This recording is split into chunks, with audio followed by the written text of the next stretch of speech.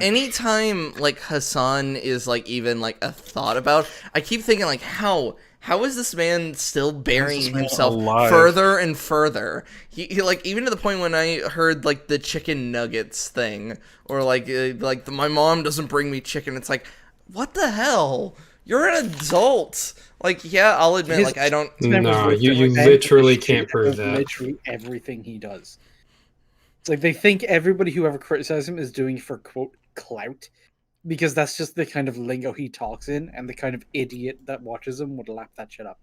Yeah, like he's kind of a scumbag, like a kind of piece of shit. Yeah, he's a really big fucking piece of shit. And by the way, we're live. Oh, hey. Gross. Wow. Just in, Hassan's a massive piece of shit.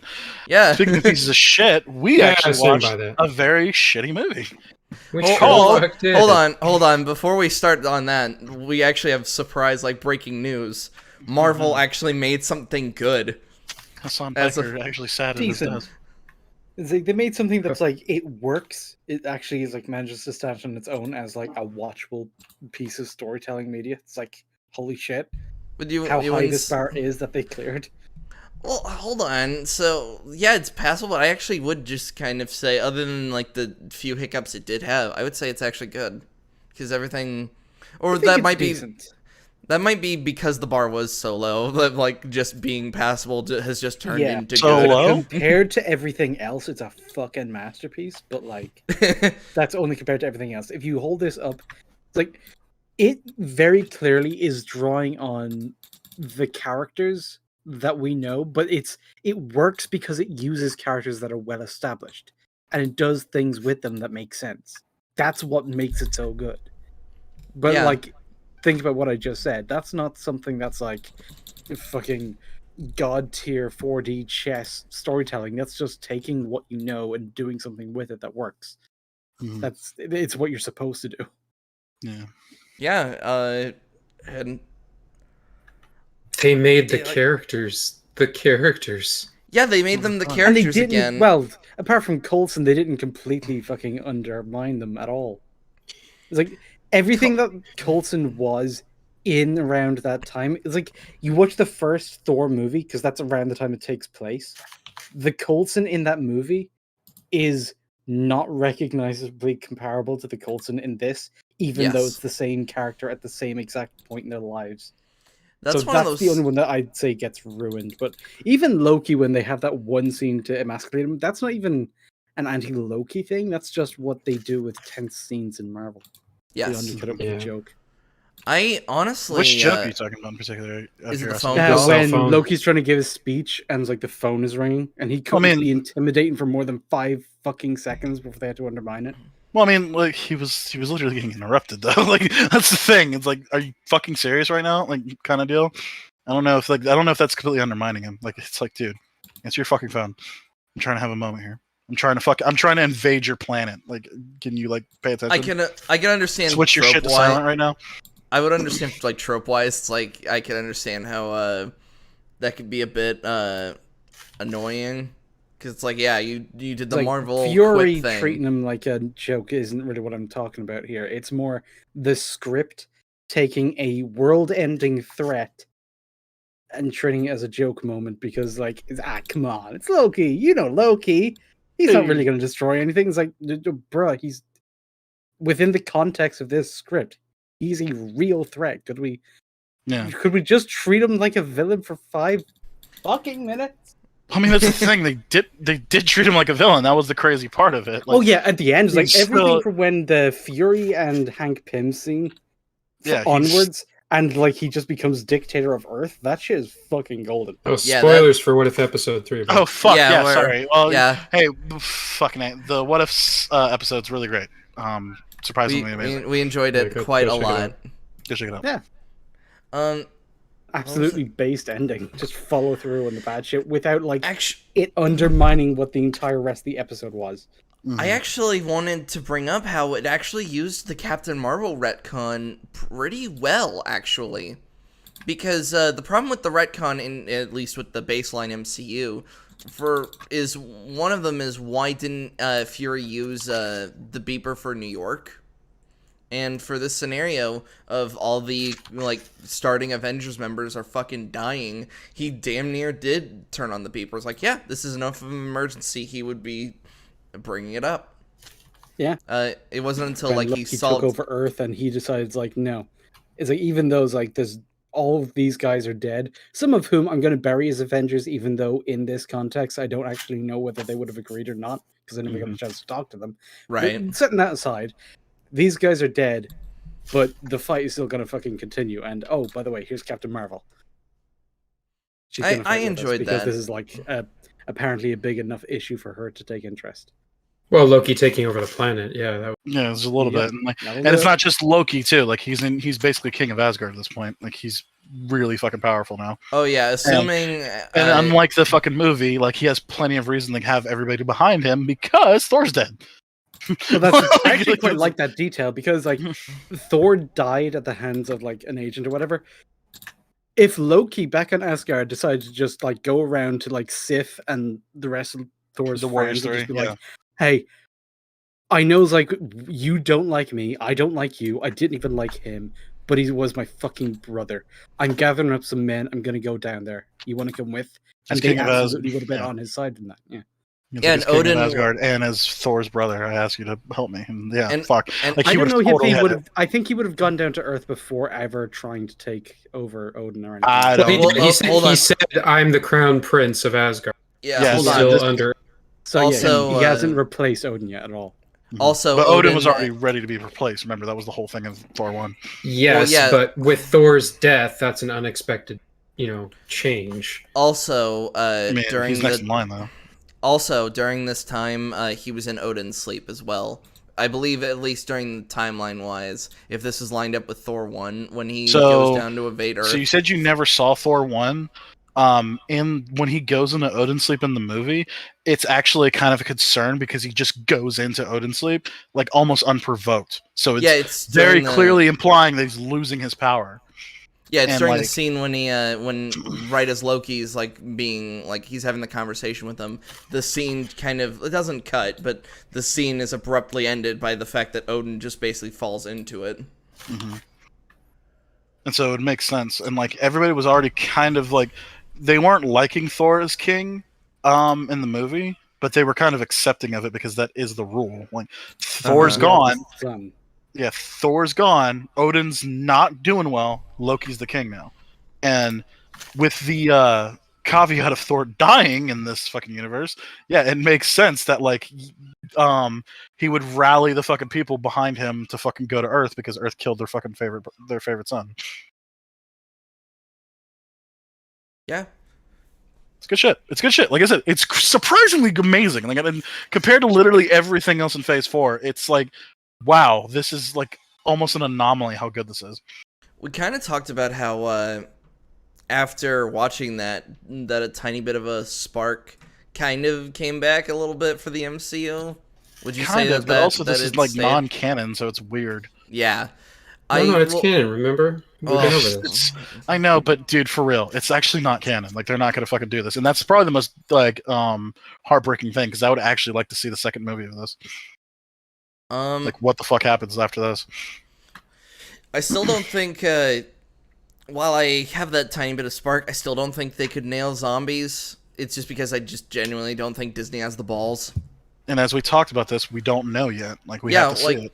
Yeah, Right. I'll admit, like, I'm being a little harsh before I've even seen the product. Like but even if I was like, I still gave episode 2 a chance until it literally Yes. fucking sent me into a fury.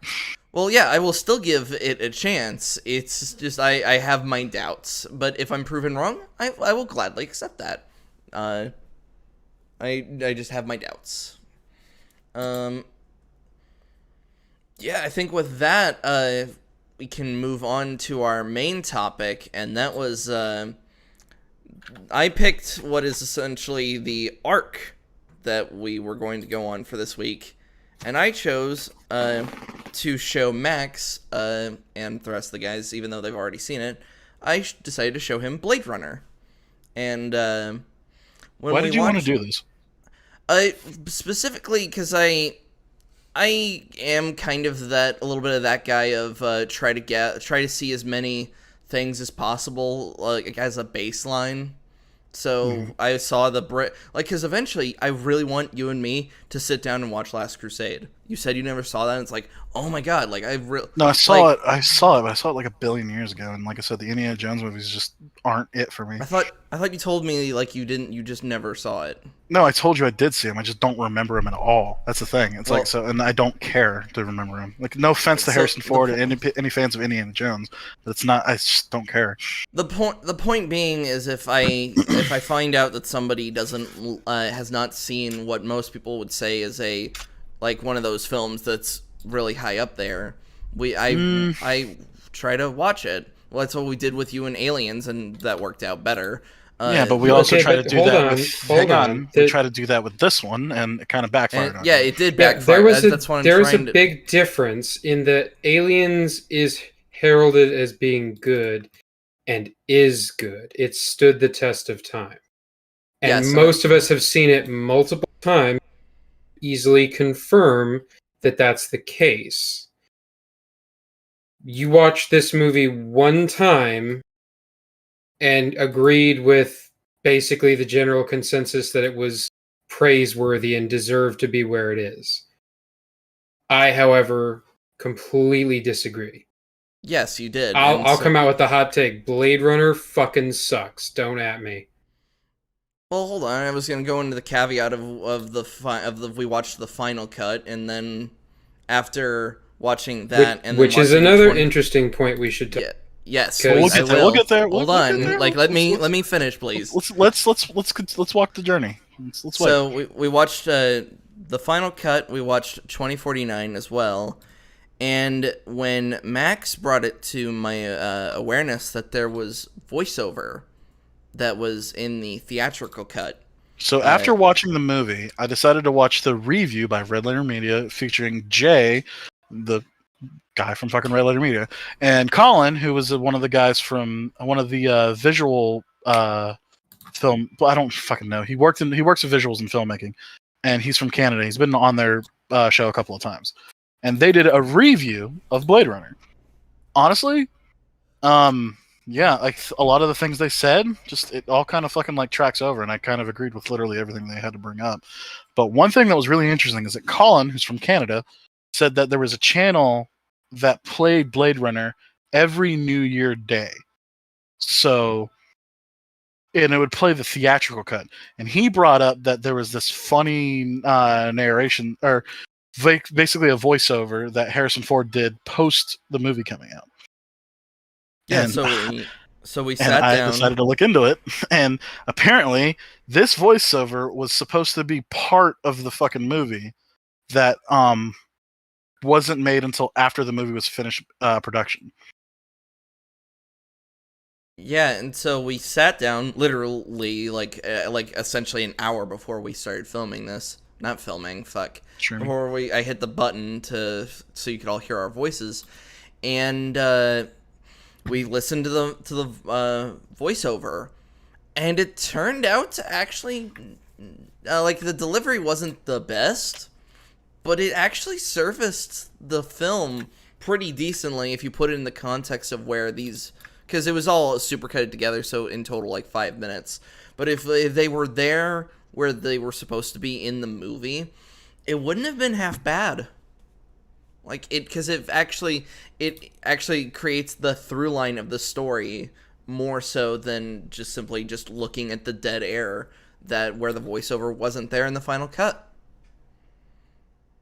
Such as the relationship between Deckard and Gav, like how he brings up gutter speak, which is something that we had a whole conversation, Ninja and myself, on whether or not was Deckard able to understand the language, and why did he need a translator or any of that kind of stuff. Then we find out that he was doing it on purpose. He understood it, any cop did, but he was trying to get in Gav's way as much as possible. What are you saying? How are you saying his name? Is it, hold on, is it an F or a V? 'Cause It's an every time F. It's Gaff. And I it's saw funny that you fucking can't pronounce it because it's not fucking said in the movie. The only way you can hear his fucking name is if you watch the fucking one with the voice acting, with the voiceover by Harrison Ford. Yes. So it's strange to me that he had to have this voiceover in the movie, but it's almost as if he forgot shit to put in the movie. Apparently Ridley Scott confirmed that it was because he thought people wouldn't be able to understand like what's happening. But just with that like bit of knowledge of us not even knowing a character's name because it's not said in the movie, it's almost as if it's like a last minute fucking ditch effort to try to fucking make his shitty movie somewhat salvageable. And from what Slur was bringing up, he actually did. That's how last minute this voice work was. Mm-hmm.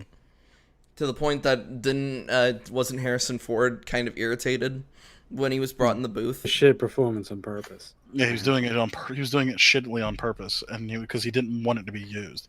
However, it was used. It was used, and I would argue it improves the film.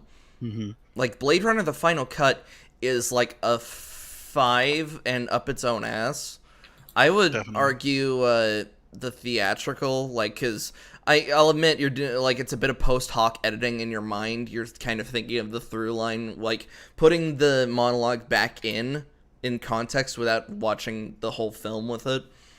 I would say it brings it up to like a 6.5, not a 7. Like it brings it, like it creates a more solid movie. Mm-hmm. Also just gives Deckard more of a character, which is one of the big problems with the one we watched. Deckard is the main focus of everything, and he gives us basically fucking nothing to work with. All the interesting stuff is happening with Rob. Yeah, and that's kind of crazy because like Roy. even in the voice acting, it actually like he admits why he was like done with being a Blade Runner because he was tired of like killing, despite the killing thing never really coming up in the movie, except for this what Ninja described as the sad music scene. Yeah, Ninja was confused why there was sad music playing over this scene where he chases down and shoots a Snake replicant. Lady. Mm-hmm. Yeah. And it's like, yeah, even without the dialogue, as we able to be together, it's like, this is still a sad thing that's happening. It's like he has to shoot someone and shit like that. But that was stuff I was getting from like the movie.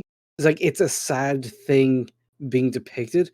I got absolutely nothing that connected that to Harrison Ford's character. Mm-hmm. It's like it wasn't that it was particularly sad for him. It's just that it was a shitty thing that had to be done. So yeah, it's you kind of need, and that's the thing. This is something that you so obviously do in a noir style thing because it's what's always been done. You have Right. these very grizzled, not very expressive kinds of protagonists because they live this kind of rough, grizzled life. But they almost always have narration to deliver that kind of shit. All of the things they don't say out loud, all of the things they're thinking to themselves as they quietly drink themselves into a stupor. It's like they're weird opining on the tragic darkness of the world while they're hunting down like this week's fucking serial killer. It also showed in terms of how it also helped the plot, it showed more of the motivation as why Deckard, like, he almost had no choice but to go after the replicants. Because he wanted to leave, and he explained, like, oh, if I didn't take this, what was the chief's name? Brian, I think? Roy, I think? No, Roy's the replicant. No, that's true. But he said, like, if I wasn't going to be the killer, I was going to be the victim. So it's like, oh, and he says, like, if this case does go south, I'd at least have some time to hightail it. It added more to pretty much every scene. Threat of being killed. You cut out from most of that sentence. What'd you say? I said, why was he under threat of being killed? Why was he in this like killer be killed kind of situation? So that, yeah, I'll admit that's like it's a bit of an extreme. Like why? Yeah. The guy says like, "Hey, if you're not cop, you're little people," It's Which like, was essentially, and then Deckard would then say in the narration, he was basically threatening to fucking kill me. Yeah, because he's the kind of cop that would. Oh, hold on. This is voice narration.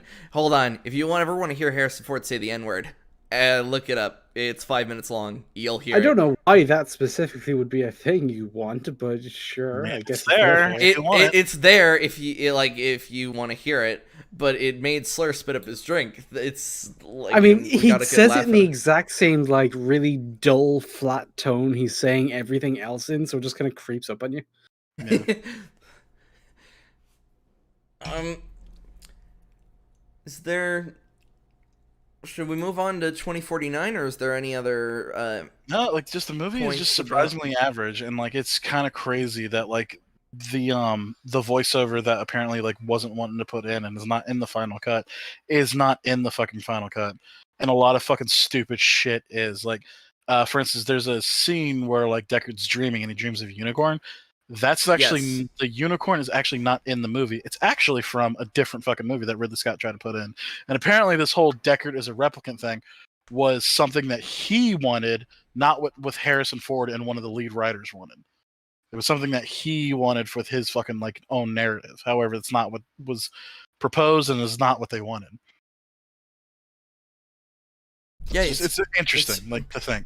it's that really it's like- interesting to He might be a fucking think- hack. Not only that, it's kind of one of the first instances. Like I probably due to my age bring up Rowling when I think of creators that won't leave their own work alone. But Ridley Scott was doing that way before she was even came. Oh to yeah, existence. she's not the fucking Adding first shit by onto age. Well- it does change things, even though it made no fucking sense. Deckard was never a replicant. There was never anything to imply he was a replicant. Ridley Scott is just a senile old fucking idiot. Leave him alone. Yeah, the only reason I attribute that to Rowling specifically is because for right now she became a bit of the go-to example with Twitter being a thing. She, Well, I mean, that's Again, yeah. it's just a sign of your age. I mean, there's The also actual there's, status. there's also other shit, but like, I mean, like I said, that can be talked about later. Yeah, Blade, its biggest thing is it does have cool and interesting shit in there, but a lot of it is told through the lens of a story that's kind of just shitty and boring. Because, especially with the final cut we saw, where we didn't even have this extra narration to give us context to what Deckard's perspective was, what he was thinking, what he was feeling, just all of those very basic things you need for like a main character to be the lens through which we see the events. And to an extent, you see how that happened. Like I said, the reason all these noir stories had narration was because of the kind of main character they had. All noir stories have this, like, well, not all, but as a general genre, a they good have this chunk. it's like old grizzled detective type who's like he's seen too much and he's cynical and he's done dirty work in a dirty world for so long, and you just kind of have this guy who you're already going to be familiar with because you've probably seen other stories that have basically the same guy, but he's not the draw. He's not really the thing you're there for. The thing that made all those noir stories interesting, why people kept reading them is because the interesting part was always going to be the case they were following. And that's what you turned up to see. That's what bought this fucking month's Pulp Fiction for. Is because you'd have this cookie cutter protagonist exploring a new case, a new serial killer, it's like really elaborate and interesting murders and getting into the head of these fucking psychopaths, like Criminal Minds, basically, Mhm. before we had TV shows like that. Before we had Criminal Minds and CSI and I don't know, Columbo, you would have shit like this. And this does the same thing where most people who come away from the original Blade Runner agree that Roy and everything Roy is doing is the most interesting part. Whenever someone talks about like the themes of what it means to be human, what the value of life is, all of that shit is Roy. He's the one who's asking those questions. He's the one going to God, demanding to be built better and lashing out against God when it turns out he can't or won't. So having that really interesting case be like followed by the detective is a fine idea. and you have all the pieces there, but the way they're connected is fucked. Put it bluntly, yeah. Yeah. Honestly, with the adding that the voiceover did, and my kind of slightly more upbeat look at the film, what did we think of 2049? Because I honestly think we had more to talk about at the time, but it wasn't necessarily good. Oh, it's the worst film, absolutely. But it's so stupid that there are moments where you just can't but laugh. But you're not laughing with the movie; you are absolutely laughing at it. Oh yeah, I don't know if there's a single moment where you would laugh with this movie. This movie does not laugh. It doesn't. Because I would God damn it! Oh yeah, that's been just memeified.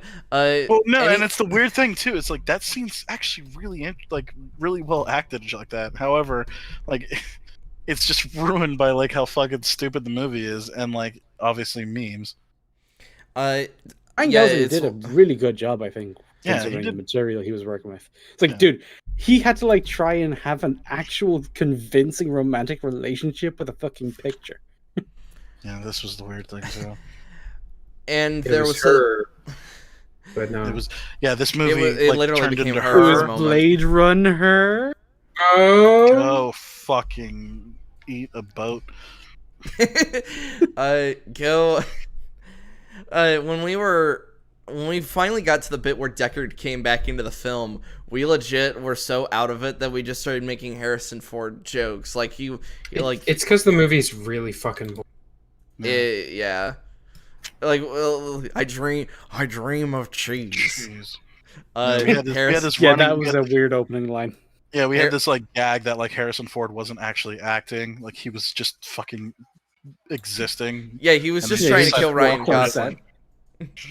Like, Yeah, and what- like Ryan Gosling's getting legs, so they have a fight scene or whatever. But it's like Ryan Gosling's not fighting back because the character doesn't want to hurt the old man. However, our narrative was that it was because Harrison Ford was actually fucking swinging on him, and he's like, "Dude, Harrison, what the fuck are you doing?" I mean, it's a shame Harrison Ford wasn't a brick wall. He would have beat the shit out of him. Jesus fucking Christ! Oh my god! Hold on, like- hold on. No, we got to talk about how bad that actually was. So Okay, earlier so during the movie, our protagonist, who is not a robot, he's taking hits and stuff like that and getting beat up and all stuff as like a hero would, and it makes sense because he's just a little bit stronger than a human being, like probably like let's highball it, let's like lowball it and say he's like above Olympic athlete like levels of peak strength. So when he's getting hit and shit like that, it kind of makes sense. When he gets stabbed and shit like that, it kind of makes sense. However, in this fucking movie, and it feels like a joke, but it's one of these things where the power of a fucking throwaway line, it's like the implication there being like, wait, how fucking strong is he? There's a moment where Harrison Ford goes into basically what looks like a vault, and he closes like this vault door behind him, and fucking what the fuck is his name? K. Joe! Is Joe. Joe's chasing Joe. after him, and he closes the door, and he has to like lock this like big, like I said, it looks like a safe lock. He has to lock this thing down. He's like locking it down, and then he starts to run, and then almost as if a fucking Kool-Aid man, Kay just bursts through what looks like at least 3 foot of fucking concrete. And Concrete It's like not marble. that thick. It's a regular ass No, cinder dude. block wall. dude, it's pretty No, fucking it- thick. Like, you But can it does see have like marble on the outside of it as well. Yeah, but Yeah. the thing is, you can see it. Like, it's really fucking thick. Like, I maybe can 2 bring feet, it up. maybe Hold 2 on. feet. But like, it's really like it shouldn't be easily gone through. And he goes through it like it's fucking paper mache. He goes It's- through that, like you said, it looks exactly like the Kool-Aid Man. It puts up no fucking resistance. He at just all. with his arms. He And just I fucking think does I get what happened there because at the start of the movie, he's fighting Dave Bautista. Dave Bautista, after like bashing him against it multiple times and gradually weakening it down, puts him through like a flimsy wooden shed wall. Yeah, it And looks so like, like it looks like really a stuck got trailer it in his wall. head, Like, or those aren't to really whoever fucking got it in thick. their head, like, he can go through walls and survive. and then just like translate that forward without considering, oh, It this was- is a much tougher wall. This looks like he's like Oh. fucking super strong. I'm And most of the literally other things in this movie shouldn't have been a problem for him. yeah. I'm literally about to show it. Like, it's that ridiculous. Like, hold on. Yeah, it was Oh, really fucking stupid. I actually fucking burst out in laughter. Like I had a weird ish because where I live there's a shitload of fucking thunderstorms, and like my TV and my router turned off for like a split second. So I had to fucking like reboot everything, and when I came back, they're like, "Oh, you want to see this?" I'm like, "Sure," and I fucking just burst out laughing. I couldn't handle it. I couldn't handle what I was seeing. I might as well have been Sandra Bullock on fucking the set of Bird Box. Oh yeah, I forgot. I forgot that fucking Chrome has its weird streaming Tisms. thing that I can't. Hold on. I just need to open Firefox as I Hold on. throw it. Hold Let me on. throw up the complete Everything's cover. grinding halt. But yeah, no, like everything about it was kind of stupid. Like it can't be understated how weird the whole like Alexa thing was. Because like legit, there's like in this movie, we're told that the replicants basically aren't allowed to have any kinds of emotions because if they do, it's problematic. And it makes sense because they're not robot people, but they're basically like slave people. And you don't really want them to like try to go off the handle or anything, and you want them to be like emotionally stable. However, it's weirdly implied that he has like a relationship with his like home AI thing, and that's why we keep referencing her because it's basically the almost exact same premise. It's kind of weird how it is. Which movie came out first? Her Definitely came out Her. first, right? Yeah, Her came out in Definitely like her. 2014. yeah. So it's just a little weird how he's not supposed to have emotions, yet he's gonna have a relationship with this robot lady hologram. I was like, yeah, he's not supposed to have emotions. Really, he's like supposed to have like the capacity to understand them, but he's not supposed to exhibit them himself. But he lives a life where he's clearly buying things and organizing his life in such a way to facilitate emotional needs like loneliness and companionship. All right, I have it on. Conversation, I guess. I have it on screen. So yeah, we were shown that that simple plywood and drywall would stop him with like Dave Bautista trying to slam him through it. So he closes the door, tries to go, he runs, and then just right through the fucking Like, wall. look at that fucking wall. So it's like Crumbled like it was made of dude. sand. It looks so. Look at that. It looks like a foot of marble and a foot of concrete. It's once insane. once It's the car insane explodes. how thick that It's looks. not a foot of marble. It's like a thin. There, you can see it. Okay, from here, the all right, side. Hold on, right there, right there. Hold on, I think we get a better shot in a second. No. That was Like, literally I'd- a shot. being generous, I'll give you like a foot and a half. See, it's just a regular cinder block wall with a marble covering on the outside. Okay, Now, the it is marble- still it's still fucking no, but wall. look, you It still is can't still even so see far the- beyond I anything know, else but you he's still done. can't even in it. see like the door. Like it's implied this is really fucking thick. Like we're looking at a side view of it, and we can't even see the door on the other side. I think we're getting hung up on the thickness of the wall when it literally doesn't change anything about Well, Yeah. no, concrete any is one kind of of those. brick wall is still so much stronger than he's been shown to be in any other point Yes. in the movie. Yes, that I is mean, true. brick wall maybe, but like the absurdity of like how thick this is just it's just Yeah, it ridiculous. just kind of adds onto it, but yeah, the Yeah, same it- problem is the same. Yeah, and then the marble also makes it even worse as well because that looks like it's a good like inch and a half of Dude, that's a fucking couple marble. inches. covered- Like that's a couple. yeah, like, just that's a couple This is- inches, man. Like he Yeah, went through yeah, a lot it's- of fucking unmovable fucking force. yeah, And maybe and, you can argue that the radiation that you could smell fucking weakened the fucking brick walls or whatever. oh, dude, if radiation is like if you can smell radiation, that thing is so irradiated your skin is falling off. Like I'm like I may not be like an expert on radiation, but it's pretty bad. You're not supposed to be near it. Yeah. I remember. What was the sudden conflict between Kay and the fembot, as I'm now going to call her, when when she stabs him, then kisses him and says, "I'm the better one," and then swims away. It's like that conflict wasn't that's there. the one you were gonna point to. I was gonna point to his boss wanting to fuck him. And how much of a fucking mentally handicapped person his boss was. Yeah, that was a bit weird too. There's a couple weird things about the boss lady, and it really sucks because I really like that actress. She's from House of Cards. Oh yeah, that's but man, Kevin oh man, Spacey's wife, isn't it? In the Yeah. show. Mrs. Underwood. Yeah. Yeah. So once again, it's implied that these machines. I keep wanting to call them machines because that they literally treat them like machines. It's the weird They thing about do. it. Like, and it's like the thing is like obviously, yeah, the replicants aren't actually robots, but it feels like that's a distinction without a difference for Ridley Scott. Like, I feel like if you would have said like, "Hey, are these robots?" He's probably, "Yeah, they're robots." It's like because he doesn't really understand like what the fuck he just did. Yeah, I honestly think I'd rather do the aliens shortcut of like I prefer the term artificial person, but with more instead of like the white blood and that kind of stuff, they actually have like proper organs. Proper organs. Well, it's because Um, if you remember when they tore Bishop in half, like he had all those like he literally was like wired up and shit. He was man. Yeah. Yeah, It'd be but weird when it would be weird if like one of those things could grow hair, wouldn't it? So yeah, just Ridley Scott's not that good. Like he's just not. Yeah, the whole Mrs. Underwood thing when she's like flirting with him. Like there's a moment where she actually like she's drinking a drink with him, and she goes, "So when I'm finished with this drink, what should I do?" Like almost like legit like that sounds like something you would say if somebody you're trying to fuck. She And was not all- legitimately trying to fuck him. She was like, "Hey, so you about it or what?" And he's like, "Nah, she- bitch, I'm a robot." Well, even if that scene was ambiguous, let's be honest, it wasn't. The fucking hologram confirms it. oh yeah. Yeah. She's like asking him, so I was like, "Hey, you didn't want to fuck your boss?" And he's like, "No, I didn't. No. Why would I want to? I prefer my bitches holographic." Yeah, for my bitches like. Which, by the way, He's like, "Why would I that fuck was- her? She can't even get email notifications." I prefer my bitches. hold I on. prefer we my need- bitches with fucking Wi-Fi uncanny valley connectivity? signals.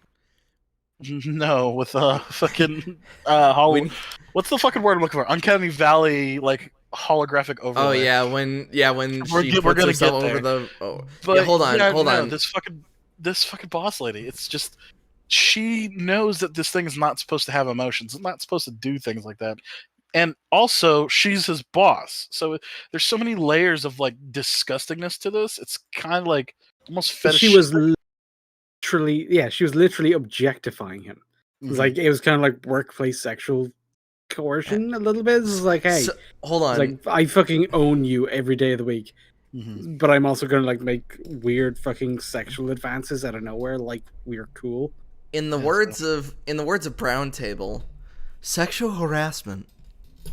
Yep. Little bit. That- It was like maybe that- not enough you could bring in front of a board, but like it's still fucking I questionable. don't know, dude. If you showed that Flirting with your footage, subordinates like if you that. showed that video to a board, I think she'd have an issue. Like that's the thing. Like yeah, there's no. She like almost like she kind of crossed the line there. Oh, But do we want? she's also that's not also her only fucking excuse of being fucking absolute dummy. God, There's a scene later where she's in her death office, scene. Yes. and like this lady clearly walks into her office very aggressively, and she already knows what's up. She already knows that she's coming to kill Kay. She knows that this fucking like lady's going on like a Terminator warpath. Oh yeah, she's already killed an actual member of the PD to steal the bones. Remember? Yeah, true. Polka That's Dot true. Man. Oh, that's right. It's like she knows that she has killed, and she even says it to her face. It's like when you stole the bones or something like that. So she knows that that was her outright. Knows that she's going to use deadly force to get what she wants. Didn't press an alarm. So yeah, hang on. It's very important to tell you what she did do. So this lady walks in once again, very aggressive, and she knows that this is a fucking killer. She does something where she swipes under her keyboard and her screens turn off, and it's like, oh, interesting. She like hitting like an emergency button, like to kind of like signal for fucking people or whatever, like to come in to help. And the scene begins to play out, and it's like, yeah, this lady's like clearly like leaning towards she's going to kill him kill her if she doesn't get the information she's looking for, and then she just does, and it's like, wait, did this lady do nothing to save her life? All she did And was it lock her. Comes computer. back to the fucking thing, and all she does is lock her computer, which the fucking murderer literally just picks her head up and fucking smacks it against the keyboard. And it's like, oh, you didn't do anything to fucking prevent this. You're actually dumb. It's like she was actively trying to die. Mm-hmm. Which is unfortunate, because like I said, I like Miss Underwood, but goddamn, what a dummy. In terms of performance, Ryan Gosling was fine. Like, because Ryan I Gosling's could, like, God, I don't know. I keep saying robot. Fuck, like it's actually fucking me up. Well, He's trying to be a Gotta robot. stop doing that, dude. It's like we meme around and call them robots. They're not robots. Replicants are not robots. It's But like they- you see a lot of this kind of story being told with robots, and so Blade Runner tends to fuck people up on this. Yeah, But it's like in they- Blade Runner, there are no robots except for the hologram lady. except for the She is hologram the lady. only robot. Everybody else is a replicant. yeah, they've got Because I DNA. feel like They- that's only by the they- strictest legal definition. I know, but No, they have fucking- DNA and still- everything. they still No, I treat- mean the hologram bitch being classified. Oh, okay, yes. but they still treat them like robots. That's the weirdest thing too about it. Like, Well, they They treat them do. like not real people, and because you've seen this story or this kind of story so many times with relation to robots, that's the connection you're making in your head. well, like you said, I just feel like they're trying to make them seem like robots. That's the weirdest thing, like about this is like, are you trying to say that these are robots? Like they can't have emotions and shit like that? Like they have a fucking 4-year like Well, death. they're fucking fake sentence? people. That's I the know, thing. it's Like, just- this thing. It's just so. It's just like fucking mind-boggling to me how like dumb it is. But, fuck, I even forgot the point I was making. Point is, it's dumb. Like, it's handled really fucking poorly. Sorry, I was talking about Gosling's acting. I was asking because I'll be honest, this was my very first Ryan Gosling pick. Like I've never watched any of his stuff. That just tells me how many movies you haven't fucking seen.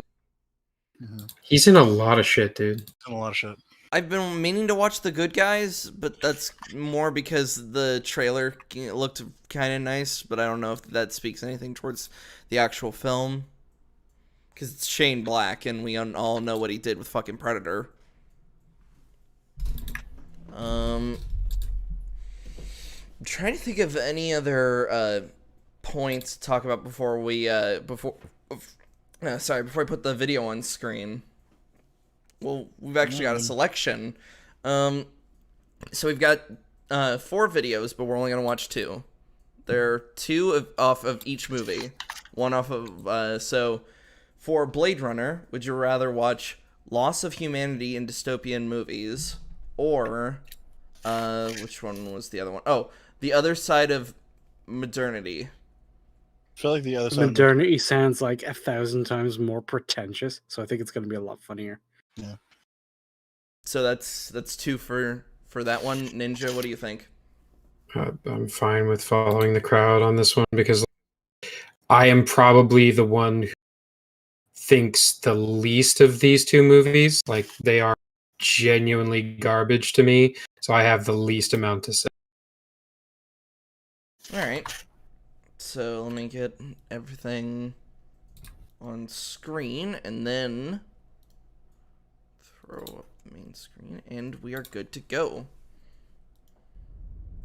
No, this looks fucking pretentious. I can't wait.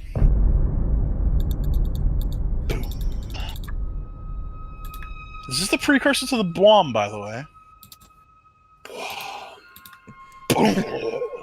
I have no fucking idea. And shit like that. Loud noises. The to first draw thing your everyone attention to things. notices about Blade Runner is how beautiful it is. Along with William Gibson's novel Neuromancer, the film is credited with the creation of the cyberpunk genre, a science I would argue. Hold on, let me stop you there. Does Blade Runner really get the overall credit of creating cyberpunk? Eh, for people who don't read, yes. For people who do read, it's Philip K. Dick who wrote the novels that inspired both Blade Runner and many other movies like fuck, what's it called? So for most normies, pretty much, yeah. It's just. All right, fucking- that's fine. Fuck, what's the one, the animated one where they wear the masks that just shift over a shit ton of faces and shit like that? What? What the fuck are you talking about? Fucking What? God. I hate how I am with names. Give me a second. Okay. The math? I'm interested, actually. I want to know. All right, anyway. Well, the Irishman, like, loses his mind. Yeah, But like, I yeah, guess- for A most Scanner more- Darkly. I don't know that one. Yes. Yeah, I don't know what you're talking about. It's a movie. Right. A Scanner Darkly and Blade Runner, Total Recall, and like a bunch of other sci-fi-ish movies are all based on novels written by a guy called Philip K. Dick. That guy is like the guy when it comes to like this kind of cyberpunky sort of storytelling. Right. It's like there's other ones as well, and it was around like the 50s and 60s, like early 60s, where you had people writing these things set off in the far off future of like 2010 or whatever the fuck is like 10 years ago for us. But they would like have these sci-fi dystopian worlds where like George Orwell's predictions came true and the government is like big surveillance and everything's corporate and advertised and the life of like the average person is really shitty. And they told stories set in these kinds of worlds. A lot of them were like mysteries or stories of resistance or that kind of shit. So this might be more from my stereotypical view of something cyberpunk, but how is Total Recall cyberpunk? That's The world it's set in. It's more just the dystopia of it's dystopia in a world that was never destroyed, where just the natural progression of society led to something that was just a state of being we in the modern time would call horrific. huh. So the fact Alright. that like technology has advanced to the point where we can send you on a holographic holiday inside your head, but society has progressed to the point where this is necessary because literally nobody gets paid time off ever in their life. That kind of thing. Much like All my right. life. So yeah, it leans more on that than it does like the pure aesthetic from like That's to the sep- thing. Is like this is the difference between the themes and the aesthetics of cyberpunk.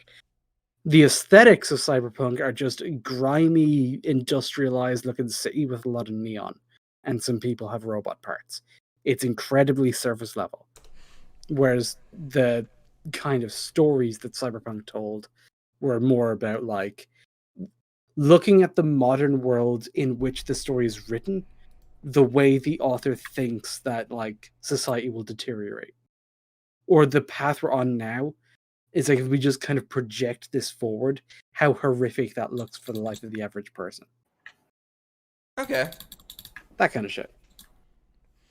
Also neon. Lots of neon.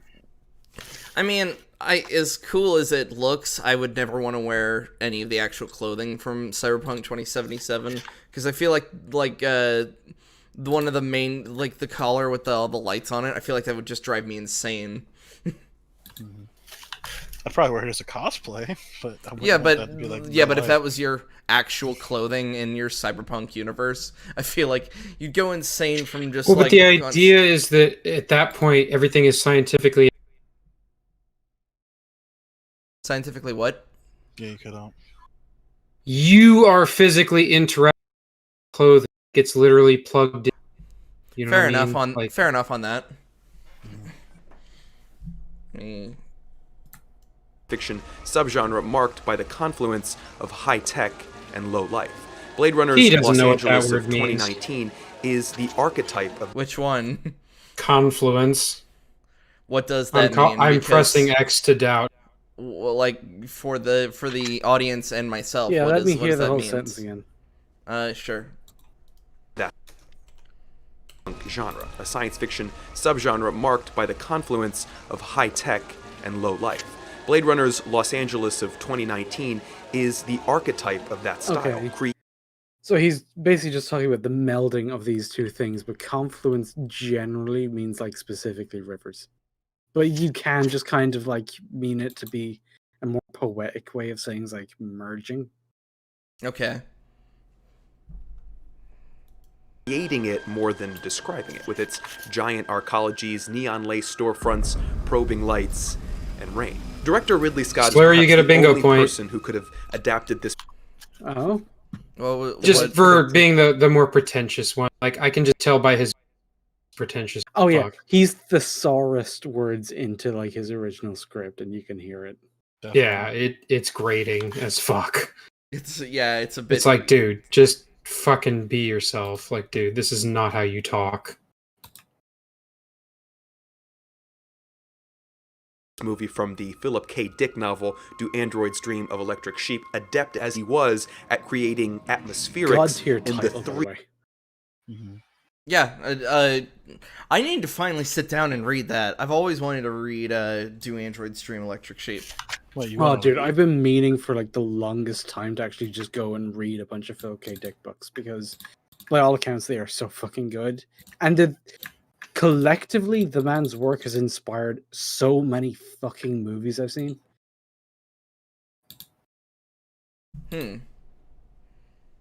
3,000 TV commercials he directed. In Blade Runner, his trade was fully realized in the service of a simple story loaded with thematic explorations. Most of what you need to know about the plot is explained before the film even starts.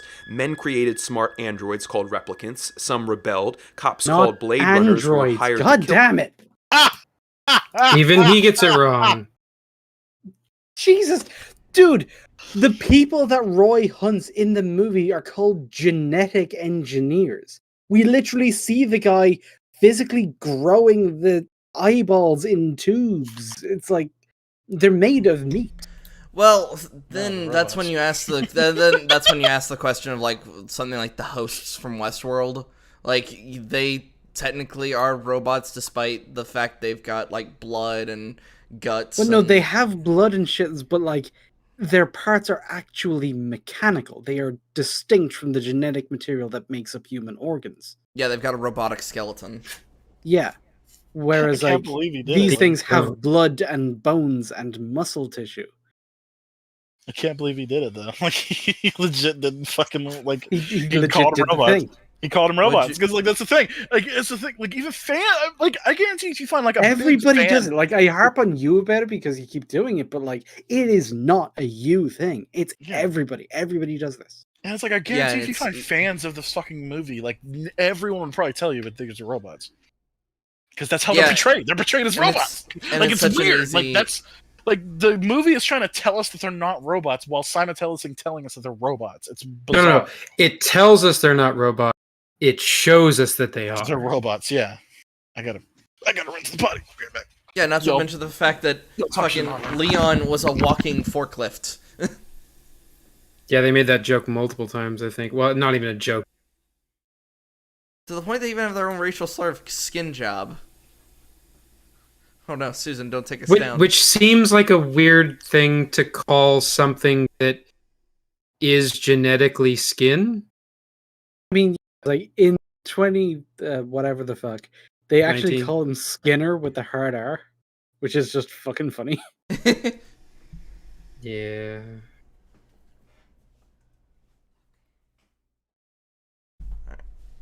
Kill them. Remember, Remember, now the Skinner replicants implies are the banned from existence of a Earth skin. Ah, and given let me rewind it because we accidentally talked over him.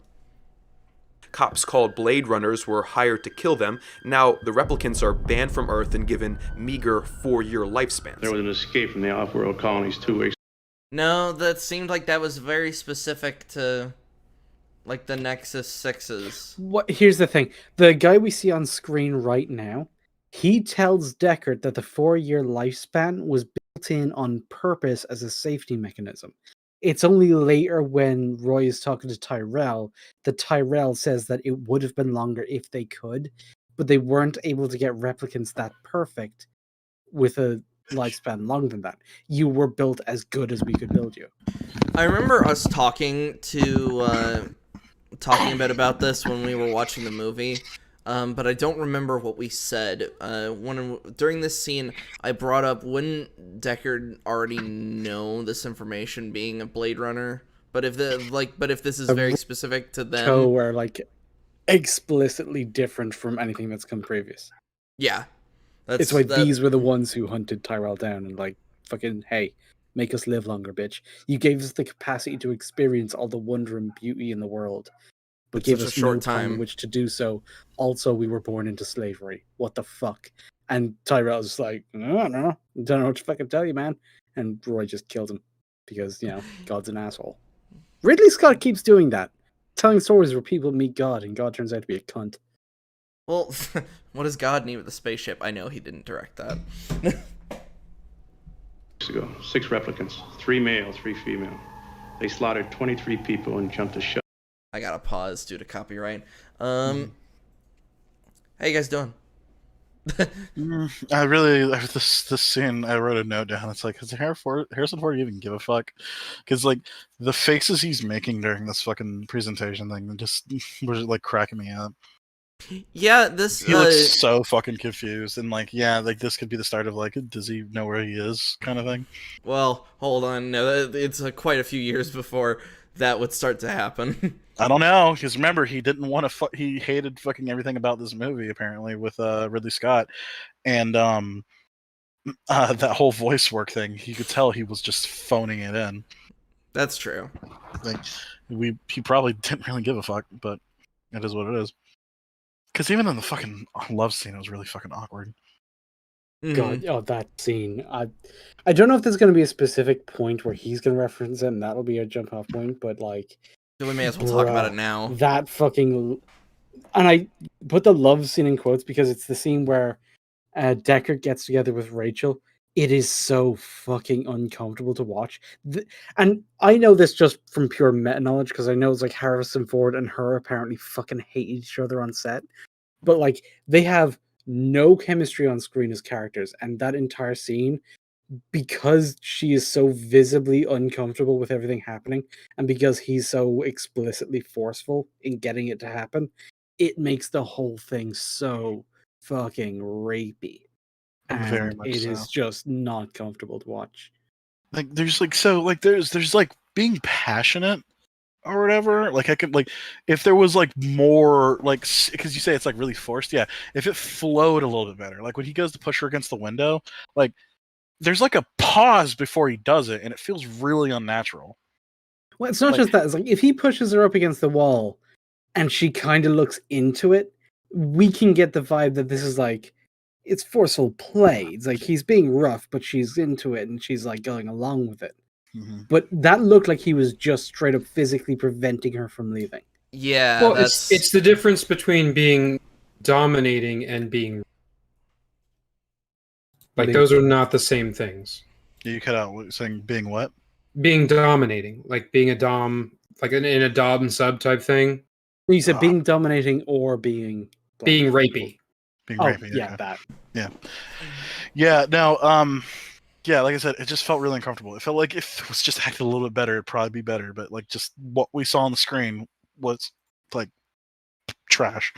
It was rapey as fuck, and we were all like uncomfortable in a way that we usually aren't. We don't just ship us and beam about it, but it is like, it's like everything in this movie is because it's so like artistically shot, where it just has like these long lingering moments with the camera to make everything feel like intimate and important and shit like that.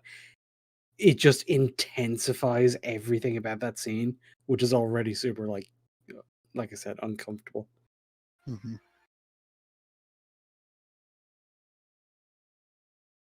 In the first act of the film, we learn that 4 replicants escaped their banishment and came back to Earth, and Rick Deckard, a retired Blade Runner, is Deckard. Deckard. What Deckard?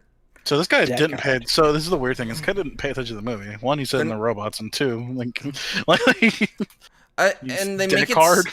Also, they make it seem like they were personally banished from Earth when no replicants at all are allowed on Earth. Because when they rebelled, like, that's what created that law.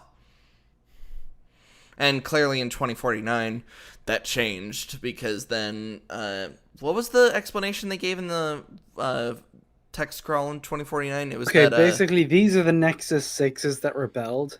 After Yeah. this happened, Tyrell basically goes bust because Tyrell is dead. Also, their androids fucking kill people now. I did it! I yeah, was copying you what just did he it. said, and he says fucking android. They're not androids. They're not androids. Replicants. How The dare you? replicants here. I'm ignoring this guy's script now. Ignoring the replicants that we see in the movie. It's implied that because this is a fault that was just a part of their line, that these are just the ones we see. They're not the only ones that cause problems. Because this line of replicants having the capacity to rebel and just go rogue, that sent Tyrell under because they also lost their head at the company. So with Tyrell being eviscerated over the course of this movie, in the interim between this and 49, Tyrell gets bought out and taken over by Wallace, and Wallace is cartoonish. Wallace is a ridiculous thing. Every second he's on screen is just fucking Google land. It's bizarre. Magical. He's talking about he was a well-adjusted human being. Being called back into action to deal with them. In that process, we are confronted with an avalanche of big ideas, what it means to be human, how our memories create who we are, themes of love, exploitation, post-colonialism, social hierarchy, and social decay. And we're given a number of Post-colonialism? Where was that in this movie? Hold on, we're gonna tackle this one at a time. Hold on, no, I'm fucking pulling this back. what it means to be human, how our memories Word salads. What it means Okay, to be what human. it means to be human, that's more Roy and his journey. It's like, Roy is doing the whole a human being argues with God about the concept of death, except because he's like a step down from being a full human, it makes it more able for us to humans to look at it. So he's like, you made me so perfect. You made me capable of not just seeing all these wonderful things, fucking rim jobs off the galaxy of Orion or whatever the fuck. Mm-hmm. I have all these What? things, but not only do I have all of the capacity to understand and feel things, I also have the capacity to remember them. All of the life experiences I have, they are so much, but when I die, they'll just go with time like fucking tears in the rain.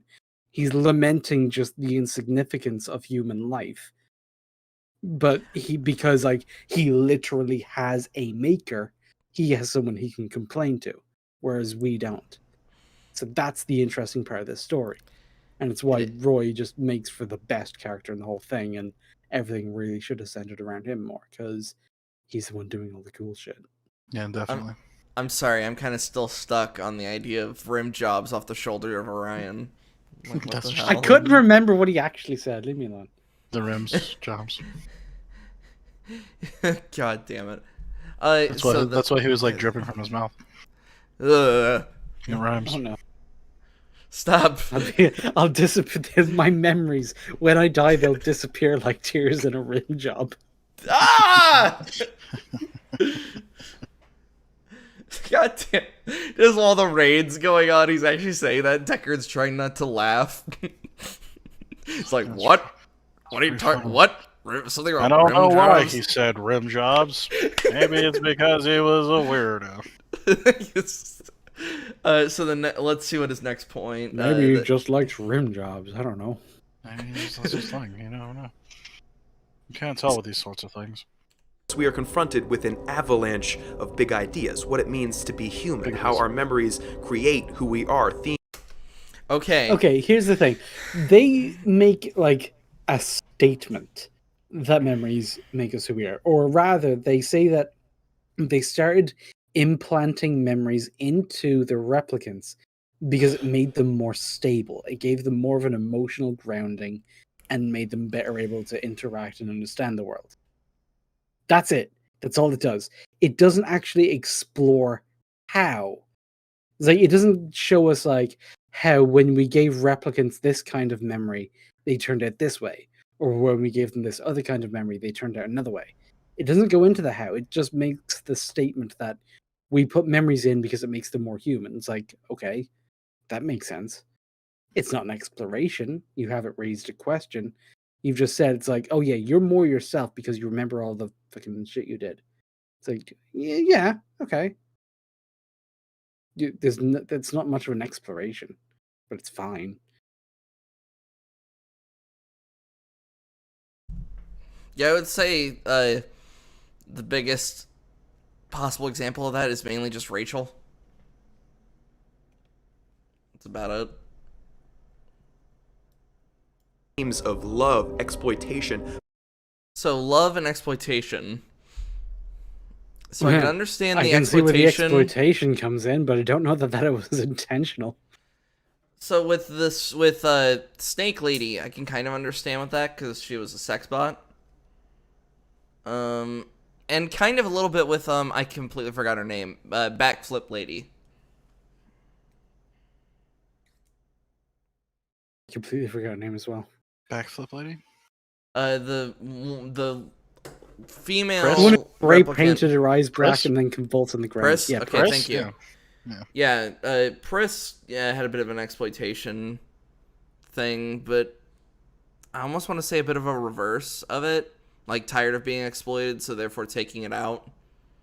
But no, That's say that like themes of exploitation, like what it does to people.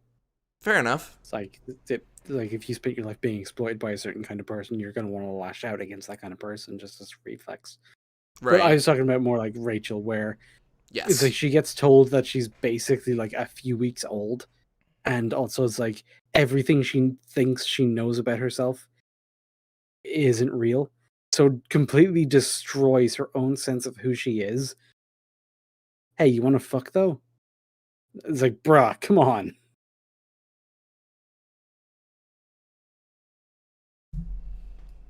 Post-colonialism, social hierarchy. Post-colonialism and social hierarchy. Okay, post-colonialism, I literally don't know where the fuck he's getting that, because post-colonialism, it's basically just looking at, okay, the world for like this certain period of time was based around certain world powers like Britain and the Dutch and the Belgians and the Spanish and the Portuguese basically going to far off places and trying to replace local culture with their own culture so that they would have more power over those people. That's colonialism. And post colonialism is basically trying to undo that damage. But this doesn't touch on any of that at all.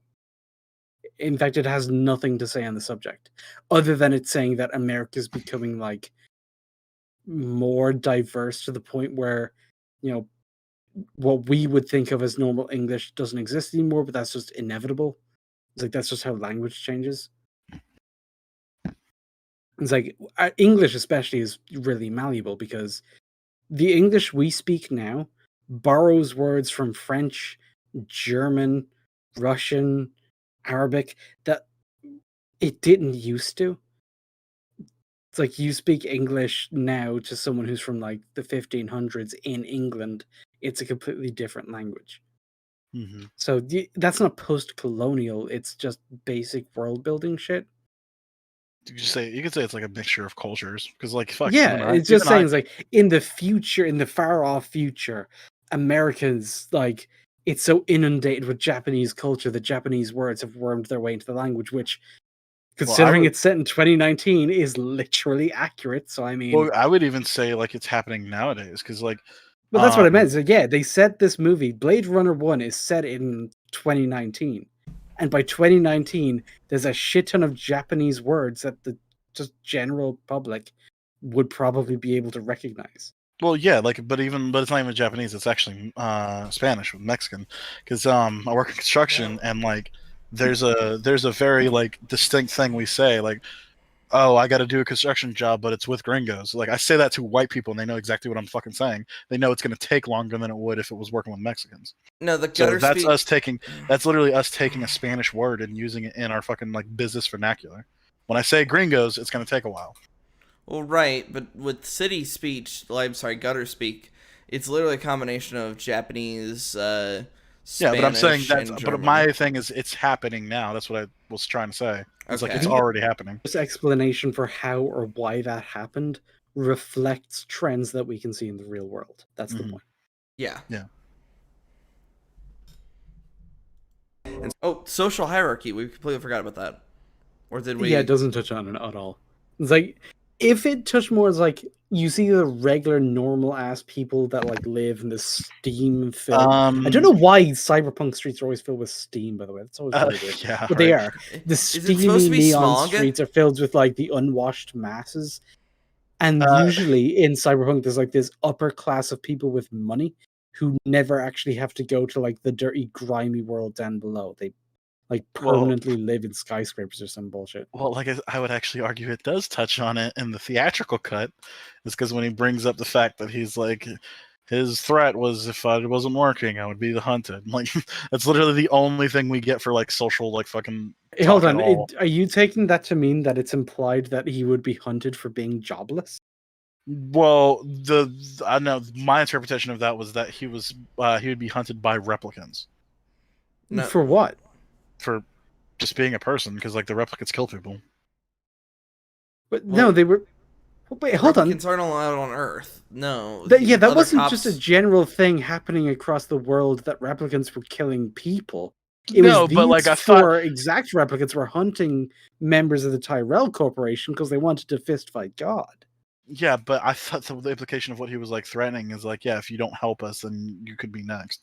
I thought that's what Yeah. the implication was. That other cops would But shoot the him, problem not is, replicants. it's not clear at all. So that's why we have this like weird clip. It's a about it. super weird line that doesn't actually make sense. Yeah. It's like it presents like, yeah, if you're not one of us, you're like at risk. Because like at risk of what? At risk of you? At risk of the replicants? Like they don't want anything to do with me. No. With So how yeah, he's- it's like it's that other cop is threatening to kill him if he didn't do this job is the best you could take from that, and even that doesn't. I don't know why that's the case. Mhm. I would And argue we're not given any explanation for why it would make sense. I would argue the only reason, like, that's my best guess would have to be that, yeah, the cop is directly threatening him, and he said if this doesn't work out, then at least I'd be able to skip town. Like, meaning that he had a bit of a head start. Yeah, no. This, Why would It's- either be it- necessary? it's Why real- is it's his really, life at risk for doing this? Mhm. Or It's, not doing yeah, it's this, very, really, is that actually part the is very thing. unclear. Social decay, and we're given Social decay? And you can kind of see that where it's just like as Oh, I'm people gonna- get poorer and poorer, it's just like shit like strippers and titty bars, and so where we can get like easy, cheap access to base pleasures just take over as like I our doubt it is. core source of anything. But like that's just also kind of classist in a way because it's like, oh yeah, it's like these poor fucking derelict cities with their strippers and prostitutes. go. It's like, motherfucker, you have just as many prostitutes in rich areas. They just don't look like streetwalkers because why would They they? don't need to- That's they a don't need to walk on symptom the of streets. poverty. They have OnlyFans. Yeah. Okay, I'll rewind it a bit. I had to fast But forward. yeah, I for don't just know if a- like it so much explores a theme of social decay. It just depicts that there is social decay happening. But it was also social decay that mirrored what people were seeing in 1980s. How much of this has been him just talking out of his ass? Because I think it's been most of it. Most Yep. of it. Most of it. Okay, I had to fast forward for a second, mainly due to the Also, fact people that mistake seeing something with seeing a theme of something. A theme is a recognizable pattern that just demonstrates like ideas on something. So, did you see that this movie has a theme of social decay, or did you just see social decay in the movie? that's It's why like, do you say that like this movie has a theme of death, or did you just see that somebody died in the movie? They're not That's the what- same thing. that's why I would I really don't like the classic English class example of like what do the curtains mean, like the author's like inner turmoil of their soul, or are the curtains just Keep, red because he like wanted citing that example. No, the reason that happens in English class is because they're literally just trying to teach you to examine like things in the media that might not seem immediately important. That example is not transferable.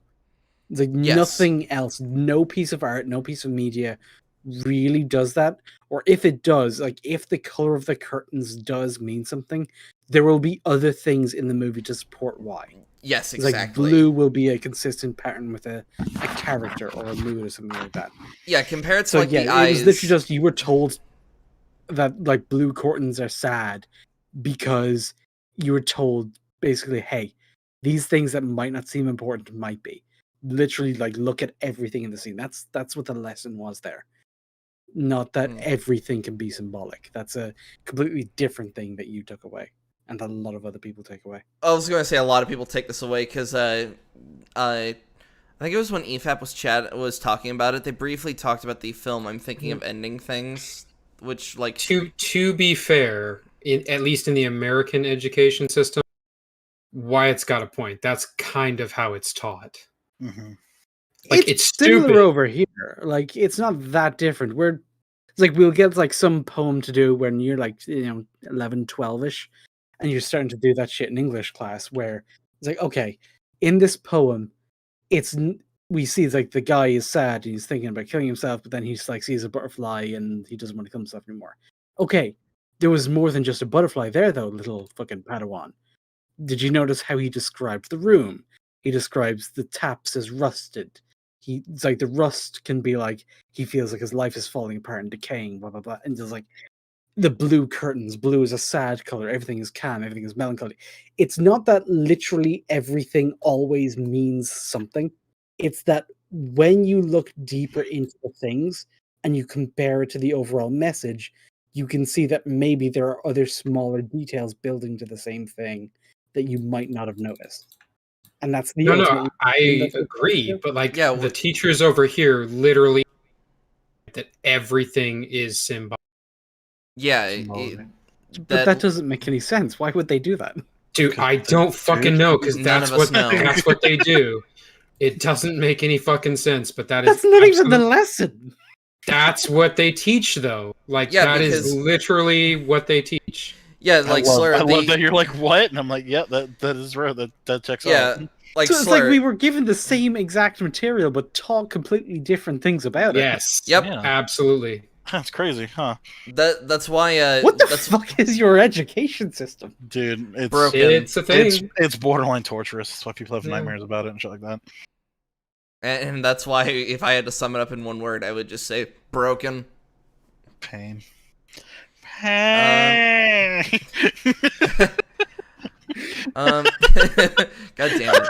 With Slur, with the poem you were talking about, yes, that makes sense because all of the, like, it all lines up because it actually does mean something. As Ninja and I were bringing up, we will literally have English teachers that, like, it'll be like a scene, like a moment from, like, To Kill a Mockingbird because that's just one of the go-to ratings. And they talk about, like, It's been outlawed because it's problematic now.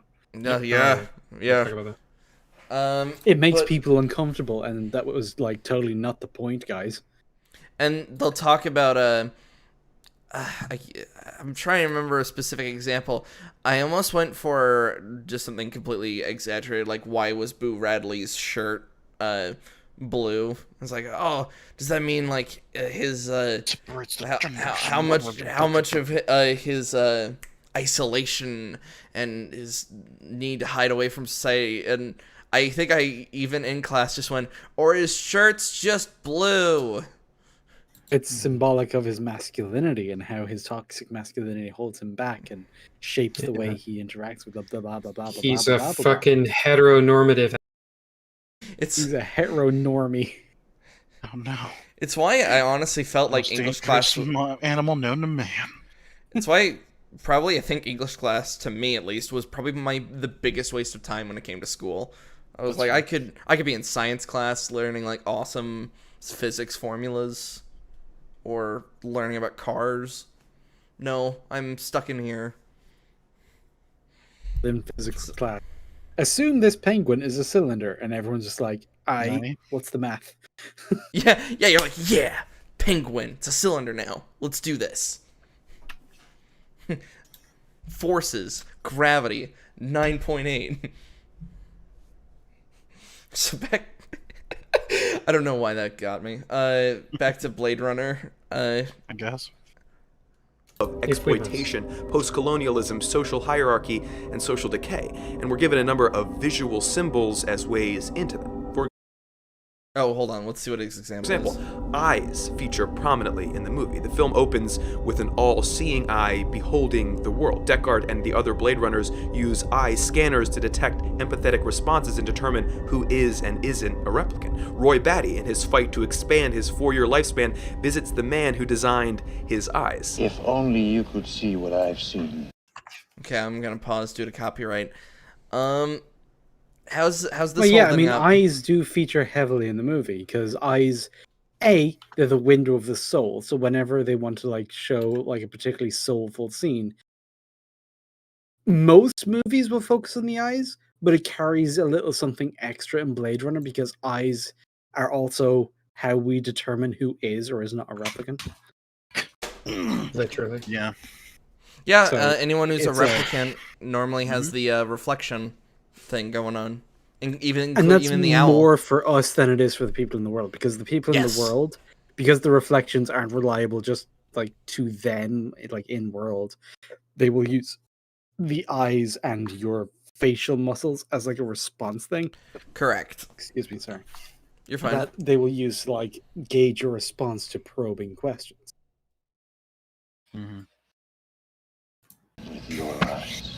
And the retinas of replicants and other fabricated things are reflective, suggesting that eyes not only see, but reveal. And see how Batty finally Wait, kills. hold on. Where did you get that? It's like the eyes of replicants are reflective, which yeah, okay, yes, they are. That's kind of how we see them. Yes, we're literally looking that- at it. They not only see but reveal.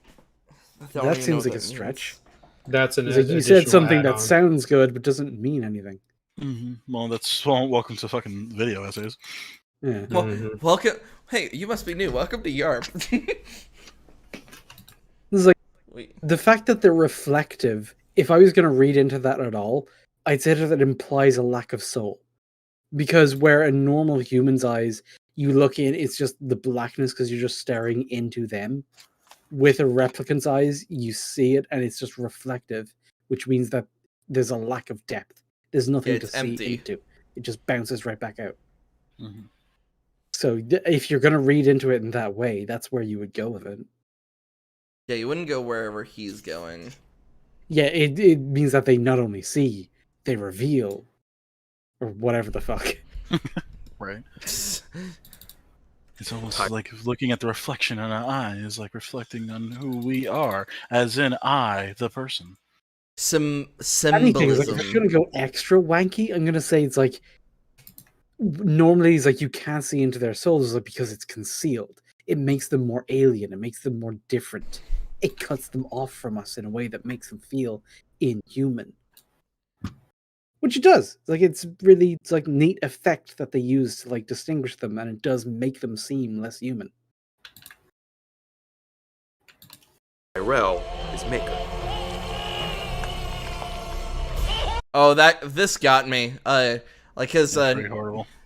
eye gouging's one of the only things that I'll actually turn away from. I'm like, I'm good. I don't need to Yeah. watch this that happen. whole It's thing- a pretty brutal scene. not Yeah, gonna like the lie. whole thing with like the Suicide Squad with them going in the eye. It's like, man, wasn't ready Yeah. for that. Oh Like, no, it was like- I actively turned away and had to stop myself from puking during the suicide. Or So I she was like, oh, climbs out and it's all fucking deflated Oh, and shit. oh. It's all like Full of fucking, like, rats. aquily and shit like that. She swims in the eye. It's like fucking. It's creepy. yeah, that's when Horrible. it's like, all right, that's a bit much. I'm gonna turn away before I puke. Yeah, these little weird balls of jelly we have in our head, they're the windows to our soul. Apparently. And they're really Well, fragile. Yeah, they're Allegedly. fucking fragile as shit. Don't. Fuck. It's like literally don't even rub your eyes too hard too often. Ah. Yeah, I've got like a permanent red mark in my eye because I do that too much. I've got like I've got some little floaters sometimes. It's like little little I need to- teeny like little black points that like they just shift my vision. I hate them. Horrible. See, my eyesight's decent. It's just sometimes it just kind of just stops. Oh, I have perfect eyesight in one eye and blurry eyesight in my other eye. Oh dear. Oh no. So wait, is one of the lenses of your glasses just kind of just? Oh, I don't wear nothing? glasses. Oh, Why would I wear glasses? I have perfect vision Yeah. In I one mean- eye. in one eye, and I just use the other one for like depth perception, I guess. He's Irish. He closes the other one in all the time anyway. So fuck. Wait, what? Is that a What? stereotype? Because you're always drunk and you need to keep everything focused. So I Get can it? close one eye? Yeah, because you can focus. Otherwise, you'll be seeing double because your eyes are going crazy. Well, then I just see I one and didn't. a half. I didn't invent the weather. Okay, listen. I don't know. I didn't Look, invent man, the weather. maybe. Allegedly. Much has been noted in other analyses that I'll link to below of Blade Runner's literal representation of social hierarchy, how the upper world is crisp, clean, and predominantly Caucasian, and how the street-level world is dirty, Oh, fuck chaotic, off. and multicultural, parallel Fuck off. Yeah, on that's that. like literally one guy.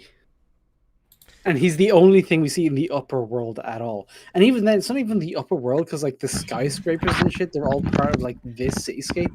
Where, Maxie, you're hot micing like a motherfucker. Stop it. What? You're You were wicked hot. Piece of scraper. shit. I was letting my dog out. Sorry. But yeah, it's like those megalithic structures that like the Tyrell Corp own. It's like that's almost like a separate world completely, because it's like that's the wealthy shit. That's the shit that's like most of the people here don't even need to be on Earth. A lot of it's automated. Mainly it's just Tyrell himself and whatever he happens to be working on. And that's all we see. We don't actually see what high society looks like.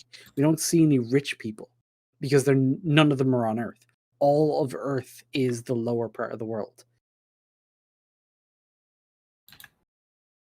So like Tyrell is more like a factory owner who's like he lives on site in the factories in China or whatever. It's like wherever the shit's being made, even if it's not where someone of his status usually lives, that's where he is.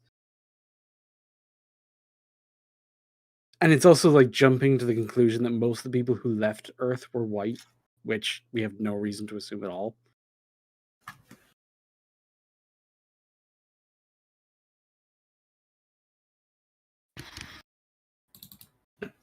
the white flight of the mid-20th century. Much has also been said about the question of whether Rick Deckard is, in fact, a replicant. The film Yeah, suggests that it's really bothering me. Hold on, wait, no.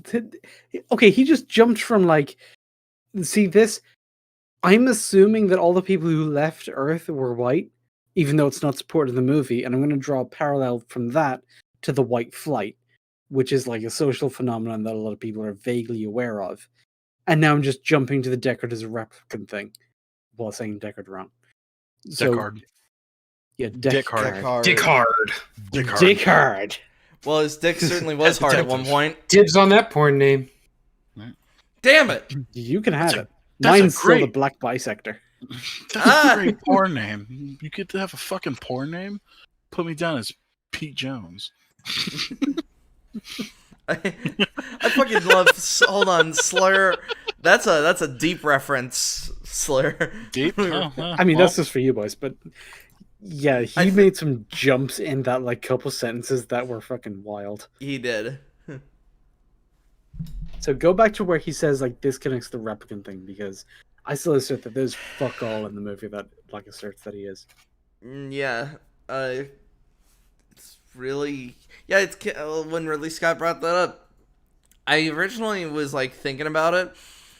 Then when it was brought up how that Ridley Scott kind of pulled that out of his ass, and then it's like, oh yeah, there's kind of nothing to really support the claim that he is. chaotic and multicultural, paralleling the white flight of the mid-20th century. Much has also been said about the question of whether Rick Deckard is, in fact, a replicant. The film suggests that he is by the use of some strategically placed origami and also... Okay, hold on, because that's a hard. The film does not present him as a fucking replicant. It's not even implied. Yeah, In and fact, the one thing that might imply it was inserted much after the fact with unused footage from Legend. And Yeah. even then, the origami thing, Deckard never makes origami. Gaff Nope, he does. just finds it. And Gaff left the origami in the apartment, basically just let Deckard know, it's like, I've been here, I can come back here, but I'm giving you this chance to run. And Yeah. that's what Deckard does. And in the narration, like there was a cut scene that we watched, like the little, yeah, it was cut in the final cut. That literally the that he ending was wasn't there. Yeah. He said he was there, and he basically let us go. Replicant. But what I really want to focus on is Blade I'm sorry, I need to replay that. Runner's this. He's a replicant. But what I really want to Oh my god, was that But no. literally it? that's that, literally like, it. just fucking Ridley Scott just not like hinting at it and like trying to encourage conversation. He just went, "He's a replicant." Oh, okay. Well, Yeah, yeah, which because is if the fucking director stupid. fucking says it, it's gotta be true.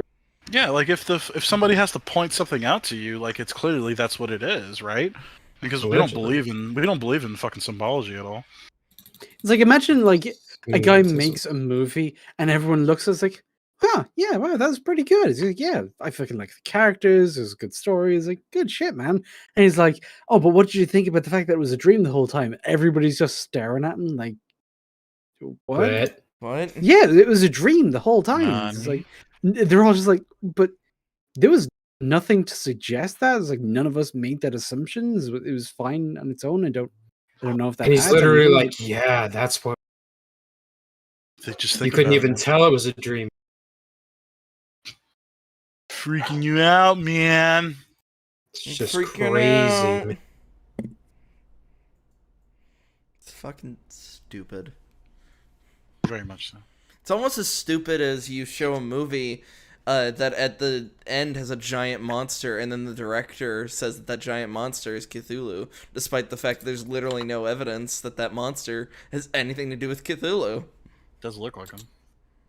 It looks nothing Yeah. like him. It's fucking photorealistic. baby. Giant tentacly monster. Like what the fuck do you Yeah. want? What- Like yeah, and it that's- literally, that's I'm all pretty sure it has Cthulhu is. wings. Like yeah, it's fucking like Yeah. it looks like It is Cthulhu. big and it is in the ocean. What more do you want, you fucking fanboy?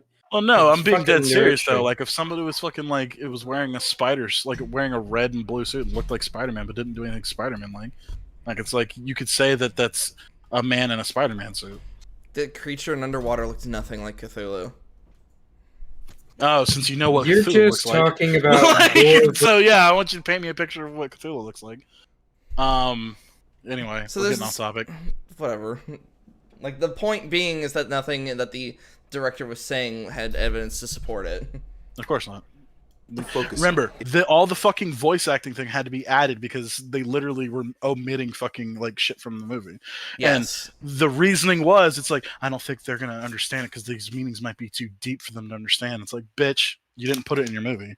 Yeah, it's like, motherfucker, you're not saying anything. It's like you just stood there in front of me, didn't say a word, and then walked away, but when you're talking to your friends, you'd go, oh, he just didn't understand me. You just don't understand me. It's like you didn't say anything. Mm-hmm. Oh, okay, Slur dropped out for only a second, okay. Yeah, I'm fine. How dare you, sir? Is Nobody Blade makes me Runner's bleed my own blood. vision of modernity. It's a vision that finds its Modernity. expression necessarily in moments between developments of the plot. Take this shot, for example, when Roy Batty speaks with fellow replicant Leon before going into the eye shop. Here is where the relevant action ends, but Ridley Scott will extend this shot for 20 more seconds. Here's what we see. How you doing? How you guys you doing Getting alright? pissed off. Yeah, I and this don't think you guy's need to be praising that fucking pressed and, about, like he's praising fucking like inflating your scene. Sure, I guess. But Like, see, here's the thing: inflating the scene by like just showing us a little more of this than you absolutely have to, that can be fine. It's like other things in the same genre telling the same kind of story will get praise for this shit from me, because like just showing me what the world looks like, what it looks like when people just move around in it, go from place to place and just exist there, that helps. It establishes the world building. It establishes a more solid idea of what that world is and how it works. The problem is when you do it in excess of what is in any way useful. So this scene, where we just cut from two guys say they're going to go to a place, and we see the first few seconds of them moving in the direction as the camera pans over and just shows them moving through the street. It's not following every step of the way. It's just going to like establish that they're going to go there. This is how they get there. This is what that looks like. And we're done. It's you're lingering on a shot for just a little bit to show us that, and then you move on. Where it's less helpful is if you showed us that, and then the next thing you show is more of that, and you're just doubling down, and you're making them walking there seem like it's super important, even though it isn't really. You could have just cut to the next thing.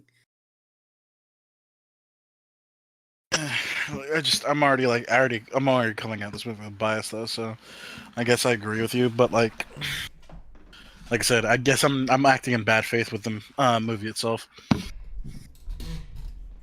mainly because I know that Ridley Scott's kind of a pretentious prick. See, that's the thing, and this is kind of a debate that comes up around like this movie and other movies like a lot is like the word pretentious. So I don't really like it as a criticism in general because just by its very nature, it requires me to ask you to specify. So if it's just presented on its own, it's not super useful. But generally, we all kind of know what it means at the same time. Yeah, and honestly, I never used the word pretentious until I heard about the fucking voiceover shit. It's like, oh, like your fucking movie is too deep for us fucking smooth brains. I So you have mean, to literally explain shit that you didn't put in the fucking movie. for just this movie or just in film criticism in This general? movie, I'm talking about this Okay. movie. I don't ever really use the word pretentious when I'm discussing movies, but I will do it with fucking talking about Ridley Scott's fucking absolute mindfuck of a fucking bullshit. I mean, I'd do it for Zack Snyder. Like, he wanted the Snyder Cut to be Zack like Snyder black is and white. absolutely pretentious. Definitely. Yes. But then it's like, But like I said, it's I like, don't I ever use that use it, word, like, but I don't- can specify. It's like you can see Yes. that he is trying to do these things. He is saying that his movie contains these elements, and it literally doesn't. It has like the surface level allusion to them, but doesn't actually explore them. Mm-hmm. I've been letting it... hold on. Let's actually quickly check to see if he's talking, or if he really is just letting the scene play out. God damn it, he is just letting the scene play out. So I'm just gonna keep letting it play with, like, additional pauses till he's done. Do you 'cause- have to be that like on it about the copies shit? It just depends on the studio. I think Blade Runner's owned by Fox, who has, like, Fox actually went, they fought us for quite a while on the Prometheus claim. Like, they legit, like, timed it out and everything. Like, most companies, even Disney, has actually pretty much, like, when I've disputed the thing, said, like, no, this is fair use, such and such, we've transformed the media. They normally drop it, like, within an hour. See, Fox, my whole thing- Fox hasn't. Fox for Prometheus let the 30 days lapse. See, So my that whole was- thing is like, in this particular case, it's like, well, we aren't taking your movie, we're taking somebody else's video. So why don't you fuck with their video? Because they probably already disputed this shit on their video. Yeah, doesn't matter on the video. This is still them using, like, they themselves probably have gone through all this already, but now it'd be our turn essentially. Which Like, is why imagine a situation where it actually does violate copyright. Imagine it's like if you make a music video and then this guy's like, he uploads like a quote unquote reaction where he literally just plays your entire shit without interruption. It is not transformative in any way. He violated the copyright. And then another guy does something similar to him where he just plays the entire video without interruption, without commentary, without any kind of transformative content. It's like both of them have violated your copyright. So the second guy doesn't get to go. It's like, well, I mean, he violated the copyright. I didn't violate his copyright. It's like, that's not how that works. Everybody's using the shit without the shit. And since it changed, I'm assuming he got back to talking. So let's see. Film, adding atmospheric and emotional context to the main story. Their overall effect, the effect of the film in general, is to produce a world the keynote of which is malaise. See, though it's always cited as a... What the fuck? I'm Okay, sorry. so he said a lot of things just to lead up to the fact that the main emotional drive in the world presented in the movie is malaise, which is like a really lackadaisical, kind of lazy kind of sadness where everybody seems to just be hanging around waiting for something rather than being like active and productive and that kind of thing. Which seems weird, seeing as most people we see who live in that world seem very busy with trying to stay alive. So it's mainly Yeah. just like Deckard who exhibits malaise. Huh. The Indians call it maize. So No, it's a different Kern. thing. No. Okay, so yeah, I looked it up. It's like a general feeling of discomfort, illness, or unease whose exact cause is difficult to identify. Basically sad, but without like being sad about anything specific. Okay. Major theme of Blade Runner, I think the question of each character's individual humanity is beyond debate. We would all be willing, I think, to grant the label of human to every main player in the film, replicant or not. The central problem of modernity isn't humanity. I don't know if I'd It's give the identity. fucking Earl, my name is Earl robot, a fucking label of humanity. I've only ever seen humans being that mentally and emotionally fucking unhinged, so I guess. Yeah. Maybe. I don't know. It was just. I don't know. See, I Like I said, remember the I guess- first time I guess, saw like, this I guess, movie- like I said, I guess I really am coming at this movie with like horrifically bad faith. But it's like, It's but like, dude, you literally don't even need to. It's True. bad, like for its own reasons. Yeah. So yeah, the first time I saw this movie, that first guy, the forklift dude, I thought that he was an unrelated case who was just being used an example to prop up to us, the audience, that Deckard has done this job before. He knows how it's done. He's good at it. So yeah, legit. when Thought we Deckard was see gonna him come the out and first fucking time, deal with this. I thought he was just like a normal like man convicted of multiple homicides who is going through the interview process, and Harrison Ford was conducting that interview process. I didn't realize he was actually one of like the main ones. So when he got tied in later on, I remember the first time I saw this movie, I was a little confused.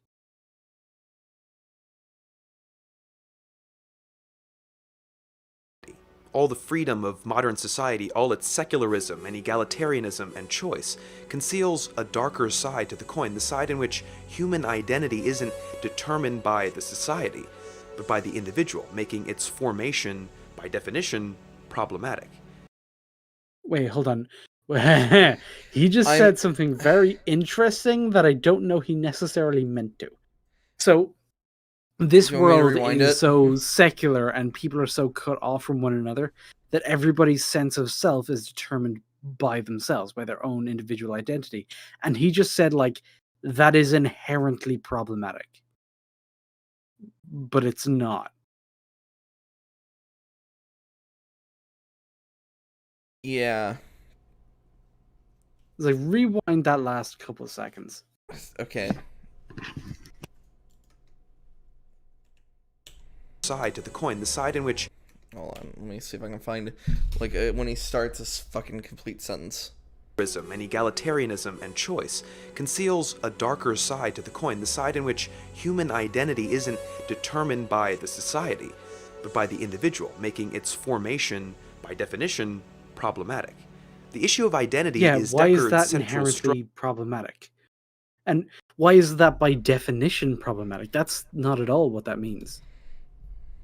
It's like, okay, do you think about the modern world we live in right now, where because everybody has access to the internet, everybody growing up has the absolute freedom to delve into their own personal interests as much as they want for as long as they have internet access.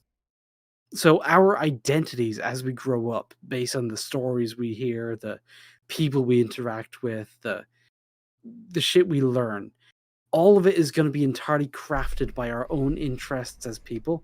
And he's saying that is by definition problematic, which is literally not the case. Unless you have like this extreme totalitarian style mindset of if your sense of self is not informed by the collective, then you are a problem. Which is a very strange angle to take your weird fucking Blade Runner video in, I guess. It's a very strange direction. It's like potentially very telling about the guy who made this video, except I genuinely don't think he fully understands what he just implied. I think he just used words thinking they sounded good.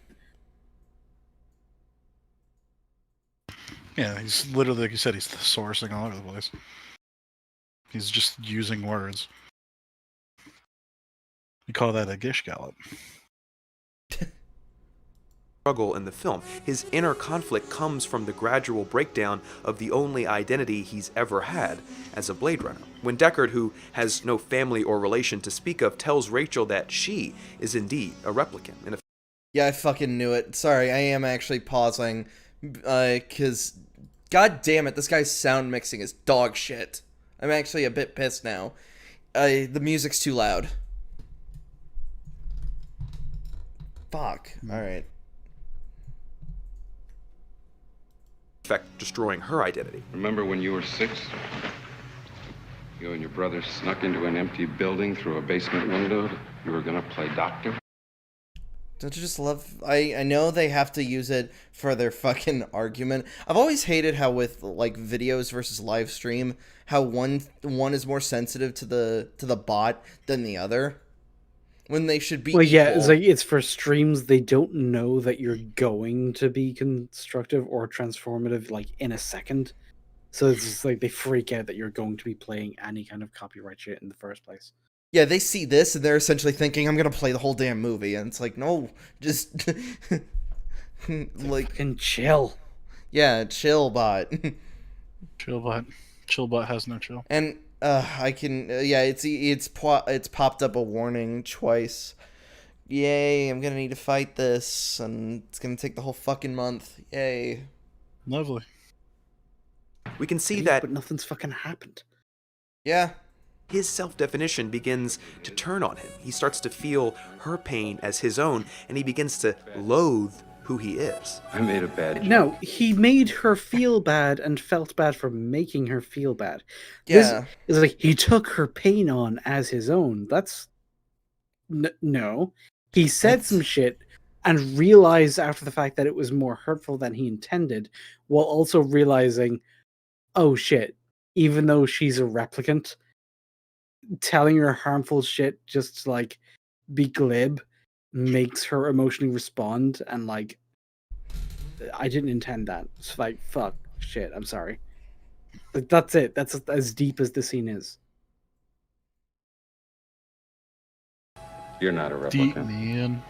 Go home. It's really fucking deep. Okay? He compensates for his self-hatred by drinking. His aggressive sexual encounter with Rachel later in the film is a Hold on, no, that's not an aggressive sexual encounter. An aggressive sexual encounter. Honestly, yeah, that's actually about that how I checks would out. describe it. I Yeah. I was about to say that I- seems about right. Yeah.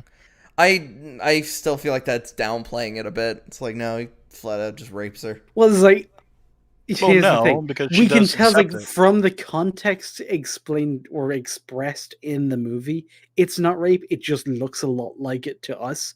So we're trying to fair find enough, a way of yeah. describing that fits into this weird middle ground where it looked like it to us, but we know that narratively and in context, that's not what it was supposed to be. Yeah, they're in love. She just doesn't know how to show it yet, so maybe she needs to be thrown against the fucking wall. Well, yeah, and that's why I always argue. It's like, well, that honestly feels worse. It's like she doesn't understand it. Oh, really? Yeah. Yeah, Oh, really? Okay. all talking, right, you're not sure. helping. Yeah. Yeah, that's why. She That's doesn't why. understand what the hell's going on, so he's got to fucking make her understand. All right. Ugh, you're See? Yeah, that's what I'm saying. That's you why tug this at fucking the scene's collar. really fucking uncomfortable. It gets worse the more you think about it. It really does. That's And why. it's like, oh, this is exactly what I envisioned for my movie. That's why I say I can't wait aggressive. for It's people to just. say it. That's why I say aggressive is just downplaying it just a bit. I 'Cause- mean, it's still it's technically a fair fucking yeah, technically a fair statement. Like, but yeah, no, this scene's fucking really uncomfortable. very uncomfortable. Even. Ugh. Don't say even for you, 'cause that's for a- No, that implies some I was- weird shit. Don't No, say that. well, hold on. I was going to say even for us, and I was thinking like, wait a minute. There's a difference between like the violent scenes of Game of Thrones and then this shit, because the things that make people uncomfortable are entirely different. And I went. That's why I stopped myself. I was like, wait. I almost accidentally implied something, and now I No, have no, to no, then- no, no, no. Hold on. There's literally a fucking scene in Game of Thrones. How is it different? So you cut out for a lot of that. How is Game of Thrones different when there is literally a fucking rape scene? Well, you're just as uncomfortable then too. No, you was- should be more uncomfortable. He rapes a chick and is like, basically tells what is essentially her bro of all her childhood years to watch. I didn't see that, so probably yes is very What do you mean uncomfortable. you didn't see that? Did you not watch that episode? No. What? No, I clocked out at season 3, then came back at season 6 onwards. And you didn't fill in any of the interim? No, Dude, How I the read- fuck did you even keep track of what was happening? What the fuck? I read articles. I've Oh, for fucking- fuck's sake. You gotta You stop gotta referencing shit you have. Yeah. Yeah, no, it's like the amount we've talked about Game of Thrones and it's like you've tried to contribute to conversations and shit, and you haven't even watched it? You just read articles and plot summaries? Mm. That's never the same thing. That has never been the same thing.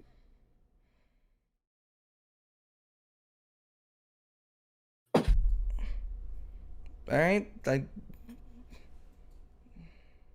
New But yes, identity. everything that Love. happens with like Sansa Stark and Ramsay is fucked up, and you feel very uncomfortable in that scene. The difference is it's not being presented like it's a romantic awakening for one of the characters. Yes, that It's is literally also... a monster is doing monstrous things to two, not just one, but two characters at the same time. And that is after the snip, right? Oh yeah. Yes. So Yes. yeah, like he's literally emasculating one character in more ways than one. Something we can all relate to. He forces her to say, "Kiss me," because he needs that reciprocation for it to be real. This is not an excuse for assault. He needs Oh, stop it! What? Stop! something a little bit more fucking dire. Oh man, That is called coerced Oh, consent, my friend. dude. This almost guy feels doesn't- like victim blaming. Like, bro, I don't know if he knows what he's saying. I it's don't really know. uncomfortable. I don't know if he knows what he's saying. You get to look at women. You get to look at consent. Yeah. Yeah, I know. That's what I'm saying. This is fucking really uncomfortable. It's like, man, do you understand the words Basically, coming out of he your mouth? puts her in a situation where she understands that he is physically not letting her leave, and then he tells her to say that she wants it. It is manufactured consent in like the most dictionary kind of way. It is Very super much so. fucked. Yeah. And it's not because he needs connection for it to be real. It's because like he wants to fuck her and she doesn't know what fucking is. Yeah, and that's She why I literally argue- has no concept for what this thing is and that's why I always argue that because that's she's less way- than 4 years old. Yeah, I was gonna say that's why I always argue it's way worse this way. It's like, oh no, Oh my god, don't do it. No, Harrison. it's like yeah, she's like, Indy, stop it. what is this, a Discord group? What the fuck's happening? An exploration of why it happens. Okay, here's my favorite scene of the film. One that is so easy to miss, but which rings so I true mean, to modern. Wait, hang on. We usually know when most rape happens. Well, no, I was going to say I want to see what he's going to say with this because this is going to be interesting. He says this is his favorite scene, and apparently it's easy to Weird miss. scene for it to be his favorite because I know what my favorite scene is. My favorite scene is when Roy finally meets Tyrell and the whole conversation they have, and it's like just begging and bargaining with God, and when he doesn't give the answer that you want, and he just tells you it's like the limitations of your life literally just are the reality with which you live. It was the only way to make you so that you would still be capable of having the feelings you have, even the feeling of wanting to live longer. And he rebels against that by like fucking killing him. It was like, it's fucked up, but in a way that I really dig. Yeah, I and it's can kind of see what that. cements Roy as like the most interesting part of the whole fucking movie.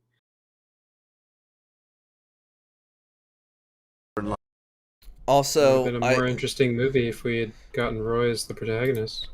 Oh, dude, fucking the guy, the human who was like he had the disease and he helped JF him. Sebastian. Yeah, Sebastian, yeah. It's like if that guy was like the main protagonist, we could still have it so that the Roy story was sort of happening as the subplot, but we're like seeing that subplot through the eyes of someone who's like a human being who's like only getting bits and pieces here and there, and he's learning as he goes. Like, Well, and you could he do the was same setup. Yeah, he was genuinely more sympathetic. Like I Not cared just more more about sympathetic, Sebastian. but more interesting. Like he was a genetic designer. He was someone who built like really simple robots, and like you compare were like midgets. his toys to like the way people see replicants versus how they see themselves versus how he sees his toys as his actual companions. It's like you've got so much there to work with compared to Deckard. Yeah, but then we wouldn't get Dick Hard. Dickard. Fuck that. Dickard. We wouldn't get I- Dick Cock the detective. I feel like Is for your name Rickon? Detective on. Hamcock. Detective Dick Cock. I feel like for this scene to like Dick on. be his favorite, I would almost argue if the narration was still there, I would at the very least see where he's coming from. Because if I remember correctly, this is after he shot the lady, and it's him being all self-reflective. Well, maybe if we're giving him the station, maybe he's talking theatrical, and so all that stuff is No, still there. But I mean, Is the hold on? Well, this is when we need to ask, like, figure out if the unicorn stuff is in theatrical, Unicorn shit part is of. not in theatrical. What are you talking about? So- Yeah, well, then yeah, later then- on in the director's cut. Yeah, because it's from a different movie. Yeah, it's from. What did you like, say? What did you say it was from? Because I didn't know the movie. What's it called? Incidentally, I'd almost like. I'm half thinking of putting Legend on the list of things to watch because What was that movie? it has like some flismy bullshit, but it also has like a lot of things that are worth seeing. So It's also got Tim Curry, the devil. I was gonna say it's really young Tom Cruise and Tim Curry Devil. Oh, Tim Curry the devil. Yep. Oh yeah, Tim Curry plays Satan. It's fucking awesome. Space. Life that it always makes me cry. After Deckard kills one of the replicants, he goes to a stall to buy some liquor, almost in shock. Take a look. Yeah, okay, it's a good thing I put the copyright filter up, because of course he's just gonna play a whole goddamn scene. Well, yeah. He has to. I'm gonna fucking mute it and All then right, we'll well just you're we'll stopping chat. chatting for that. I'll be Well- back in a minute. Well, now I just have the copyright filter, and now we're just chatting. We'll have you back. Fucking damn it! I'm like just trying to run my mouth so the fucking stream doesn't get hit. How you doing, Max? That's always my go-to is to immediately just ask how everybody's doing because it's an immediate. I get an immediate dude, response. we talked about this. Silence is okay. Yeah, Silence will fucking silence is cause okay, but that's- copyright. I was about to say, Not silence in right this case is here. actually problematic. Not when you have it fucking muted. No, the visual, like even with the filter on, it can still fuck with things. Wait, then if the video's muted and we're talking, would that still fucking trigger anything? Because it's technically a visual. Well, it's because I have the filter on, and that reduces it, but it's not like a guarantee. That's why you have to talk, and that's why sometimes you even still have to is pause. guaranteed, dude. Nothing is true. And you Everything's already know it's permitted. gonna get hit anyway. Hold on, but I'm not gonna fucking like go all whole hog in the stream, get taken down. Like that's No, no, this guy's just like I kind of hate this movie now. So like what Ninja was saying, like he was having like no fun. It's like yeah, I kind of just despise this shit now. I'm in the middle of the road here, knowing that the narration at the very least does like I would say Final Cut. Ignore that. Watch the Well, here's the theatrical. problem. Here's my issue with that. It's like, yeah, the narration. It's like, yeah, but the narration like was added like into the movie because the director knew he fucked up. That's my whole thing. So it's like, knowing that, it's like, man, so you fucking barely try to salvage your movie because you thought we were all too like small brain to fucking get your big masterful work. So, like I said, I just don't like the movie now. And I don't think anything's going to fix that. And it's funny because Jay in the Red Letter Media thing, when he was talking about it, he was saying that he was like, yeah, I've tried to watch this movie every year to see if I can like something more about it. And it's like, yeah, he's literally forcing himself to like the movie. Maybe the movie's just garbage. In a meta sense, I could agree with like the whole narration thing, like the fact that it was added after the fact. But watching the film, if you don't think about any of that and just look at the story, the narration problem is adds I can't. quite a lot. We can't. It's been ruined because the problem is we watched the final cut, which didn't have any of that shit in. I am not gonna rewatch this fucking movie for 5 minutes worth of added narration. Yeah, that's literally all it was 5 minutes of added narration. And granted, that 5 minutes adds a lot of fucking context, but I'd argue, where the fuck was this in the quote-unquote final cut? Well, the yes. definitive edition of this movie doesn't have all this shit in it. So, I guess I kind of hate this fucking movie now. Well, that's why I would argue, like, if you are going to watch this movie, watch the theatrical. Yeah. Like, if you gun to your head, you're forced to watch Blade Runner, and you have to pick one of the, like, 8 to 9 versions.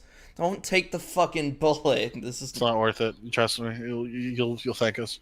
This isn't. I mean, it literally isn't, though, dude. Like, why are you defending? Yeah. At best, even with the narration, it's fucking mediocre. It's just not that fucking good. I would still say it brings it up to like a 6.5 or a 7. I never agreed. I don't think it brings it up that high. You're talking about 5 minutes of narration for what? A just under 2-hour movie? What's on top of, like, it's stacked with the thing. Like, it's not as if it added the 5 minutes. It was. Yeah, but the thing is, like, I could argue that the fucking narration kind of takes away from it because Harrison Ford's like phoning it in. Like, I'm a guy who really loves good voice work, and that voice work is trash.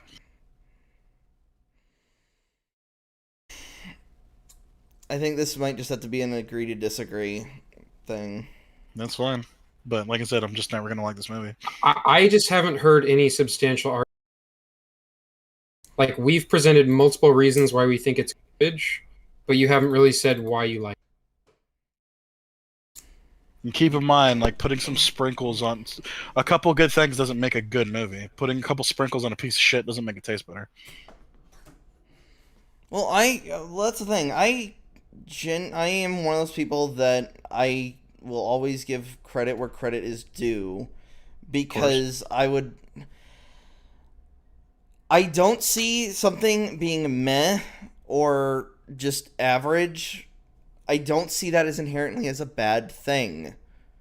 I see it as I've admitted that it's not a bad thing. I've admitted it's a boring thing, and I don't like that. So, like I said, that's subjective, I'll watch it. That's perfectly yeah, I know. fine. I've said that. That's what I'm trying to say. So that's why it's like, yeah, this is like completely uninteresting to me because it doesn't really do anything. Like, that's why we talk about Neil Breen and fucking Tom Wiseau, is because those movies are shit, and like, but we can talk about shit like that. Like, Exactly. I'd watch those movies more than I'd watch this movie ever. I'm curious. Then let me ask you this: do you think you'd ever watch this movie again? Probably. Okay. So I'm downstairs putting sweet potato chips in the oven, and White asks, like, so gun to your head, if someone makes you watch Blade Runner, Maxie immediately just goes, take the bullet, and I fucking crack my shit. just be like, well, fuck Just take the bullet. It's like, fucking bro. Just be like, time to die. But yeah, just like Fun, rating this lads. movie, like separating it from like subjective shit. Like subjectively, I do think this movie's above average because just like, even though like on rewatch, I managed to identify as like all of the deeper shit people love about this movie is buried underneath a main story that is really fucking dull. In a world that I still maintain this is a pretty world. Like, it's a really fucking gorgeous looking movie. Very pretty. The effects, I think, hold up like 9 times out of 10. There's a couple that, you know, they're very aged. But mostly I think the movie looks really good. And, you know, on the subjective side of things, that always, you know, helps more than it does on the other side. But as to like rewatching, I don't think I'd want to rewatch it anytime soon. But I'm not like you guys where I'm against rewatching it ever. especially as like with someone who's never seen it before, because you know. Okay, well that brings up an interesting point. So Wyatt is kind of under the impression that basically had the voiceover stuff been in the film, it would have raised it from about a 5 to about like a 6 or a 7. 6.5 Are you in agreement or a with 7. that? No, not really. The way I kind of like rate this movie that way is there's a lot of this movie that I consider below average, and there's certain little spikes of this movie, mostly in the subplot, that are above average. So when I say that it's about average, that's more just because that's what it averages out as. So when you add in things like the narration, which make Deckard a better character just by giving us just literally anything to work with, it takes a lot of those low points and brings them up a little bit. But the overall film, I still think, is pretty average. And that's still like it evens out at the end of the day as average. There's a lot of this movie that is below average, and a lot of it is Deckard. Dick hard. Yeah. Dick on. Good old Detective Dickcock. Okay, let's see. Did he finally get back to talking? Oh, and I know There we go. Hold on, I'll rewind it to when he got back. with such are still. What he really needs is some kind of connection, some place where the rules of interaction are still solid and knowable. Harrison Ford plays that short scene with such vulnerability, and it's vulnerability I know. And I know the malaise, the ennui, the alienation. I know what Leon... Okay, now you're just saying... I almost went. Now you're just making words up. That's a made-up word. Oh, this Yeah. guy's word salads all over the fucking place. Yeah, that's why I end up just keep turning into Drax. Yeah, I was like, you just made that up. All words are made up. I just keep doing that. You speak like a normal person. means when he says, Nothing is worse than having an itch you can never scratch. I agree. Okay. In the climax of the film, There we Deckard go. watches his nemesis, who was himself searching for a new identity, resigned to the one he's been given.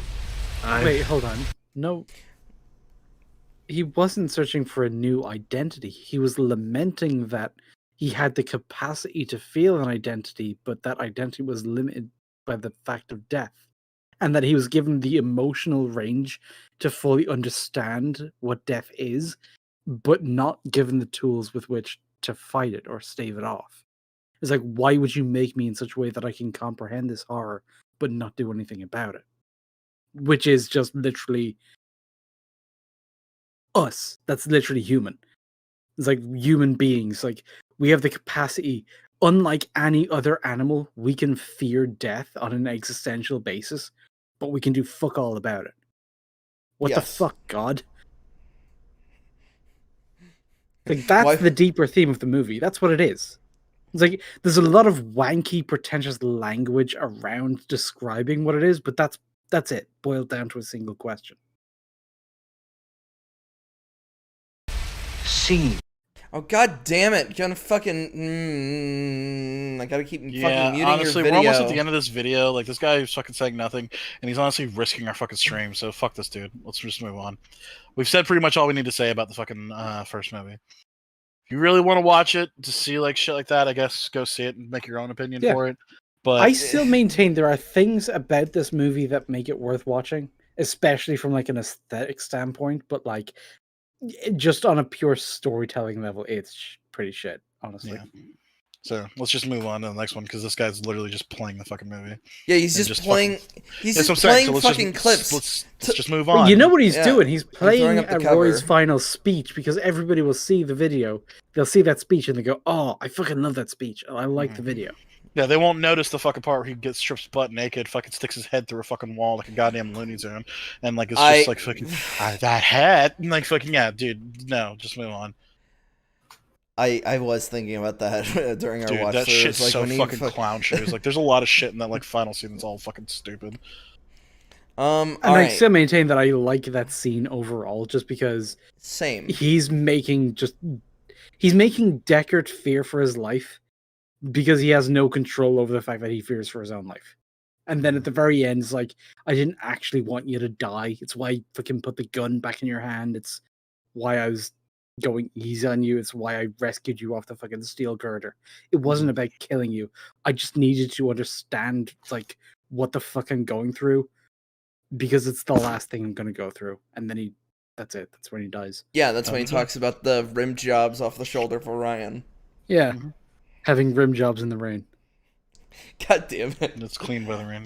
Okay, so for 2049, we have In Search of the Distinctively Human, which for some reason it says I watched all the way through, which I didn't even touch yet. Yep. And Why You Love a Hero Who Doesn't Matter. I think the Distinctively Human one is going to be like the wankier of the two. Mm-hmm. But we just went through the super pretentious wanky. Do we that? Like a doodle dandle. I throw that to you guys because I just think it's like there's more meat on the bone of that one. True. There would be We more. could try it. All right, and even if it doesn't work, we've got the other one in backup. Yeah. Okay, throw this back up. Let's turn sound back on. Think whoever that guy, what was it, Nerd Writer? Yeah, work on a few things. One, your sound balancing, because you made the music just a little bit too loud. So put the thesaurus down and just also talk like a human. Yes, definitely put like smack it out of your hand and be like, no, you can't. Like to a certain degree, I guess like a lot of people are saying that just because he uses multisyllabic words, but like it's not just that. It's not just that like, oh, your words are above my reading level. That's not it. It's like you're literally not even effectively communicating the point you're trying to make. Yeah, and everybody's just going to say you sound deep just because you're a thesaurus. But if you ask people to like repeat what you said, they won't fucking be able to do it. So Yeah. unless you want to try to be pretentious and deep, then keep doing it. But if you're trying to actually educate people and inform people why the movie's good, then try to fucking talk to us like people. Exactly. It's the Patrick Willems argument, especially with like when we were talking about this when he was doing his opening camera shots when he was digging out the PS2. It looked so artificial because like even Slur and I could tell like, oh, the lamp is just right there, so he could get that form of lighting, and then the PS2 is like perfectly like all cleaned up instead of like covered in dust and fucking. It's that lack of humanity that just detaches so many people. It's like, no, it's why It's when we your don't shit looks so obviously overproduced, and when your script is written in such a way that it sounds overly written, that's when you start losing that sense of connection. Mm-hmm. Ironically, losing your humanity like a fucking android. Not a replicant, though. Not a replicant, an android. I prefer Actually, the they're term artificial cybernetic beings. Androids. I prefer the term artificial person myself. Androids. Goddamn sense. Damn. 2 days away from retirement.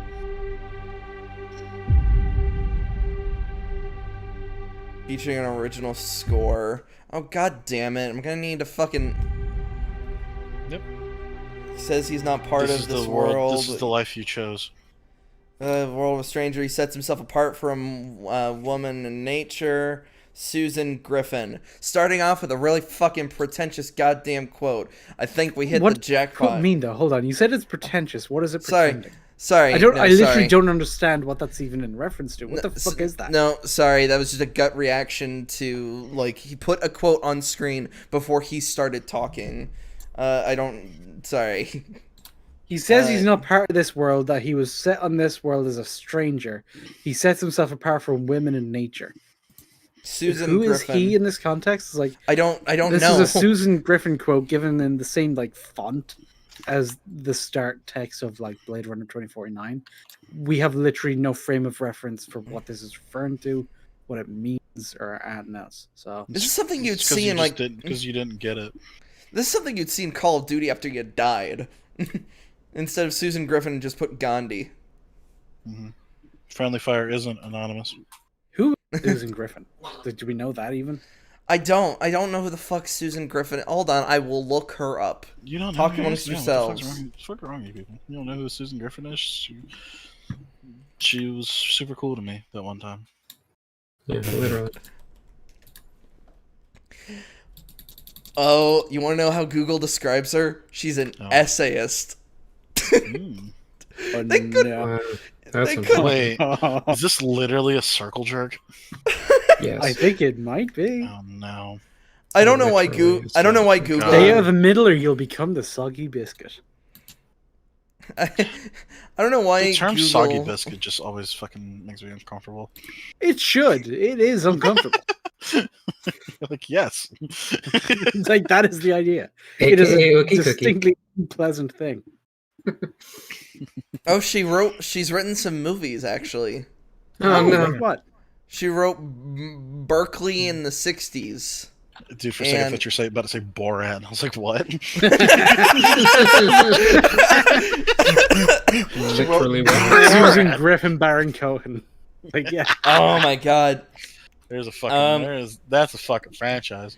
She also wrote Not a Love Story, a film about pornography. For some reason, like I keep like auto completing these in my head.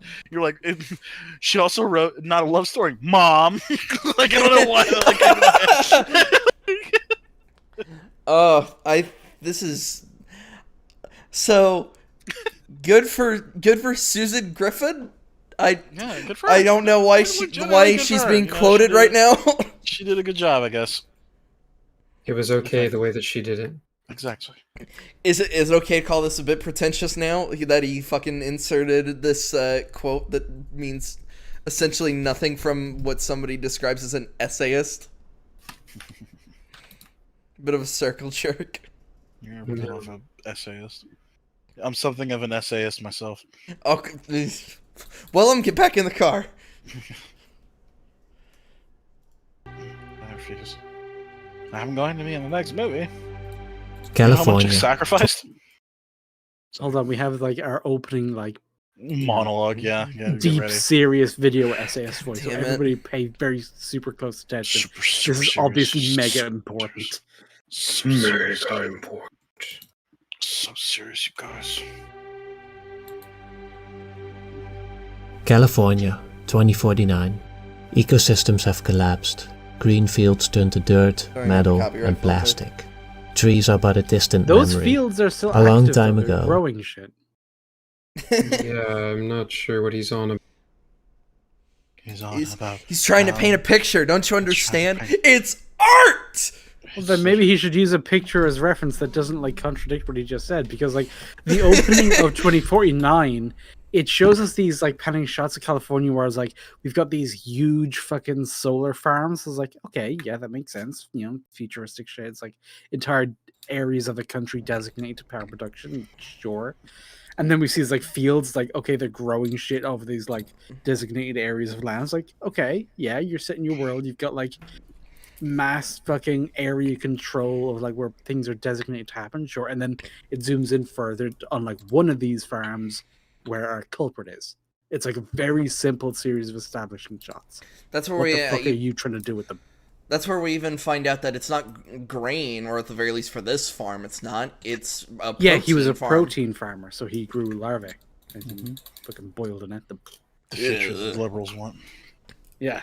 Eat the bug, live in the pod, liberal. Ah! It's so funny how that's like not a joke. Consume Star Yeah, Wars. it's very funny until you learn enough for it not to be It's funny like, anymore. oh, No, then it becomes just terrifying. my wife ate fucking bugs on stream. But see, I'm from a screen, country it was where hilarious. most of our national industry is in like farming and shit, so I'm gonna be Gucci. You motherfuckers are gonna have to eat the bugs. Nah, man, I'm just gonna eat the bullet. No, event. that. Jesus. I'm not surviving in a post-apocalyptic world. Fuck that. I'm too fat and lazy. I'm fucked.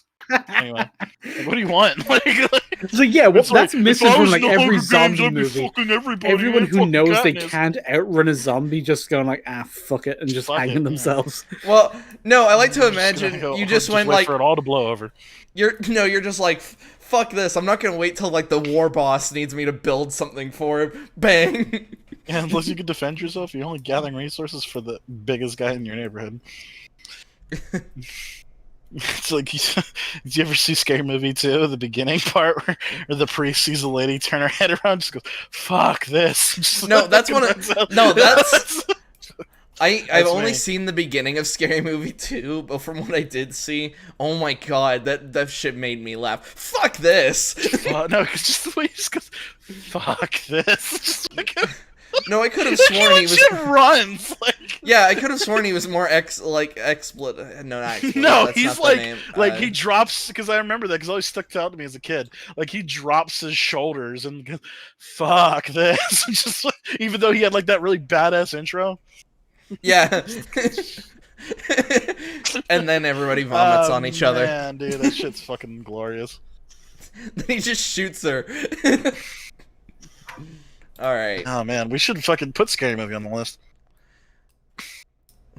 Don't Ninja, you're not as attached to those films as much as we are, right? I'm not too much of a Ninja doesn't like stupid fun. humor. Yeah, I don't like. I almost see. I would argue yes, some of those jokes are stupid humor, but with something The like Leslie- majority. The Don't. majority of them are I'd say stupid. it's Like, mostly it's stupid mostly humor stupid. and referential humor. Well, I was Where about to they'll then like take a thing you recognize from a film and they'll make it stupid on purpose in a way that's Or- funny. Or they won't even take it from a film; they'll take it from real life. Right. This is Detroit. Or And that. this is Detroit after the attack. It's like still one of my favorite It's still the gags same. of all time.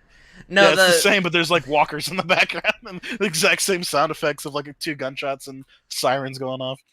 Well, the things that I was specifically going to talk about was with 3 and 4. I was going to specifically point out, like, though anything with Leslie Nielsen, I don't think that relies on stupid humor.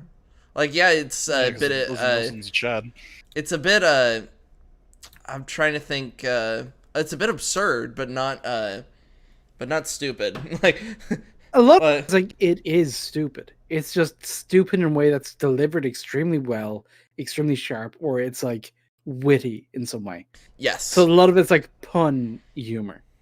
It's like, who are you and how did you get in here? It's like, well, I'm a locksmith and I'm a locksmith. and I'm a locksmith. God damn. It's like that is stupid humor. It's like it's really fucking dumb, but it's clever. And stupid humor doesn't have to be stupid. In fact, I'd argue that most of the time, it's not funny when it's told by someone who actually is stupid. You Wait, need to be what is that very f- smart Oh, to write that's a from, stupid character well. I already know the question you're gonna ask, Max. That's from Police Squad, which was the TV show that Okay. was before. Oh, if you've never seen it, is so fucking. I've good. s- I've it seen sound- it, That it's sounds really amazing. familiar, but like I just couldn't put my finger on it. And then who shot twice? No, I shot twice. Oh god Who's damn on it. first? Fuck me. Let's where we were watching a Blade Runner We video. were watching. I we were was watching talking about. I would have been here sooner, but your husband wasn't murdered then. Yeah. Like that is stupid humor, but it is fucking funny. Oh, when the in Naked Gun 1 where they keep passing the 20 back and forth. Oh yeah, I don't know if I should tell you. Well, how about now? God damn it, those fucking movies are amazing. The best one had to be the last one. Can you spare me a Can you 20? spare me a 20? Yeah, sure. Here you go. How about now?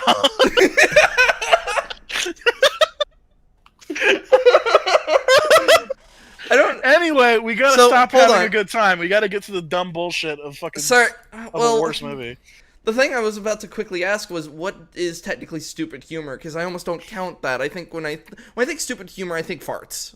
I think like No, that's lowbrow humor. There's a difference. okay, what would that be? I'm like trying to actually like figure this Yeah, out. So like, lowbrow do you know- humor is like people getting kicked in the junk, Yeah, but farts, poop but Ninja, jokes. but Ninja, what would you classify? You know the scene we're talking about from Which one Naked you- Gun? No, I haven't seen that in a long time. Okay, I can Okay. kind of answer this in ways like the joke is like he just said something that a stupid person would say. Someone who has no awareness or understanding of the context in which the question was asked, or an understanding of like the order of procedure that led to him being here. It's like the joke only exists in universe because he is incredibly stupid. But the joke to us that what he just said is a play on words. Wait, are you talking about the same joke we're talking about? Like with I'm talking about passing like on I the- would have been here sooner, but your husband wasn't dead then. Oh no, we're Or talking how'd about you the... get in here? Oh, I'm a locksmith and I'm a locksmith. Well, no, I was talking about the Naked Gun joke, where it's literally, so for Ninja, for context, he's literally going down to a dock worker and he's trying to get some information. So obviously he's a cop, so he pulls out a 20 to bribe the dock worker. And the dock worker, he's like, I don't know, my memory's kind of fuzzy. He's like, well, here you go. He's like, I don't know, it's still kind of hazy. And he hands him another 20. He's like, all right, yeah, I know where he's been. Why do you want to know? And he goes, I don't know if I should tell you. And the dock worker goes, well, how about now? And he offers him 20. And it goes That's the back and same forth thing. a couple It's times. like- Yeah. The whole premise of that sequence of events happening in the movie is that both of these are too stupid to realize that they're just sending the same money back and forth. Yeah. So that is stupid humor.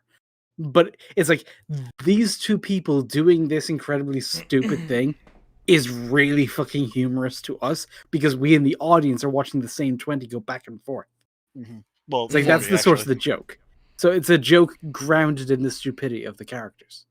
It's 40 because there was actually two 20s. That's Well, the thing. yeah, They literally still, bribe, you they, get my they point. bribe each other. Yeah. They bribe each other twice. How about now? No, then at the last part where it's like, can you spot me at 20? Yeah, sure. here you Yeah, go. literally, fucking Leslie Nielsen is like smacking him against the wall and going, what do we know? He's like, can you spot me at 20? He literally hands him a 20 as he's like holding up against the wall. How about And now? And then, God damn it, then that the fucking- guy. Oh man, I really want to watch that movie now. Hold on, you Let's say hurry that, up and but then fucking finish this video so we can watch fucking Naked Gun. the guy takes it and then goes, how about now? Man lost his spiritual connection to nature, replaced it God. with a physical one, and I now, forgot what his voice finally, sounded like. she has been conquered, reduced to her basic elements, the last artifacts of her existence. In this ecology without nature, the world is designed by a blind man who can perceive it only through his own technology. He is God, What? and yet Wait, the why? true miracle He of didn't design the world though. Yeah, he literally took over. But he also just like owns the Replicant Corporation, and that's all we know about him. There's no implication that he's the one who's like making Earth the way it is, or anything like that. I mean, it's heavily, well, actually, it's heavily implied that they're just really rich, actually. It doesn't No, actually- he designed the technology for farming, is what it said. Like his company was a farm company Yeah. when he acquired Tyrant. I'm curious if actually this guy brings that up. I don't think he will. Probably not. I don't think he Sick. will either. creation eludes him. A man flies over the artificial landscape. Yeah, go back a little bit. Does he say that he created the fucking replicants? Let's, Because okay, if he does, then he's already wrong. So let's see. rewind a bit. In this ecology without nature, the world is designed by a blind man who can perceive it only through his own technology. It's He has also got- not without nature, but okay. Yeah, no, he's literally like misinterpreting it. He's attributing like the creation of pretty much all of this to Jared Leto. I have a theory. Hear me out. I know we're only a minute in, but this is my theory. He's talking out of his ass. I wonder if we'll have another 18 fucking minutes to like support that. I don't know. I don't know, man. I feel like you're talking under your ass here. Let's see what this guy says. Yeah, you're all like, I don't believe you. Let's hear him out. I don't believe you. Well, how about now? How about now? Yeah, this guy's talking out of his ass. That's what we call a callback, ladies and gentlemen. Anyway, let's fucking try. A callback to this episode. Hey, it's Call back to internally. 5 minutes ago. What is this, an anime? What is this, Blade Runner? It's fucking Naruto. No, what is this? My Hero Academia? No, what is this, fucking Blade Titan? Runner? This happens in fucking Blade Runner, you fucking narcs. What, a callback to something that happened 5 minutes ago? When's that? Yes! Like, they fucking, when When? he's like, when he's literally like, "Oh, by the way, this is the story of my horse." Next scene, oh look, it's the Oh horse. yeah, Did you forget about that scene? I forgot I'm- about most of this movie. I'm Actually, Yeah, it is a little I bit don't fucking abortive with the blame way you. it sets shit up. Like 5 minutes, not even 5 minutes. It sets it up like in Oh the my- scene before it becomes relevant. Hold on, I am Yeah. blanking. What the fuck are you talking about? So Remember he when tells her- so the remember boss when lady it's like, wants to fuck him and tells him to tell her one of his memories, even though they're fake? Even He though he tells her knows the memory of the horse, and then like the next thing he needs to do is find the horse. You're, It's like you're they right. set it up very like quickly before it becomes relevant to everything else that happens in the movie. So for some reason, I thought we were still talking about the first Blade Runner. I was just like, what the fuck? are No, you guys talking why about the the fuck second are we one, talking about that? We're talking motherfucker? about this movie now. Keep up! We're Like, talking. look at the screen. You're You can the- tell you're what the one movie who he's said we're talking moving about. on. I don't know what he's talking about at This all is the because he's world not you saying brought. anything. In He's fact, Wait, you he's called saying me. nothing about 49. He's saying nothing about this movie. Well, he is saying something about this movie.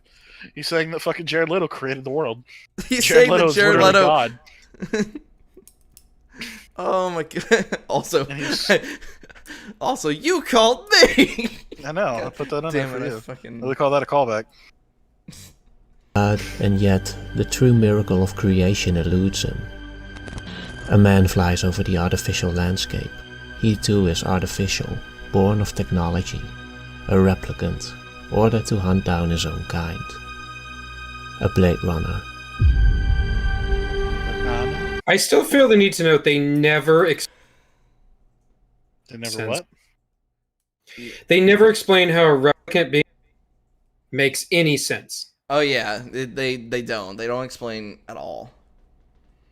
Yeah, it's all just kind of left to us to be like, oh, we see he's kind of stronger and kind of more durable. I guess that's it. I mean, that's. I mean, But that are would all be, that would fucking be. Blade Runners replicants? We don't know. Is there a reason that this particular one became a Blade Runner? That We would don't be know. like. Yeah, I was gonna say, but that would be like a good, smart thing. You'd want Yeah, something that would be strong like and world physically building capable. or Yeah. character building, or I don't know. Something. I was gonna say like then it would just be an attack bot. That's what like. Yeah, so like, why give it emotions in a fucking apartment? See, this is like so fucking stupid. Why let it have sex? With its God Alexa. damn it. With No, its it doesn't have Alexa. sex with Alexa. Alexa fucking superimposes Well, itself over a prostitute. the echo is over. Yeah. But that was the basic goal, was to have sex with the Alexa. Also, remember that prostitute was also a replicant, so replicants can be prostitutes, and that's kind of what the boss thought he would do. This is like just have sex because he was She's told like, to. so where's I- your coin slot? Ha! Oh no! Coin operated boy. Oh no. Ah! That is the future. It's David like Cage wants. it's like the Wallace and Gromit put the quarter in the machine. Oh God, don't bring them into this.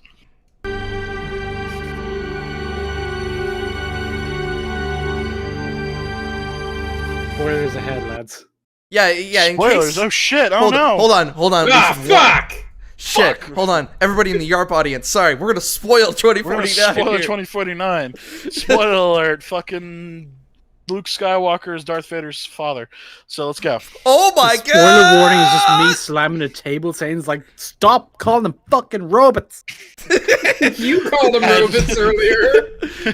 That was a Slur mistake, Slur- and I called it out immediately. Slurs says, stop calling them robots. Fucking cue the Always Sunny music. Slur calls them robots. No, Yeah, the Slur refers to them as androids. Like, motherfucker. no, They got me And then doing you it. see the title card, you get mad. You're like, wait. the spoiler warning was Leslie Tiller was fucking murdered. Hang on. You're telling me this wasn't a movie? Yeah, people keep like when they talk about this movie, they want to say things like that are synonymous. I'm sorry. No, you're fucking My bad, up. Slur. My bad, Slur. Don't you fucking lie to that, man. You can always just an honest man, be honest. Alright. Alright. I just press Slur. play. Go ahead. Yeah, alright, let's just continue. Let's just You've crack been, on. we've been warned that there are We've been spoilers. warned. Ryan Gosling dies. Ah, come on! Does the God R1 damn it! Fuck! He's not No, playing don't- anything. He's just playing the fucking movie. Okay, there we go. Do you remember anything? Oh, God. Hey, let's see what we keep talking about. Yeah, this literally this scene. This is the Dude, scene. spoiler, they all want to about- fuck. Yeah. Or she It wants to implies fuck. that like this boss lady is socially retarded because he's very like stiff. He's sitting in the room having a drink with her, but like literally not even looking at her, and she still shoots her shot. Bruh. Yeah, talk about somebody who's not even interested. He's not even paying attention to you. He's like, be gone, thought. I have my hologram. I got my big titty hologram. To be fair, his hologram lady is pretty hot, not gonna lie. I'm surprised we got her fucking fully nude. That was pretty great. Spoiler alert, by the way, she's fully nude in the movie. Oh, come on! Hologram waifus. Fuck! Keep spoiling the movie! God damn it! I had memories, but Can't believe Pokemon walked out. Oh no! $600 Pokemon, will you be my girlfriend, lol simp? God damn it! This nigga dropped 600. That one This little nigga dropped fucking a video whole was. fucking check on this bitch and she didn't even hear it. Ah! Apparently it's not real. Like apparently it's the rumor, but that's not the universe I choose to live in. I'm gonna press X to doubt on that one. Yeah, Don't underestimate the power for pay Hold on. pigs. No, it happened. You're just choosing not to believe. I reject your reality and substitute with my own. Yeah, I respect you to respect my pronouns. real. They're just implants. When we meet Kay, we see a man who lacks our romanticism towards the natural world, who seems to have embraced the artificiality around him and within himself. Because he's fucking artificial, you. Listen, that's just subjective. What That's is this? What is this? It's not racist, it's tight in the white. There's no argument in fucking Blade Runner 2049 of any of the fucking machinery artificial versus nature. That's not fucking there. Yeah, it is when fucking Dave Bautista fights those maggots. Yeah. You if you were big brain, if you cared about symbology, you'd get it. Okay. Or if you believe in symbology. Sorry, my bad. Sorry. Yeah, don't misquote. I don't here. want to misquote anyone. Or Yeah, anything. don't misquote I anyone. don't want to misquote anybody when being disingenuous to myself. You just write yourself a mean text later. How dare you? How dare you. I'm gonna need you to take yourself to the principal's office. I'm gonna need you to get all the way off my back about not believing in the truth. This is going on your permanent record. This is going in my cringe compilation. This is going. He knows he is engineered, knows his memories are implants, God, this guy's and fucking knows his voice. girlfriend is... Sorry, I know we keep pausing. Every time you unpause it, I forget what this guy sounds like, and every time it's a shock. I was like, "Oh wait, this is this guy." I love that. Hold offense, on. dude. The fucking No offense, voice dude. so hard. No offense, but you sound like a fucking cunt. I'm not gonna lie to you, man. A little offense. A little You offense. sounded like you got beat up a lot in high school, and I'm so sorry. Like the Hank Hill, it's not your fault. A man can only take so many wedgies before he snaps. Sad but true. That's like Carl in a nutshell. Nick. No, it's coughing. Oh no. a consumer product. I see you're also a customer. Are you satisfied with our product? Fucking I would like damn to- it. I would like a joy. No, I would not. No, you wouldn't. We've already talked about subjectivisms. No, I was You more stay away. just- You stay away from my fucking Knives Out waifu. Oh no, I was more bringing up how if I would, I don't know why I imagined the creepiest scenario of waking up and they're just there, the hologram's just standing over the bed. It's like, No, and uninstall. She's making you coffee and shit like that. Apparently. She's making Allegedly. you holographic steak. She's making you fucking. Oh man, we haven't even talked about the biggest in this fucking movie. So this ultimate waifu, she's like meant to fucking give you everything that you'd ever fucking want. She hands this man a holographic plate of steak and French fries. Like I legit, need it's like a steak and it's like a fucking like medium fry from McDonald's. I mean, I'd still eat the shit out of that. I Mainly mean, yeah, because me too. I But love like, me- fucking I hell, love that's me a such good a steak. weird combo. And she's like, I slaved all day to make this cardboard. Well, well, Wait, hold on. Why is like It's not steak even and there. fries a weird combo? Steak and Well, it's chips not is a- like Well, steak and chips, yeah, but it's like the fact that it looked like McDonald's fries with like a steak. yeah, they Like a were shoe fries. filet mignon. I mean, those are just chips but thinner. I don't understand why that's like an immediate sin. It's like the 'Cause biggest it's thing the- is like 'cause they it's a looked- picture of food that she puts over his actual food, which is just a bowl of gray goo. I think it's Yeah, a bowl of like that's fake wow, yeah, what the noodles. fuck? Fuck, man, this movie's so stupid. It's very realistic. Thank you. His job is to retire older model replicants who became prohibited after a series of violent rebellions. He has no issue with this, as he believes that because replicants aren't born, they don't have a soul. To be born is to have a soul, I guess. The question of the I soul wouldn't say remains that's one of why the he doesn't have a. Go ahead. What? I genuinely wouldn't say that's why he doesn't have a problem with it.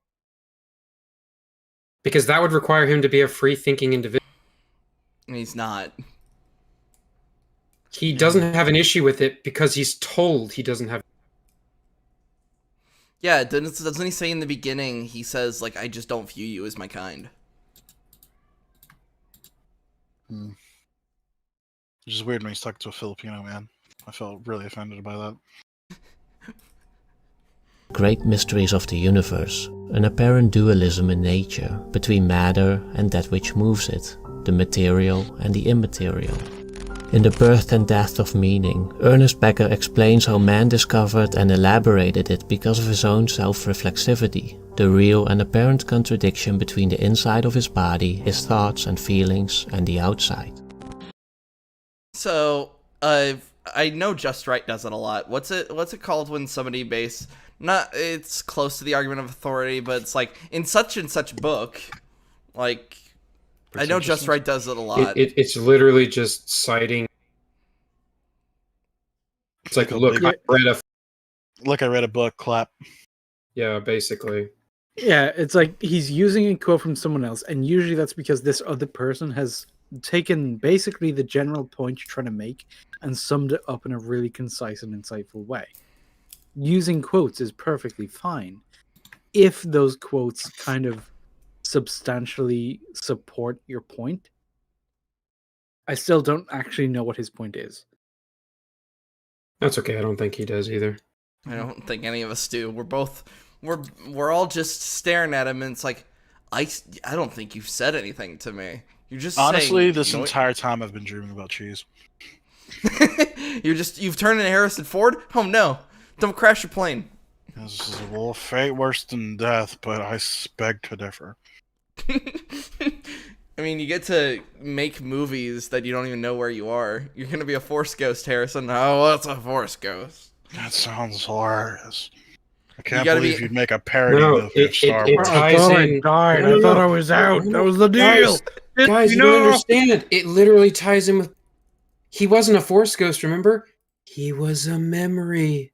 Oh, That no. makes It's that- like poetry. It rhymes. And Like pottery anyone at who the circle.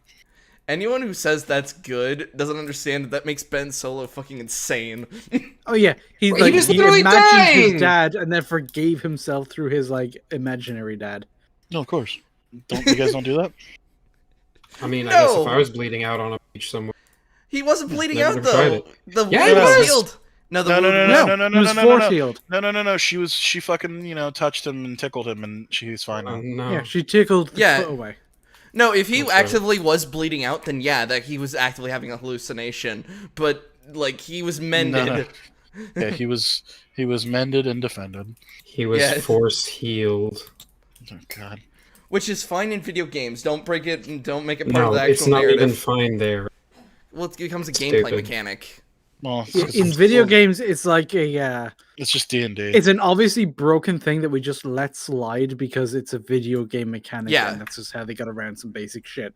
Narratively, it is just as broken across the board. It's just we don't allow for it in movies the same way. Exactly. Well, the thing is, even in fucking the video games, like it implies that you can't do anything when you do Force Heal. Like, it's a really hefty fucking thing unless you're like actually like a Jedi Master. So like it implies that you can't really do much afterwards, and well, you also can't force heal away death, which they do in the movie. Oh yeah. you can learn Revitalize, but I'd argue that the person who learns that is like a Force fucking freak, and well, Yes. that's KOTOR too. So. Language allowed us to build a symbolic self, to construct an interiority unlike any other creature, putting ever more Interiority? distance between. He just Excuse said me? words at me, and I just blinked away and just went, "Why?" Was he referring to like an internal self, like a sense of identity? Well, no, he said Like- interior. I will Yeah, and I'm rewind trying and to we will take try that again. non-word and extrapolate it into something that might actually mean something. Don't Let's do that to yourself. Let's try this again.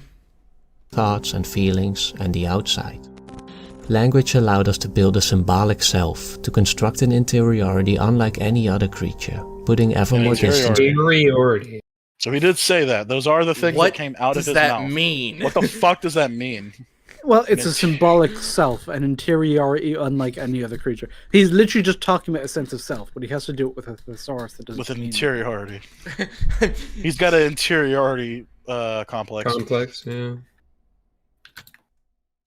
Between ourselves and the rest of nature in the process. It gave us a soul, a belief that we're special, that we're children of Eden, a reflection of an idea that existed before matter and continues after. This isn't in the movie. I mean, people but it's- believing they're special when they're really not absolutely is in the movie. Oh no, I'm sorry. The whole like he's bringing this up as if like a force of nature and doing all that stuff. That's not there. Because most of the shit in Blade Runner is super artificial. Like they even made the joke about the dog. Is that dog real? I don't know. Ask But yeah, him. everything is artificial, especially around K. It's like, even down to like his Alexa believed in him and like believed he was special and all that and gave him a name. But later on, he sees like Joe is almost an average, like normal name that the AI of the holograms will just assign to random men. Right. Like, you look like a good Joe. And it just like took the one and only thing that was in any way meaningful in his life and undercut it after he already lost it. Mhm. Literally beating him while he was down. I really wanted him to yell no when she died. You Just just wanted want that to like I wanted You that like did. extra cliche. Just- You just want to. Yeah. You just God wanted. damn to it! You just wanted to stack as Also, many you know tropes what's as funny possible. about that scene? If What? the hologram never turned up to uselessly yell at that random woman that like she had no frame of reference for, she would have been fine. Because then it's like she wouldn't have even thought to like crush the USB stick. yeah. She was literally there just to die. We That's the forgot- thing. But she's- We literally she was inserted That's not to, even like, the get- only What? Okay, the cop lady, his boss, she was also like fucking suicidal. Oh yeah. Like she gets killed for like no fucking reason. Yeah. We talk about that. It's a theme. It happens more than once. We forgot to bring up, like, because you reminded me of that scene. We forgot to bring up how somebody puts a gun to the back of Kay's head and doesn't fire just enough time for him to grab the gun and take it. It's so fucking dumb. Like, if the guy had pulled the trigger, Kay would have been dead. But perhaps even more interesting than the nature of the soul is why we seem so intent on claiming it. For outside of the soul often lies the subjugation of all that is perceived to be without it. Nature, animals, replicants. It makes one wonder, is our humanity but a product of grandiosity? An excuse for our self-proclaimed superiority? Here, God, I fucking or like audio. Are you shutting down blinked like me? for a second? No. Like I wasn't paying attention for like a split second. I'm completely fucking lost. That's the problem with these fucking like massive fucking like word salady fucking video essays. It's like there's no room to breathe and take in the shit that they're saying. Yeah, because they got stuff to do. Don't you understand?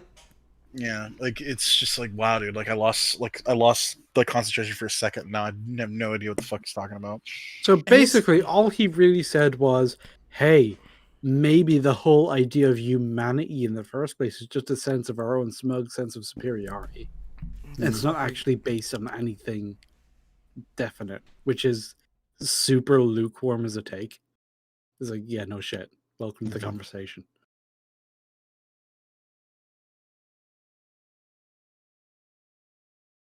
All right, let's continue. The question of the soul No, becomes show a my favorite relational. scene. Oh yeah, we laughed. We actively laughed during this scene. If it shows the thing that killed us the most. Oh yeah, She's not as soon gonna as show she it. freezes because she got notification, we fucking died. Yeah, Yeah. like he's not gonna show it because like it would literally undermine his whole point of how like deep and meaningful this movie is. Meanwhile, he's trying to make out with a chick who literally fucking gets Doesn't AOL exist. disconnected. Like no, gets AOL disconnected. Like she literally called while he's like working on AOL.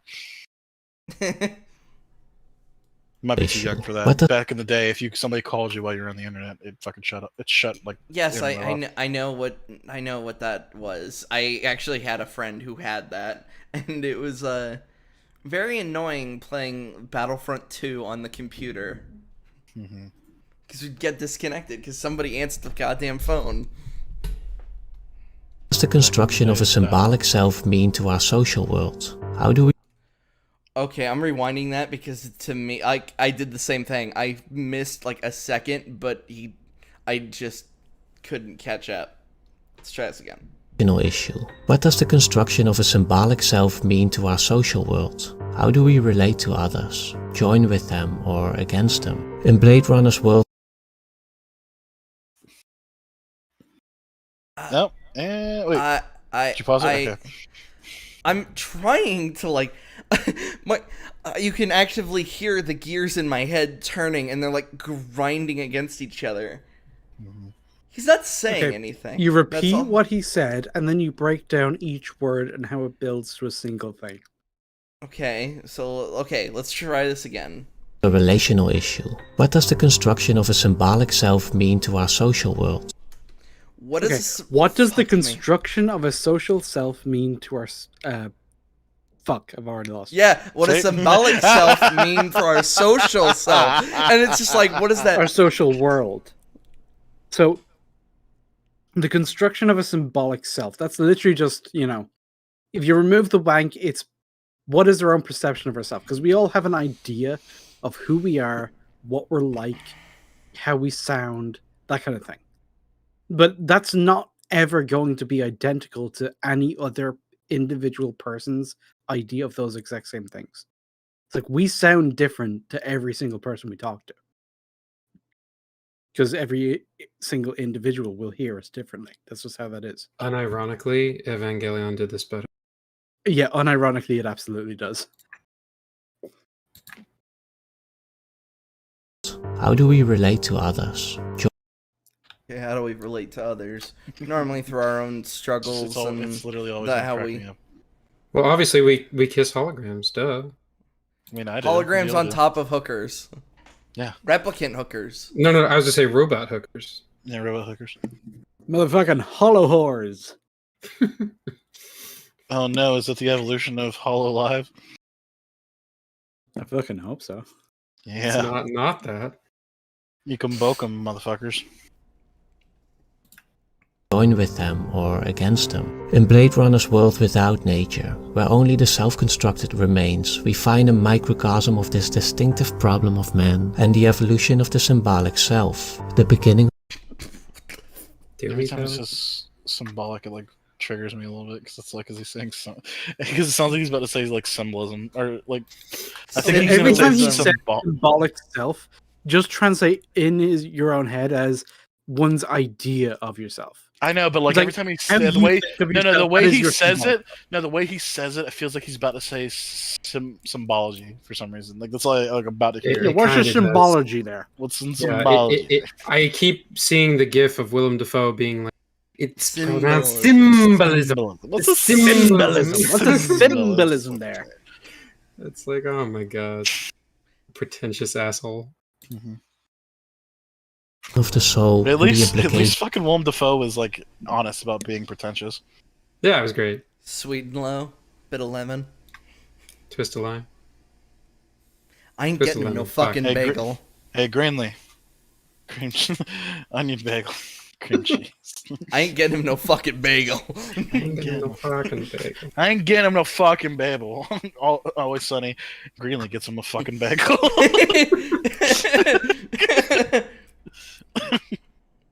of its existence. The replicants a mirror to our own humanity. Oh, hold on. We gotta talk about that scene. Hold on. Now that it's on screen, I feel like we can talk about it. This was fucking weird. Oh yeah, we didn't talk about this. We didn't talk about the lady that was in the bag covered in Vaseline that just dropped onto the floor. Just literally like wet fucking flopped onto the floor. And then we got Jared Leto with a like a key ripped off a keyboard jammed into his neck with cameras floating around. He's rubbing all the Vaseline. It's like, oh, you don't have a reach around, Batman. Oh my god. And then he just kills it. He just stabs it. He's like, He's like, oh, you can't, you can't. I'm gonna mash No, he stabs it and then he like talks to it as it's slowly. You're right. Well, no, he talks to her before that while she's like fucking like Yes. flopping and like questioning. Yeah, why but she, then like, he exists. still talks to her while Yeah. literally standing During her in her birth gut. and during her birth and during her like death, he's just continuing to talk to her. Don't you see though? It's so beautiful because of the. God, I'm just imagining how what the uncomfortable that fuck must.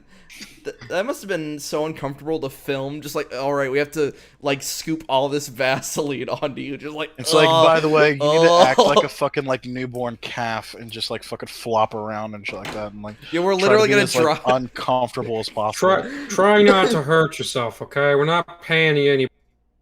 And it's Don't Harrison fuck Ford this. in charge of casting Harrison them. Ford. too. Also, by the way, you didn't actually give Jared Leto a script, so this might get weird. Just try to roll with it. Just roll with it. That'll be fine. Okay, so I'm curious. I read somewhere because I never like looked into the article because I really didn't want spoilers for this because I guess on some level I did want to watch these movies eventually. I read somewhere that Jared Leto almost made himself blind because of this movie. Oh yeah, Probably true? because he tried to like Right. live with his fucking costume contacts in. yeah. That's what Charlie Cox did for Daredevil. He wore like a special pair of contacts that would make him actually blind, and then he was told not to do that because he was actually like gonna go blind if he kept them in. Oh wow. Did Charlie Cox go, oh no, it's for my art? Or did he go, oh shit, that's horrible, I should stop doing that? Yeah, He and Detroit became blind. He Yeah. stopped. He did the correct thing. He was like, "Oh, I probably should." In fact, he was so good at playing Daredevil and Matt Murdock that's what sacrificed. That's what sabotaged Sacrificed his.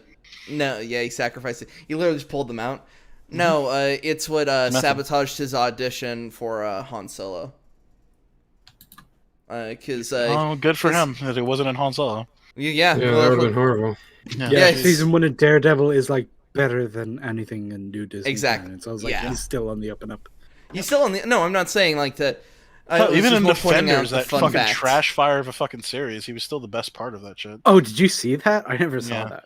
Oh, It's dude, fucking it's awful. not good. Yeah, it's bad. Oh, imagine my fucking shock. I mean, spoiler alert, fucking Defenders was trash, and it was really satisfying watching Daredevil beat the fuck out of that shitty fucking Iron Fist.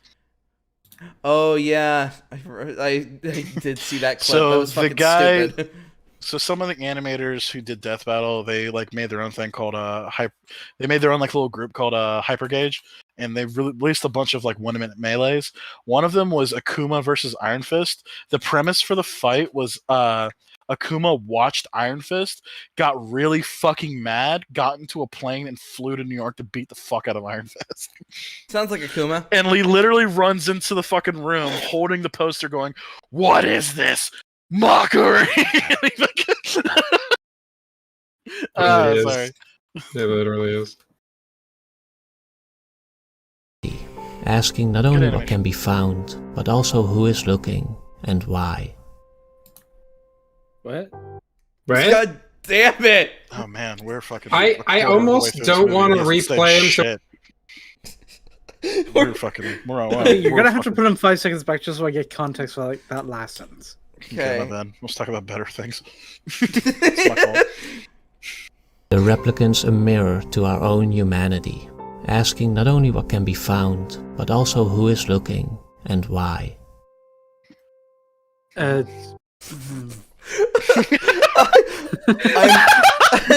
I know we use this argument a lot, Has but that stopped shit is working. not in the movie. It stopped working. Guys, Okay, so sorry, hold we on. have to reset our See, even me. Instead Okay, of oh the blue my screen, it's God. like the vodka screen. So, what we have so far It's a is failure to communicate. yeah, that too. But scraping from that what we can and scrambling it into a nice little pile of sludge with which we could try to mold some semblance of fucking meaning. What we have is the film explores this idea of a constructed identity based on a bunch of shit that's artificial, and at the end of the day, who's looking and why? Is like that last little jump, it fucking throws you because it's almost applicable to like the last movie, but not really, not even close.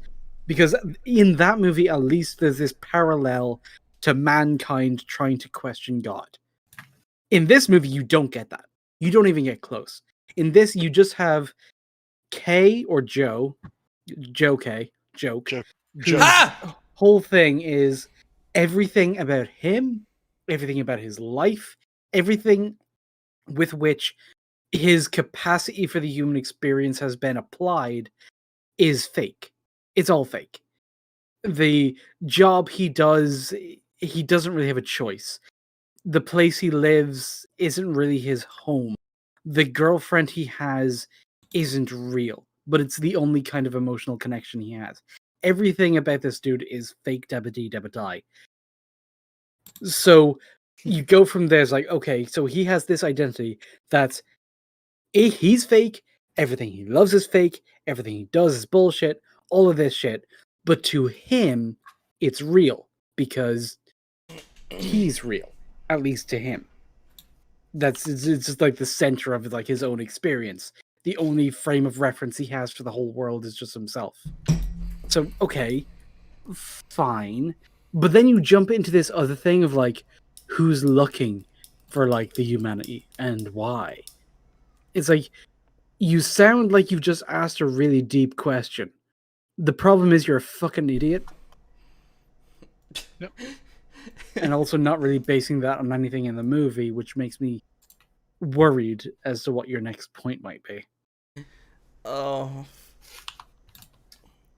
I like how, for most of his sentences, he just kind of, like, for bits and pieces of time, he just kind of keeps shutting our brains off. We keep going, like, in my instance, Wyatt.exe has stopped responding. It's like, I just don't understand what you're saying by this point. Do you understand the words that are coming out of my mouth? I'd rather watch Literally, Rush. no. I'd rather watch Rush Hour than fucking Don't this dig guy at just Rush talk. Hour. No, Rush Hour is a good movie. I know, love but it. you're comparing like ice cream to shit, so like don't do that. Yeah, I'd rather eat ice cream than shit. And Yeah, like, like don't do well, that. yeah, no, I would hope so, but why'd you say it like that, bro? I know. Fair enough. Yeah, it's too obvious of a sentence. Jesus. I It's couldn't. just the fucking. It's just Garlic Jr. from Dragon Ball Z Bridge. But why though? Why are you like this?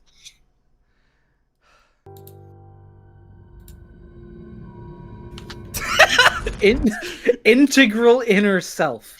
Okay, the word integral is adding literally nothing to that sentence or phrase, but it makes it sound smarter. Integral literally just refers to how well it's like it's integrated into something else, but the inner self is like right. Just talking about inner self on its own is a fine topic, sure. Integral inner self, the inner self that is integral to the decisions you make, the things you do, is like that's already implied by it being my inner self, though. It's like you just added a word because you made it sound smarter in your own head. You could say he Well, integrated it. well, Yeah, it's like the integral word in this title. well, that's it. There we go. Now it's a party. What did you just integrate to the other party? Oh no, I cracked open. Hey, a if you drink. just integrate booze, I've been integrating booze all fucking stream. I'm toasty. I went fuck it at maybe 3 in the afternoon, but it's like I need a seltzer. Fuck this. I mean, it's 11 for me. It's always drinking time when we do streams for me. Yarp is just that's just Yarp is an excuse. it's to Yarp. drink. Yeah, I was trying not to say. I was like, wait a minute, that sounds a bit mean. We are, in reality, somewhat split in two. The self and the body. The one hidden, the other open. Who the fuck giant- is Ernest What? Becker, and Baddie. why does their statement have any relevance? What are you saying? You use quotes to support a point you've made. You haven't made a fucking I'm not point. convinced he fucking. Okay, Said the bad. so being honest here. so He's talking he is, about the baddie. Baddie. The so baddie. Are we Ernest the Becker. baddies? Are we the baddies? The baddies. So I've looked him up. Ernest Becker is an American anthropologist. Good for him. Oh yeah, no, he his degree's in literally is just- anthropology. He's throwing in quotes that sound clever, but have no bearing Oh. on anything he's actually saying. He wrote the book that he talked about earlier. He wrote the birth and death of meaning that this guy brought Okay. up earlier. What's that got to do with the movie? It's like, Oh, is no, that it doesn't being mean- used as a point Oh, no. of reference for a point being made? Oh no, it's Oh, no. it's not a. If in his mind it is. For us, it makes It's no making fucking him sense sound whatsoever. smarter. Hey, like Smarter. Like a baddie. Yeah, making him sound smart, like big and good brain. Movie truck. oh. I love if I make my video about how we've perceived heroes nowadays. If I just started with George Washington said this. Fuck you, Benedict Arnold. Remember, we don't want to hear anything. I love, you just said I don't want to hear anything, and then just stopped. Just Just like, cut oh, out. And then shit. We don't want to hear anything about him. Okay, we've heard about George Washington ever did. We want to hear about fucking Alexander Hamilton because he wasn't important before the fucking stage play. Okay. Listen, God listen. damn it, I Ninja. really, are you questioning my humanity here? Yes. I'm questioning the role of brown people in history. Well, Oh fuck. So are most people in history, weirdly enough. You have a lot yeah, of you're true. common with You're the true. 1800s. Like the majority, like relatively speaking, yeah, you're not wrong. Oh my god. I love a slur just snapped. Who the fuck is Ernest Becker and why is he important? It's like, Why is what he on does my this got to fucking do with your screen? point? It's like, it's not Ernest Becker's video. Leave him alone. You don't know shit about Walt Disney. Don't drag him into this tismy schlock. Yeah, he probably he just calls this guy and goes, remove my shit from your video or I'll sue you. Makes sense. See, I don't want to be associated with this shitty fucking movie. Yeah, get it the fuck out. Very quickly What to about cultivate your baddie? this private self because it puts a You have a funny barrier between accent. him and the demands of the world. He learns he can keep secrets. It is discovered that a replicant has given birth. To maintain the established order, Kay is tasked to erase Which the again child and doesn't make any fucking sense, but that is Also, never the way ex- they discover it is really fucking weird. Yeah. It's just It's like it's he a- zoom and enhances on like a piece of bone so much that he sees like a fucking product code encoded on like the DNA. It's like if the camera was pointed like several fucking micrometers to the left, would he not have seen any code at all?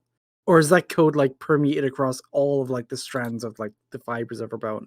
Something that Don't I know. thought was really irritating was, as far as I know, we cannot figure out if somebody was pregnant due to their bones. Because Yeah, you can.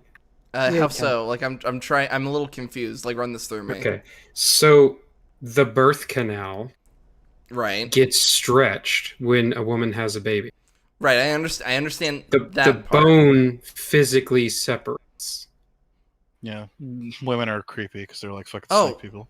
But Never. It's oh, not I just that. It's like straight the up- bone will separate, but like also the whole process is like it pushes the body beyond its like actual limitations, which is why it's such a traumatic thing to go through. Right. It's like skin will tear, bones will crack, you will shit yourself. It's like going through the birthing process is fucking horrific. Why women fair. are pretty dope. Thank you for the anatomy lesson. I straight up thought the bone was wide enough that it was just like that anyway. Never mind. For some people, yes, but for a lot of women, no, it isn't. Okay. It's part of why it's such a painful fucking process. Thank you for the lesson. All What the evidence fuck, God? What are you on about? You Hey, fucking bad Roy, lad. Roy, while you're up there, we've got some notes we want you to ask him about. Can you ask him about this shit too? Roy gives birth. I've seen things. I've seen rim jobs on the birth canal plate. Ah! Like tears in the what birth does it. canal. That's what. Oh! Ladies and No, gentlemen, no, we got him. no, I was just making sounds. Also, yes, we got him. Da-da! I've never known the lyrics of that fucking memes. I just know it just gets louder. I'll send you the lyrics. It's a pretty good song actually. It's pretty cute. It's like a romantic song. of its existence. A clue is found, a date carved into a dead tree. It is the same date that is carved into a wooden horse from Kay's implanted childhood memory. The situation resembles the beginning of Kay's favorite novel Pale Fire, in which a poet sees a tall Hey, hold on, okay. white fountain during a near-death experience. In blood black nothingness began to spin. A system of cells interlinked within cells interlinked with... I'm gonna have to pause because that's straight up just movie. Okay, so yeah, this text from his baseline test is a reference to the book he had in his apartment. Okay, A book yeah. I'm not familiar with. A book I'm not familiar with either. No, that would imply I read. within cells interlinked within one stem, and dreadfully distinct against the dark, a tall white fountain played. The image is little more than a comforting presence in his mind until he reads about a woman we're not who, gonna learn after about her why that own was relevant near-death or what? experience, No, why would you want to do that? Why would you ever want him to elaborate on anything? Well, no, he's That like, he requires just threw it. It's like, actual this big thing is brain? like references this book. It's like, it references a book here. It's like, Alexa holds up Next a picture of the book, and we're just straight to the next point without talking about why that's important or what Nope. it implies or Nope. how Next it point. adds or builds to anything. It's, okay. No, next point, you fucking... What, you expect something? Is that What are air you, fucking gay? Yeah, that air you're breathing? witnessed a similar tall white fountain. Beyond that orchard, through a kind of smoke, I glimpsed a tall white fountain and awoke. It transformed the innocent presence of the tall white fountain into something more, something higher than himself, and the poet sets out But to isn't find it a woman. already implied to- to be something more and something higher in the context of the original text, since it's symbolic? The dude isn't even using the reference properly, Jesus. Well, yeah. Why would you expect him to do that? Also, he's like equating the tree, the dead tree, to the tall white fountain, which it's like doesn't really work at all. Yeah, is it Okay. because the tree... Is it because the tree is white? What the hell? I guess. It could be the fucking white tree of Gondor for all I give a shit. It doesn't fucking make any sense. But like, is like it might work if he saw that tree in a similar context to which the white fountain was seen in that book when the guy was dying. Because like what I'm getting from this is like in the book by whatever Nabokov is when the guy was dying he saw a white fountain. And that white fountain, in the way it's described, represents a whole bunch of shit that reveals some like truth of life to the guy. But like that's literally not what the tree does to him, other than give him a reference point for a date that matches like the thing on his childhood toy, which is like the birth date of the fucking person whose memory he has. Of the bubble lady. Yeah, of Bubba Girl. Who's his sister? Oh, hold on. The irritating thing is If that's based on a real memory and Bubble Girl makes memories, how the hell did that memory get in decay? Because We what don't she know. did was All we essentially know legal. is that the fact that he has that memory at all is illegal. He shouldn't have it, but he does. And Makes we're him very given angry. absolutely no explanation as to how or why. It makes him very angry. Oh, for fuck's sake. That's really stupid. I'll Yeah. be right back. Welcome I to gotta the- pull... to the movie. I gotta... Fuck this. He's gotta take a lap. So what do you two suppose the symbology is of this movie? That you shouldn't Ridley donate Scott $600 hates to God? Pokemon. I mean, Ridley Scott does seem to hate God. Or at least he just kind of assumes that any version of God that any sentient creature might meet is going to turn out to be an asshole in some way. Like he's very pessimistic about God. He watched he's- he watched the Lex Luthor from fucking BVS, and he was like, "Man, this guy's not talking some shit." Remember, because it's like, because spitting if God is all powerful, then he's not all good. And if he's all good, then he's not all powerful. So fucking Granny's peach tea, he's talking some real shit. I hated all my friends when I was like, "Dude, why is he playing the Joker?" And he's like, "He's not playing Joker, he's playing Lex Luthor." I was like, That's Alright. not Lex Jesse- Luthor, my dude. I was like, "Alright." Jesse, hold on. To your friends that said that like he was being Lex Luthor, they're fucking retarded. I know, because that's that why was I fucking bit my the- tongue because I was like, "Alright." because he was just being the Joker. I He completely was agree just with the you. Joker. And that's why I love the Nostalgia Critic video about it, because, like, man, it sure is breezy out here, and he puts on a fucking purple jacket. Oh, then and, like, as he gets the fucking Jolly Rancher smashed in his face, and it makes a fucking big red it makes the smile, yeah.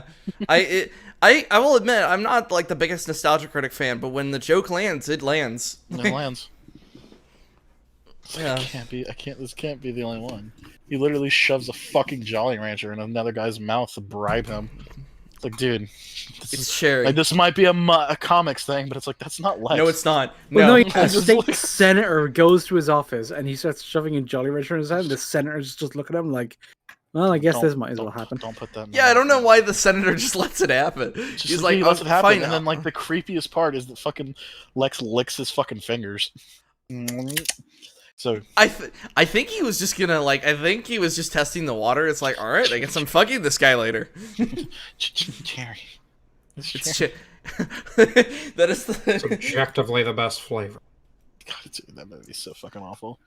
Nothing cuts a romantic moment than to just go, it's Cherry. I think Blade Runner 2049 undercut a romantic moment in a way that no other movie could ever match. What, just pausing the lady? Yeah, pausing her. literally. She gets a fucking call halfway. No, her, like the romance existing. It's already undercutting Well, yeah, it's it. like you start off with she's literally just like a picture of someone who isn't even real to begin with, and then she pauses when like your phone starts to ring. While you're mid make out with literally the air. It's like even porn doesn't pause when your phone rings. That's how fucking low down the ladder she is. It does. What are you talking about? It depends on the type of phone. Get a better app. Fucking Oh, it's called Incognito mode. I laughed so hard the fucking rim of the can just clacked against my teeth. Ow. That's what you get. You get what you fucking deserve. What did I deserve? Alright. Fuck. Because you made To us imbi- experience this. This is literally your fault. You literally asked for this. It's like my favorite Joker quote. This is somehow your fault. No, this isn't somehow. This is your fault. Embarks on a journey to uncover the meaning of his once meaningless memory. But before we get ahead too quickly, let us first pause here and witness what appears to be the replicants' first disobedience. Buzz. Here? Okay. What are we watching? Fucking Charlie's Angels? So hold on. Can we just say that English might possibly might not be his first language? Of course not. There's no way. And I'm also considering the other one too, because he says Deckard when it's like, okay, you might not be speaking English there, bud. I think it's more just he has an accent. He's proficient enough with English. There's like to the be able to accent. use It's a like thesaurus. it's like yeah, but there's the accent, but he's saying his name in his native tongue. Yeah, and he just keeps saying Deckard. he said, although, did this guy say Deckard or was that the last guy? That was the last guy. Other guy. Yeah, so this guy, has he said Deckard yet? No, No, we haven't gotten to Deckard. as we yet. haven't gotten to Deckard yet. Where, yeah, generally I just think he has a bit of an accent. I don't think it's like he can't speak English or anything like that. His English no, I'm seems I fine. mean, he speaks English, and like, of course, he's speaking like this. He's speaking English pretty well. That kind of puts him above me in a way, but still. Well, he's, yeah. it's not even that he's speaking English well. He's making an effort with his word choice, which is more than most people do when they just talk casually. The Exactly. problem is he almost overdoes it, where he's like over thesaurus to himself. Oh, hold on, almost? No, he is overdoing it. No, yeah, definitely. Yeah, to the point where it's like throwing off the meaning of a sentence. Yeah, to the point that like I keep trying to run the sentence back through my head multiple times, like rewind, play, It's like, no, I'm still not getting Enhance. it. Yeah, enhance. Pan a little bit to the left. Stop. All right, go a Stop. little bit more. Keep going. more. I'm almost there. Stop. For it Slide is in to the this left. moment that Slide Kay to the learns right. something that he isn't supposed to know, feels he might be something he isn't supposed to be, and chooses to hide it. His first secret. At first, God damn it. I'd argue his first secret is trying to fuck a hologram, but I mean, hey, maybe he's No, not apparently they embarrassed all by knew that. about that. Yeah. Yeah, the Bring prostitute another- knew about it because she fucking got hired by him. Do I need to write Ernest Becker if he's still alive? Do I need to write him a letter and tell him like some shitbag on the internet is using his No, fucking he's word? probably Someone's had a- abusing your quotes, dude. He's probably Yeah. he's probably had a full life. He doesn't need this on his plate. He just wakes. He Don't- just don't do this to that reads. man. He reads this paper letter and he just goes. He could have just sent an email. Just send an email. I dream about trees. But no, yeah. Hold on, why is Ernest Becker Harrison Ford? I'm just saying I've never. You've not never seen in him in the the same same room. room? The so, same yeah, room? Yeah, you don't know he's not Harrison You don't know he's Ford. not, so fuck you. Oh my god, you're right. Exactly. I'm always right, even when I'm wrong. But yeah, what Becker seems to be talking about in the background of this guy's video is like he's just talking about like when children reach that age where they realize that their parents don't actually know everything, they can't actually always tell when you're lying. And so it's like as a kid, you start developing this sense of yourself that's apart from what you think you're supposed to do. And it's like you get this especially if you used to be a like hashtag good kid like me, where it's like you really believe that getting in trouble in school would be the end of the fucking world. And Oh, yeah, it was eventually the you just same got to way. like age like 9 or 10 and you realize like, hang on. Adults are fucking idiots. I can literally just get away with it. No one's stopping me. What the fuck? Why have I been so afraid of them all this time? Wait, you And wait. so yeah, you just develop this sort of like private sense of self. Wait, that? Wow. That's Is that not normal? no, at least not for me. It wasn't because Hold on, Wyatt. You are Well, not hang fucking. on. Yeah, let's calm down there. Hey, okay, assholes. Well, I'm just saying. Just Well, no, yeah, it's like you calm think down. about it, it's like most kids will generally hear something from their parents along the lines of, "We can tell when you're lying, so always tell the truth," right? But then when you get older and you're a little bit more aware of the world and you navigate it a bit better, it's like you do start to like break away from that a little bit. And as you get older, you've obviously just been alive more. It's like I think it's around 7 you start to developing a sense of right and wrong, separate from what you have previously, which is just the distinction between things you are and are not allowed to do. It's like 7, I think, is the youngest you can be and still understand a thing is just being wrong on its own, regardless of what you're allowed or not.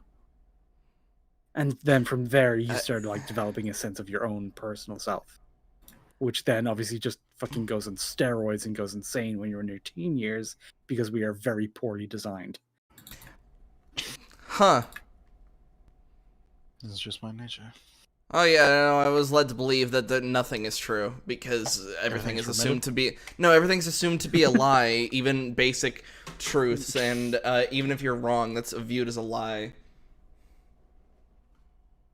Okay, see, that's you being abused and your parents being retarded. I got nothing for you there, dude. Yeah, it's a little Yeah, combo, that's little combo. no, it's like it's weird when I still get these reminders of like, huh, I did not have a normal childhood. Yep. Well, it's So One like of these I, days it'll sink in. I was just say that's why I have to remind you, and you get mad when we remind you. well, it's So we were Well, watching it's- a video about. it's when it's like used as a joke that I'm like, okay, enough. Yeah, I know. So we can move on. Yeah, no problem. I'm. Yep, you still on it. No, I was talking about I was gonna talk about the quote. Threw man on No, the rope. I threw him a rope, and he's. No, I like, was talking about the quote. I was gonna start my sentence. I understand how it can be viewed. That I was gonna bring it back. No, I was gonna talk about the quote. I feel like with my videos, when I eventually get back to making them, I think just out of principle, due to the fact that it's been done so poorly, I'm going to try my best not to do this shit. And if I do, it's gonna have to make fucking sense.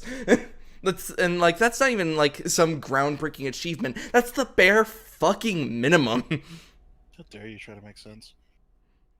Like, Where are you gonna put this sense in your fucking wallet? I'm gonna if put it it doesn't in the make sense to anyone else, you can just say it's your personal truth and no one's allowed to question you. No. It's my truth. They'll never know what you lost. You know the meme picture of Bugs Bunny with the no? That's me whenever I just hear that shit. No. This isn't like, yeah, the thing I said, it's not a groundbreaking achievement. It's the bare fucking minimum. These people can't even achieve the bare fucking minimum anymore. Of course not. Just an excruciating, intolerable burden. It seems that the outer world has every right to penetrate into his self, and that the parents could automatically do Oh, I thought I was talking about something good. Never mind. so if they wished. They always seem to know exactly what he is thinking and feeling. Another replicant, named Love by her creator. He named you. Must be special. Unlike Kay, Love already seems to have cultivated the boundary between her inner self and public exterior.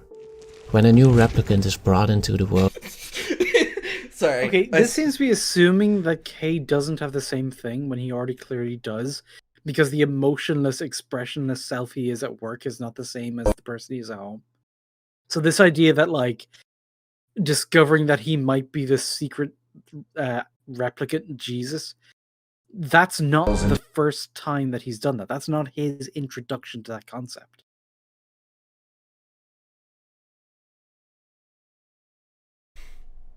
And he seems to be using that as like the foundation for the things he's saying now, as the distinction between the two. Weird and silly. Very silly.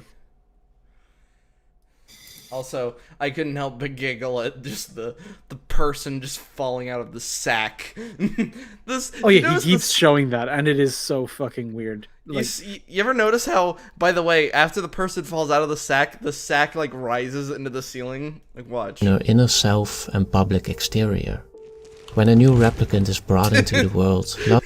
the sack is done. I fully believe that like he could press a button and another sack would come down with the next one in it and just drop it out. Yeah, do you not have that at your house? Well, I mean, how else would I get my random sack people delivered? Yeah, random sack. Oh, my person's here. Yeah, Like, I started the joke, and now I'm really uncomfortable. So never mind. Let's just continue playing. Slur just. I've gone down this road. I don't think I want to. Back to work, bag slaves. God damn it. Slur's just sitting. Slur's just sitting at his desk, playing Total War with me or something. He hears a meat wet thwack. It's like, oh, my person is here. My person. Hey man, Amazon will God bless those drivers. Like, man, the brothels of the future do home delivery. This is fucking tight.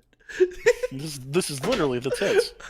Oh god, now I gotta get the Vaseline off of her. Just start spraying her off. No, you just have like a fucking jet wash installed on like the wall next to her, just drag it off and buzz her down.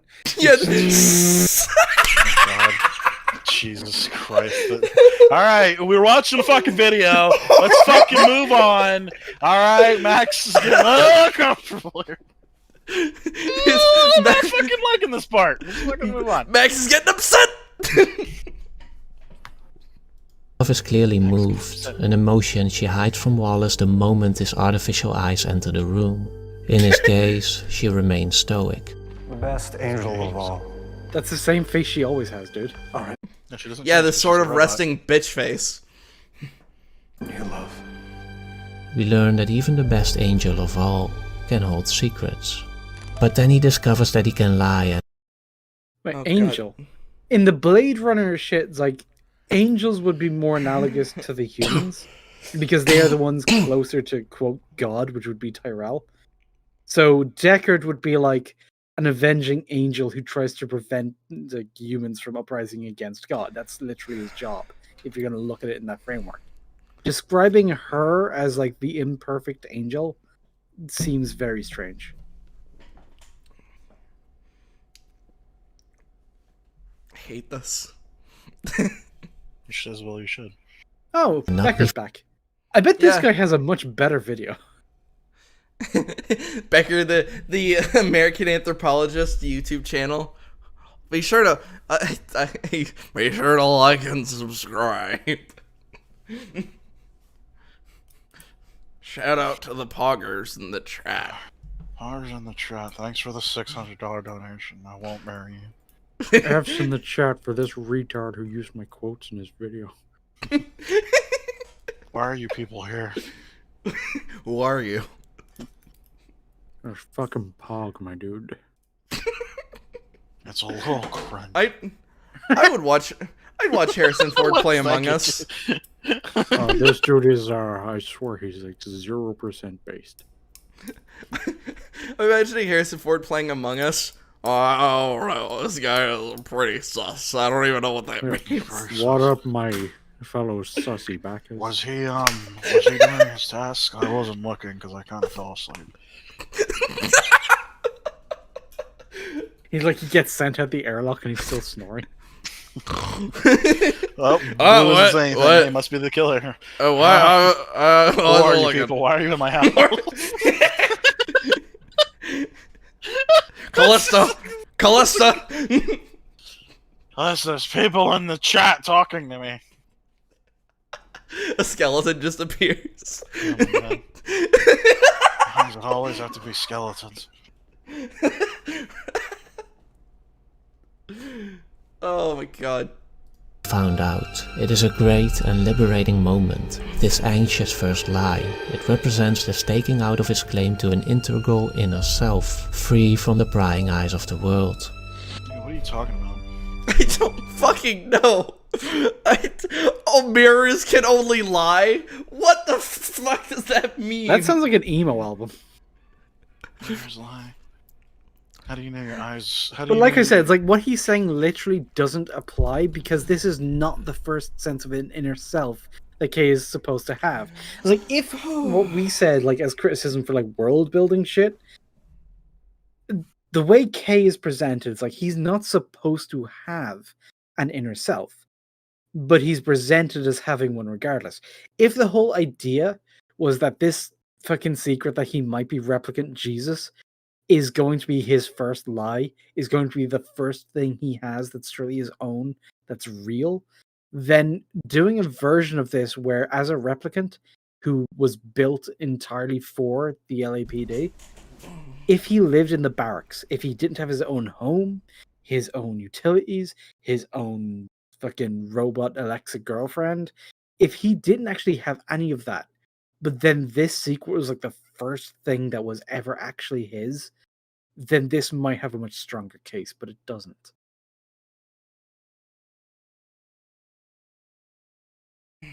In fact, what he's doing now, he's making Love out to be the more advanced or the more mature in a human sense kind of character, when she's literally not. She is so much more one-track minded. She's so much more like machine-like than he is. He is way more human in every sense. Like he's more awakened, he has more of a personal life go on, he has more emotional stake in things. So yeah, it's like this guy seems to like he's decided what point he makes without caring how much that has to do with the actual movie.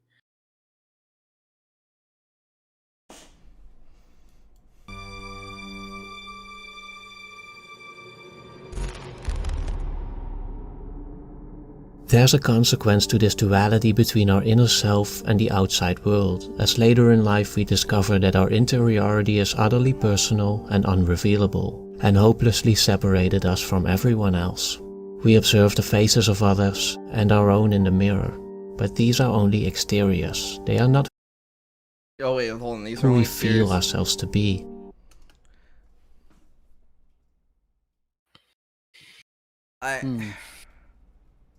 Okay, yeah, there's like an inherent part of like the human experience is that nobody else will ever know you the way you know yourself, so you just kind of try your best.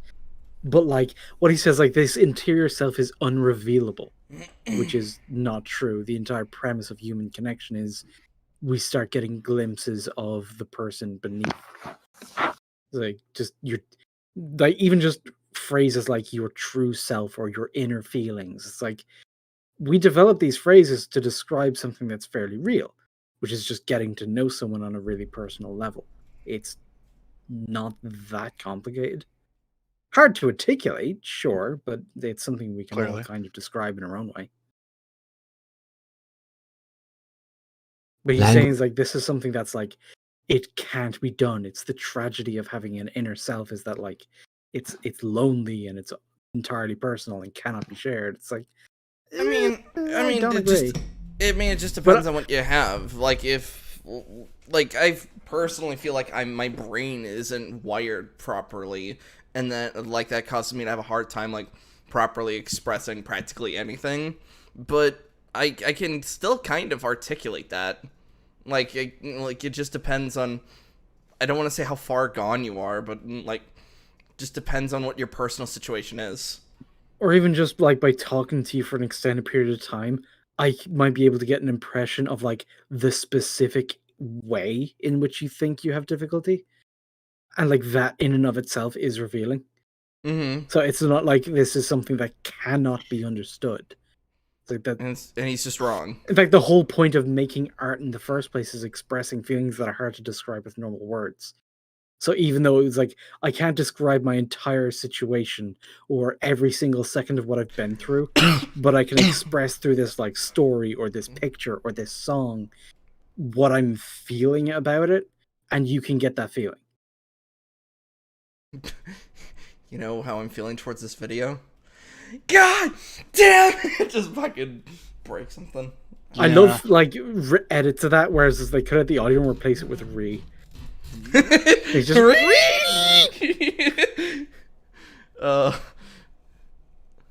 I don't know. I think it's because of his thesaurus words, but I feel like he's trying to prove that he's like better, but because he uses big words, and I'm just like, it's not working. I may not understand essentially a word you're saying just because I kind of can't hear you through the accent. His accent isn't that strong. Remember, I'm a bit deaf, so he's a bit tismy. Wait, what? hang on. Are we gonna address what he just said, or are we gonna let that one slide? But that he's a bit deaf. He's a bit deaf, so accents don't work. Yeah, if you can't hear perfectly, you're gonna confuse a lot of words, especially if there's a thick accent. All right. That's what I'm failing to see the problem here. Well, like, it's weird that you say that because of his accent, and the reason why you can't hear it through his accent is because you're partially deaf. It's like, well, yeah, you probably wouldn't be able to hear anything he says, really. I could barely hear you when you were talking normal. Yeah.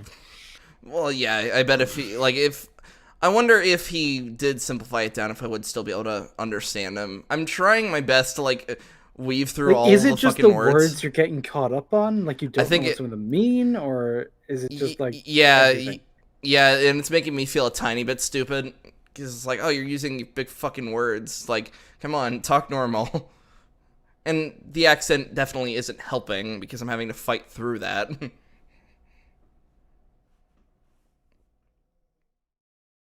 Why is my play button not working?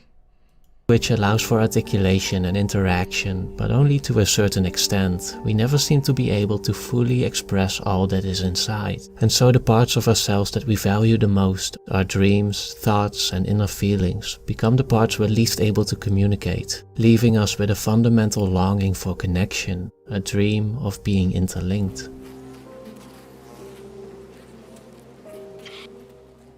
Voila. Just mainly hitting Okay, and what okay, so he's lonely is the sum up of what he just said, because that's what Yeah. loneliness is.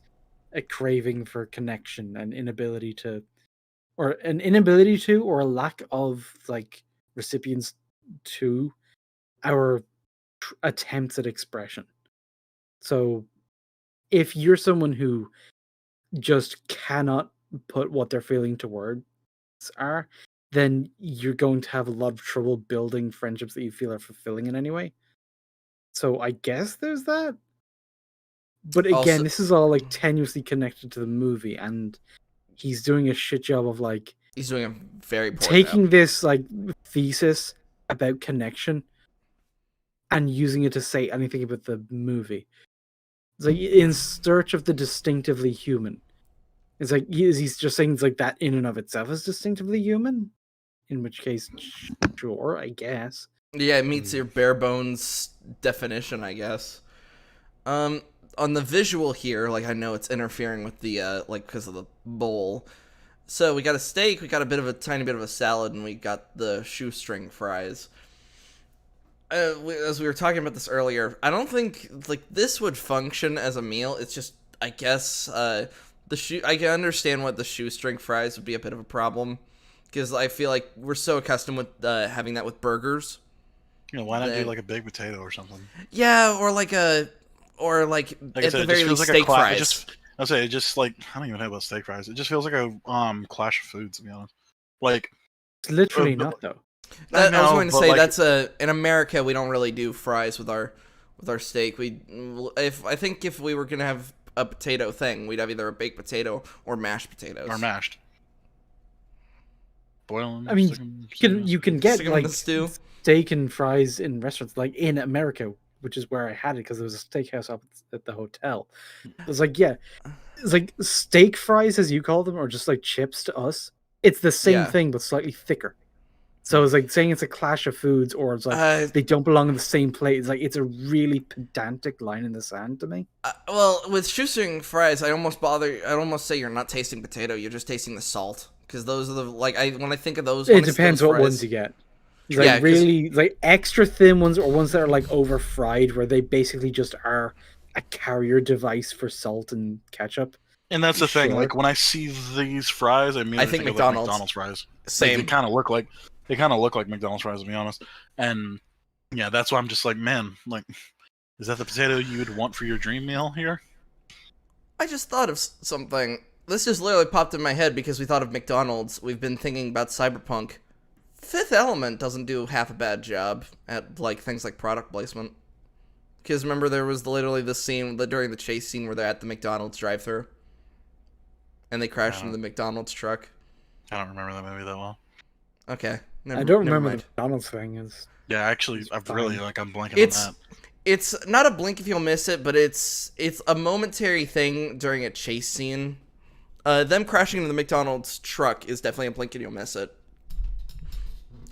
Because they literally just they crash into it and there's like a patty just on the windshield. Allegedly. Either way, I'm immediately because for some reason Fifth Element popped in my head. It's like, is that technically is Cyberpunk, right? Am I talking out of my ass here, or am I? no, it's like dystopian-ish worlds like where the average human life is hellish, but like there's a privileged upper class, there's a lot of technological advancements, but like social declines. Like, yeah, that's Cyberpunk. Yeah. I never thought about it that way. It's that weird line in the sand of like, oh, when does this stop being like a cyber? It's probably because I have that more, I don't want to say modern, but robot bits and neon view of Cyberpunk. So when Well, it's yeah, you not got that, like the aesthetics of Cyberpunk in your head, and just kind of Yeah. equate that to what it is, and that's not it. yeah, that's a very surface level interpretation. It's like, oh, you can't say that this is fantasy. It doesn't happen in the medieval world. It happens in the late Renaissance world. Aha! It's like, bro, I think you might have Checkmate. missed a part of the definition. Yeah, it's like, oh, you're missing a part of the information. Yeah. No checkmate. Kay's artificial girlfriend Joy perfectly illustrates this problem of connection. the film gives multiple hints that Joy is programmed to be everything we want to see and everything we want to hear. Wait, hold on. Indeed, Did you say occasional hints? It was a literal neon sign in his face. Yeah, roll that back. I don't get this man's line of thought ever. No, because dude, they're fucking weirdo, fucking YouTube SAS. What do you like want? Fucking they don't speak. They don't speak. They don't speak clearly, and they have to fucking talk as like wishy-washy as possible. How do you think they order food? You think they, if what they I'm go into a curious. McDonald's, how do you think they What is order that? like a burger What and do a you and a medium fries? What do you think? Well, they'd start as like, see, the life of the cow is explained best but in Kant's essay on the duality of the exposition of our life in fields versus the existential crisis of our argument with the existential God of our own individual accumulation. And the person's just like, so as you're literally sitting there saying that, broke. Like as you're literally sitting there saying that, I'm literally doing the K face of just like blankly staring ahead. I was scooting closer to my mic, like I was like, do I interrupt him by then just going, "Sir, this is a Wendy's." Sir, how dare you? What was it? It was in Donkey Video. Sir, this is Walgreens. This is Walgreens. He's literally like bitching about like Nintendo and like bring back the controls and make Luigi playable in Smash. And Sir, of course, this Knack is a 2. Walgreens. It's just this like elderly lady. Sir, this is a Walgreens. Which, by the way, there's no way his number was not blacklisted from that fucking Walgreens. Of course. Well, it's I just love the Nintendo rep who recognizes it's Donkey. Donkey, who you calling Donkey. here? Oh shit. That's because hold on. That's because I don't think he was actually calling Nintendo. I think he was just calling a friend. I entirely think that was scripted. I don't know. I feel if he's popular enough. I feel like that could have fucking been there. Fair enough. To be everything we want to see and everything we want to hear. Indeed, it seems her efforts are more likely a well-programmed response to Kay's desires, rather than a reflection of her own. However, I don't think the real issue here is whether or not Joy has an inner self, but rather it reveals the difficulty Okay, hold on. to truly connect hold to on. another. He just doesn't have an outer self. Fuck. Yeah, Okay, and there's that's why I that had too, but also he says like this conflict or this difficulty with our inner self is best exemplified by Joy, who blah blah blah blah blah blah blah, but she doesn't even have an inner self. I was like, what the fuck are you talking about? I love how that yanked Jim back. He's like, she doesn't have an outer self. You called It's just like You cannot have an inner self. It's just it's this like thing. It's like, man, like Oh my god. like I can't handle like if this was got like a guy at a party, I would have like gotten up and walked away. And if No, he would yeah, have he would have followed me, I would have like raised my fist very fucking menacingly. Like get the fuck away from me. Like, get the fuck out. Don't. I fuck think I'd actually look at my hand just sitting there. I'm just like, no, I could just walk away. Because like, how do you like it's and you play the game of how to disengage with this fucking individual, and it's like, do you fucking be douche or do you like just straight up be dummy? Just go hand. Oh no, I don't even get off this channel. Stay off the comm. I forgot what they even called them because I Stay keep off the like, comm, Anawe. Anawe, thank you. I don't even know if acting dumb would even. I think he'd think that he's educating you. Dumb, when I say dumb, like dude, like it's like, oh shit, this is like an actual like mentally handicapped person. Yeah, make them feel that uncomfortable and be like, oh shit, and like just shoot them away. Like, me read good, me book smart. He thinks he's people. Fuck! He's like holding it upside down. Except I don't know why I'm imagining like worst interpretation. He just keeps going like that doesn't He stop gets so him. mad about the mustache. He gets so mad about it, man. It's so. Yeah, because he genuinely thought it was a really good idea. And I know. I was There's just like saying. fake mustache, and they're like, no. Fake mustache. God damn it! Fuck! And everybody laughs at him. It's like, man, poor guy. He's literally doing his best. Okay. He's literally doing his best. He's trying. He's trying so hard. And that's what makes that scene, like when he's just sitting in the van, I was like, man, it's literally like a 2-second scene of just him just sadly like bobbing his head to the music. It's like, I want to be his dumb friend. I'd be King He Shark. doesn't eat friends. He doesn't eat friends. Yeah. Wyatt, how dare you? I He's a what- good. I- He's good. I he said I sends- we would be sense his good in him. friend. I want to be in his Him a friend. good boy. I want to be his friend. He'll Hand. fucking- he'll You know, make a I want to fucking- be his friend. I don't want to be this guy's. You want to be what? This Oh, guy's friend. Oh, Yeah, this. Yeah, guy's I'll friend. take a Nawe 100 times over fucking this guy. Who's this This guy? I guy. don't even know his fucking name. Like you sprung this on us. You put this evils on us, Ricky Bobby. Well, I don't even know his name either. Look at that! Look at that! What the fuck? Wow. For all we know, this person's not even real. This is like Jaden Smith and like an elaborate fucking. Oh prank. no! No, it is. How do you- No, it how do is you know your Aaron. video essay is real. No, it is Aaron Becker or whatever the fuck his name is. He's quoting himself. The self-pretentious prick. Another's interiority by showing how easily we are Interiority! fooled when it's not. What is that? Okay, All right, for to real. rewind, Stop. we go back to the beginning Is- of the sentence. Is that actually a word? Is interiority a fucking word? I'm looking it I up right think now. so. I'm gonna press X to doubt. I think it might be. Interiority.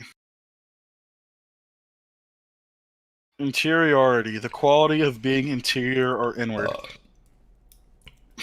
Right, so Alright. his innerness. He's inner and he's in So there. what you're telling me, Max, what you were telling me, I'm like almost like holding you by your shoulders. You're telling me that's a nothing word. It is a No. word that exists just to self-fillet itself. No, it doesn't, because it literally is inward. All you gotta do is look inside yourself. So You let's could hear the whole literally thing just again, see say- if we can make sense of it. That's right. We can't. You can try. That she doesn't have an inner self. Don't you know? Connect to another's interiority by showing how easy it feels to on, think the real issue Okay, but here here's is the thing. He's using the word in like the thesaurus way, where he thinks it sounds smart, but you don't connect to someone else's interiority. You connect to their inner self. It's like the fact that like it is your inner self isn't what I'm connecting to. The inner self is what I'm connecting to. It's like, how do I even fucking rephrase this so it makes sense? So, say Oh, you think you you're have better like than me? these really deep feelings about yourself, and like getting to know that part of you is going to like be the bridge to how I get to know you better. The fact that it's an inner part of yourself, that's not the thing that makes it significant. There's a bunch of other shit, like how it's relevant to who you are as a person, how it's influenced decisions you've made, how it influences the way you talk, the way you act. Those are the reasons why you would want to connect to that. Not just the interiority. That's not what anybody's trying to connect to. But he's like, he wants to connect to her interiority because it sounds wankier, I guess. That's I fucking he thinks. Does that mean so he's much- literally having a? A little bit. Yeah, with his words. whether or not joy has an inner self, but rather it reveals the difficulty to truly connect to another's interiority by showing how easily we are fooled when it's not there. People seem to keep bumping up each other. Oh, hey, Becker. This guy better get a fucking, like... I say, he credit deserves for some co-writing royalty. fucking- I'm like genuinely curious. Is this guy like doing like a for his? Is he doing like a project for like his English class? Feels like it. This Is is that what fucking his- thesis. Like This is showing a- that he this is knows his like English? how like words work. This is his English 2 class. That's what I'm saying. Like, That's like legit. Like it's legit. Like I feel like I'm gaslighting myself, but it's like I legit feel like he's actually like trying to. There's like, he's no like way actually that's- showing off. He's like, look how good. There's no way like somebody is up their own ass this fucking much. Like, well, Never underestimate the power of stupid people. yeah, Mm-hmm. Oh god. So people seem to. Oh, hold on, no, I'll just let him fucking read it. with their exteriors and falling away from each other. Take even the sexual act. Oh, okay. The most intimate nurture given to organisms. Quiet, now I have to sing. For most people, even for their entire lives, it is simply a joining of exteriors. The insides melt only in the moment of orgasm, but even this is... Oh wow! I didn't. not Oh This, wow! dude, this just like. Did hold he up. actually make this scene more? Are you virgin, sir? I'm calling it now.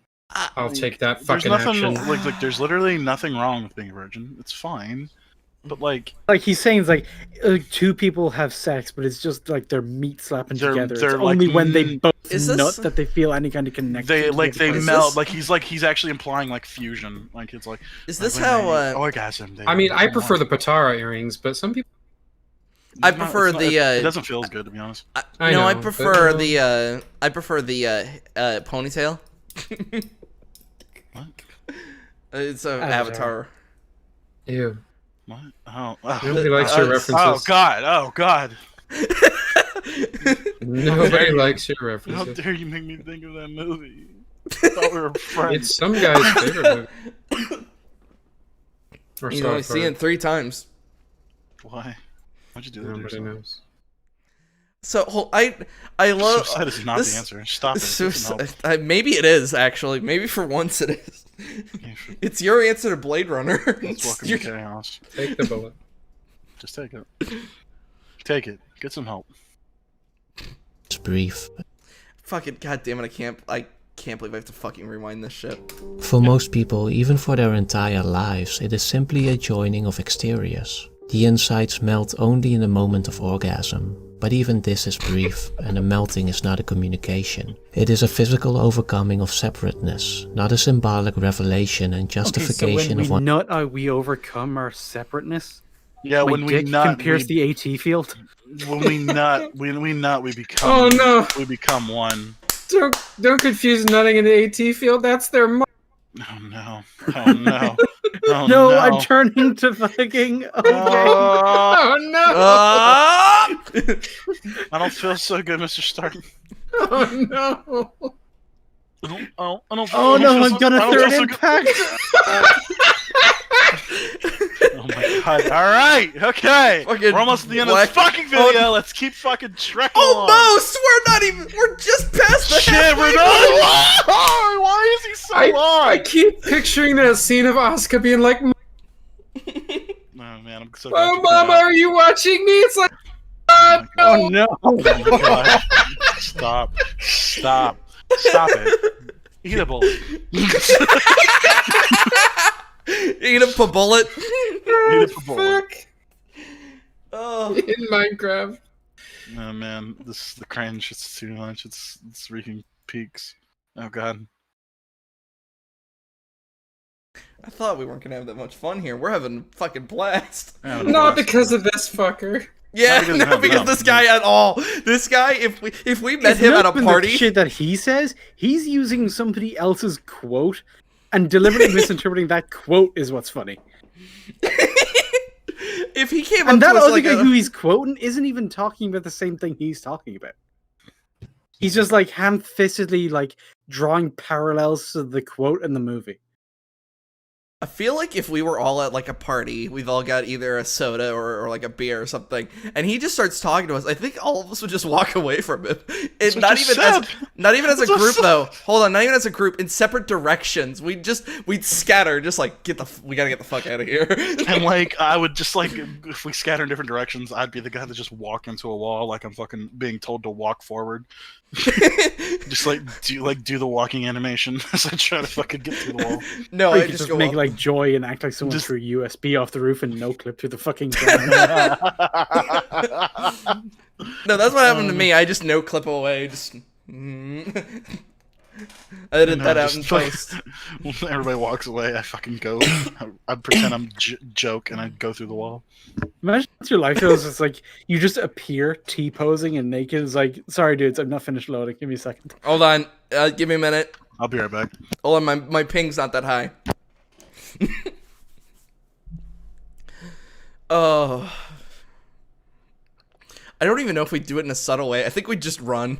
Everybody would just be like, nah, scatter. Get the fuck away from this guy. As Halfway through his possible. sentence, you just look at him like, dude, what the fuck are you talking about? Yeah, it's like we were just having like a conversation about Star Trek, and suddenly this guy just starts talking about this. We're just like, who the fuck are you? You gotta play the next sentence. I don't want to. One's I mean, interior. if we reach that point, we can literally just stop. I mean, I don't feel like this is. We could just talk about the movie and our thoughts and move on or call it, there, because this is just kism. But the thing is, it's making us laugh so much. No, he's not making. The absurdity is making us laugh, and then us memeing about other absurd. Yes, things. fair enough. Oh no, would this be the first video Yarp has ever tapped out on? We couldn't finish it because it's just. No, it's not about we can't finish it. Yeah, that's true. Don't give a shit. Also, just like, do we believe he's going to build to some kind of point or statement? Because so far he hasn't really done that. Yeah, even with best in faith interpretation, I just don't think he's saying anything. He's really not. The word salad is fucking strong with this one. Yeah, and I've basically been summarizing what he's been saying as we go. Yeah, you've essentially been track, but like, it still amounts to nothing. Yeah, it doesn't add up to anything. Let me throw the cover up. Or even when it does, almost, it doesn't actually match the movie. Yeah, he's just taking. I feel like he's one of those people that knew about the meta going in, watched the film, and now he's just like, yeah, the meta is absolutely correct. But it's like, did you watch the film? Okay. I'm going to claim that this movie has a lot to say about this subject of like the difficulty of connection between people. So I'm going to have this movie do the visuals, but the actual words are going to be provided by this other thing, by this guy who's talking about something completely unrelated to the movie. He's just talking about like a psychological phenomenon or some aspect of development or whatever. And I'm going to line them up and I'm going to edit them together so it looks like he's talking about the movie. Or what he's talking about is parallel to what's in the movie. And it requires that you either just don't remember or don't care that this actually isn't a match for what's happening. Slur, if you made that video or like you were proposing that video that if you were gonna make it, I'd ask if you were high. Because it's like question, but still hurtful. Well, no, if he was like, I'm gonna have this guy that's clearly like not related to the actual thing I'm talking about, just a fucking. Or no, yeah, it's like if I says like, okay, I'm gonna make a video on Blade Runner, and I'm gonna use as like the basis of the points I'm gonna make are these quotes by this other guy who's talking about just this aspect of development, because I think what he's talking about is like that growing and development of our sense of self and like how we learn to make a distinction between our internal feelings and thoughts that are contrary to what we might express outwards, and how that lines with the films. Like, all right, okay, sure, but the first thing you want to do in your script is establish that these things are parallel, both in the movie and in this guy's work, and he never did that. Yeah, he just kind of skipped it and went straight to using quotes because using quotes makes you sound wrinkle-brained. Unless, it's like these people went to college and listened to their professors do lectures with big words, and so they just assumed that if you use a bunch of big words, then what you're saying is really fucking smart. When it's like, no, the reason those lectures are difficult is because you actually have to be saying. Lecturers will rarely use words that are not helpful. It's like if they're using bigger, more complicated words, it's because this bigger, more complicated word better sums up the exact meaning I'm trying to get across. It's like, if you're not familiar with this word, put up your hand now, because the whole premise of me using it is that it is important for you to understand this in a very specific way. Yeah, they're literally trying to teach people. And when you're trying to teach, you want to keep it as...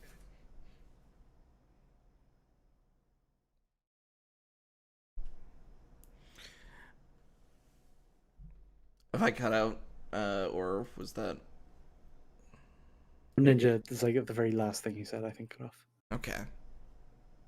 No problem. This is the first time I've... hold on, I think this might be the first time a guy that we've reviewed has ever made me actually feel stupid. Like, because... hold on, because I don't... Like, memeing aside, I don't think I'm stupid. I have a hard time articulating shit, but I genuinely don't think I'm stupid.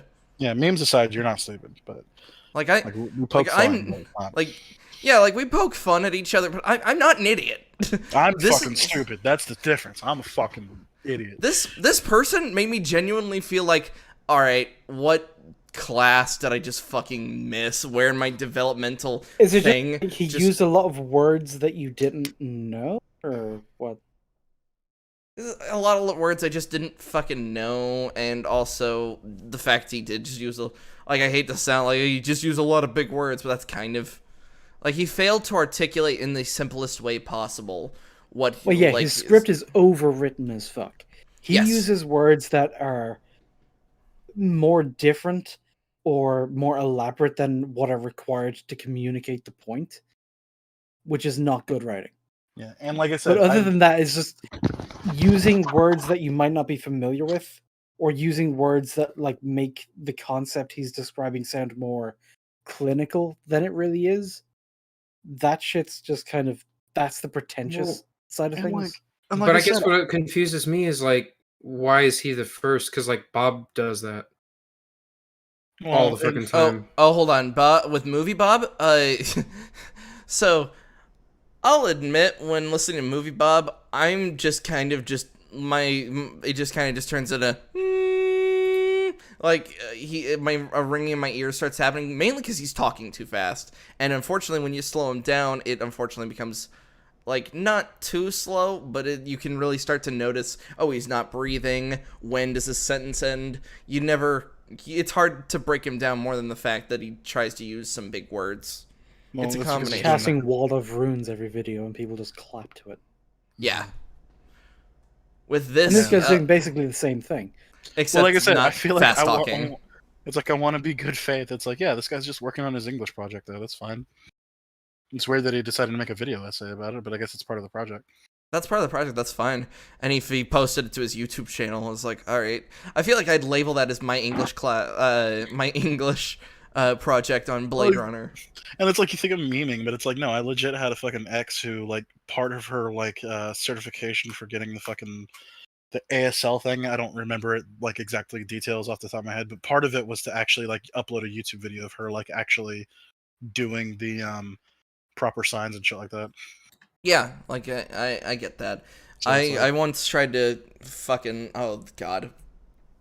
I once tried to compare YouTube's copyright system to the episode of The Simpsons with the Barbie episode. I don't know if anyone's seen that one. Definitely not.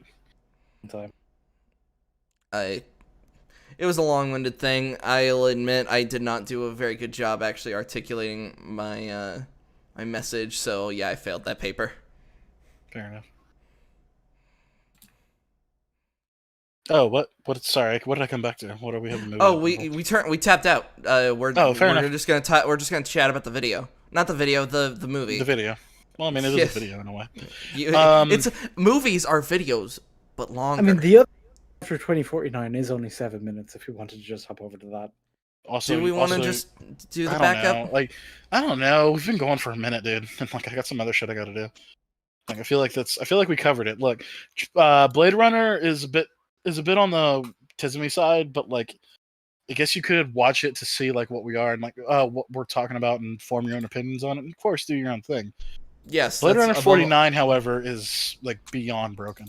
There are like clear instances, and like this is a little Plinkett thing, but like, how do you know that? Does that look in this dirt over there? Is that the script? Yeah, there's a couple moments of that. It's like, how the fuck do you know this? How do you know that? And I'd argue that is a very like weak thing for storytelling.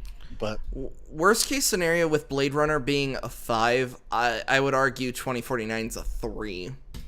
That's fair. Story wise, it absolutely is. Yeah, I can agree with that. But yeah, like I said, just everybody, thank you for tuning in. Yeah, we'll see you all next week. Check it out. Oh, and then of course to finish up, yeah, that What If episode 3, not bad. It kind of restored a little bit of fucking faith in the MCU. Not a lot. Don't know if I go that far, but like I'm saying, not a lot, but there is something there, and I'm willing to like kind of wait it out. But I don't know. I feel like I feel like a battered housewife at this point, though. Let me I think a good way to explain it would be it's encouraged me enough to watch the next one. But if the next one is dog shit, it's like, oh yeah, it was just a one-off. That's where I Yeah. the one-off. You cut off, Slur. What'd you say? I said, yeah, if I was gonna bet, I'd put my money on it being a one-off. Yeah, I would argue that too. Alright, thank you all so much for watching.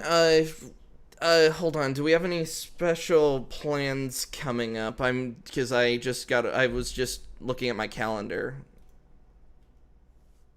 If we do, I don't know. Alright. Ooh. We kind of do. Next Yeah, Monday. There you go. I was like, we will come on, be doing take it. something a little bit special, and I will make an official post on like all of our social medias and all that nice jargon. This is something I'm really looking forward to, and I kind of hope everybody tunes in. Please stay tuned, but check us out for a Labor Day gaming stream. Yes. Thank you all so much for watching. We'll see you next week.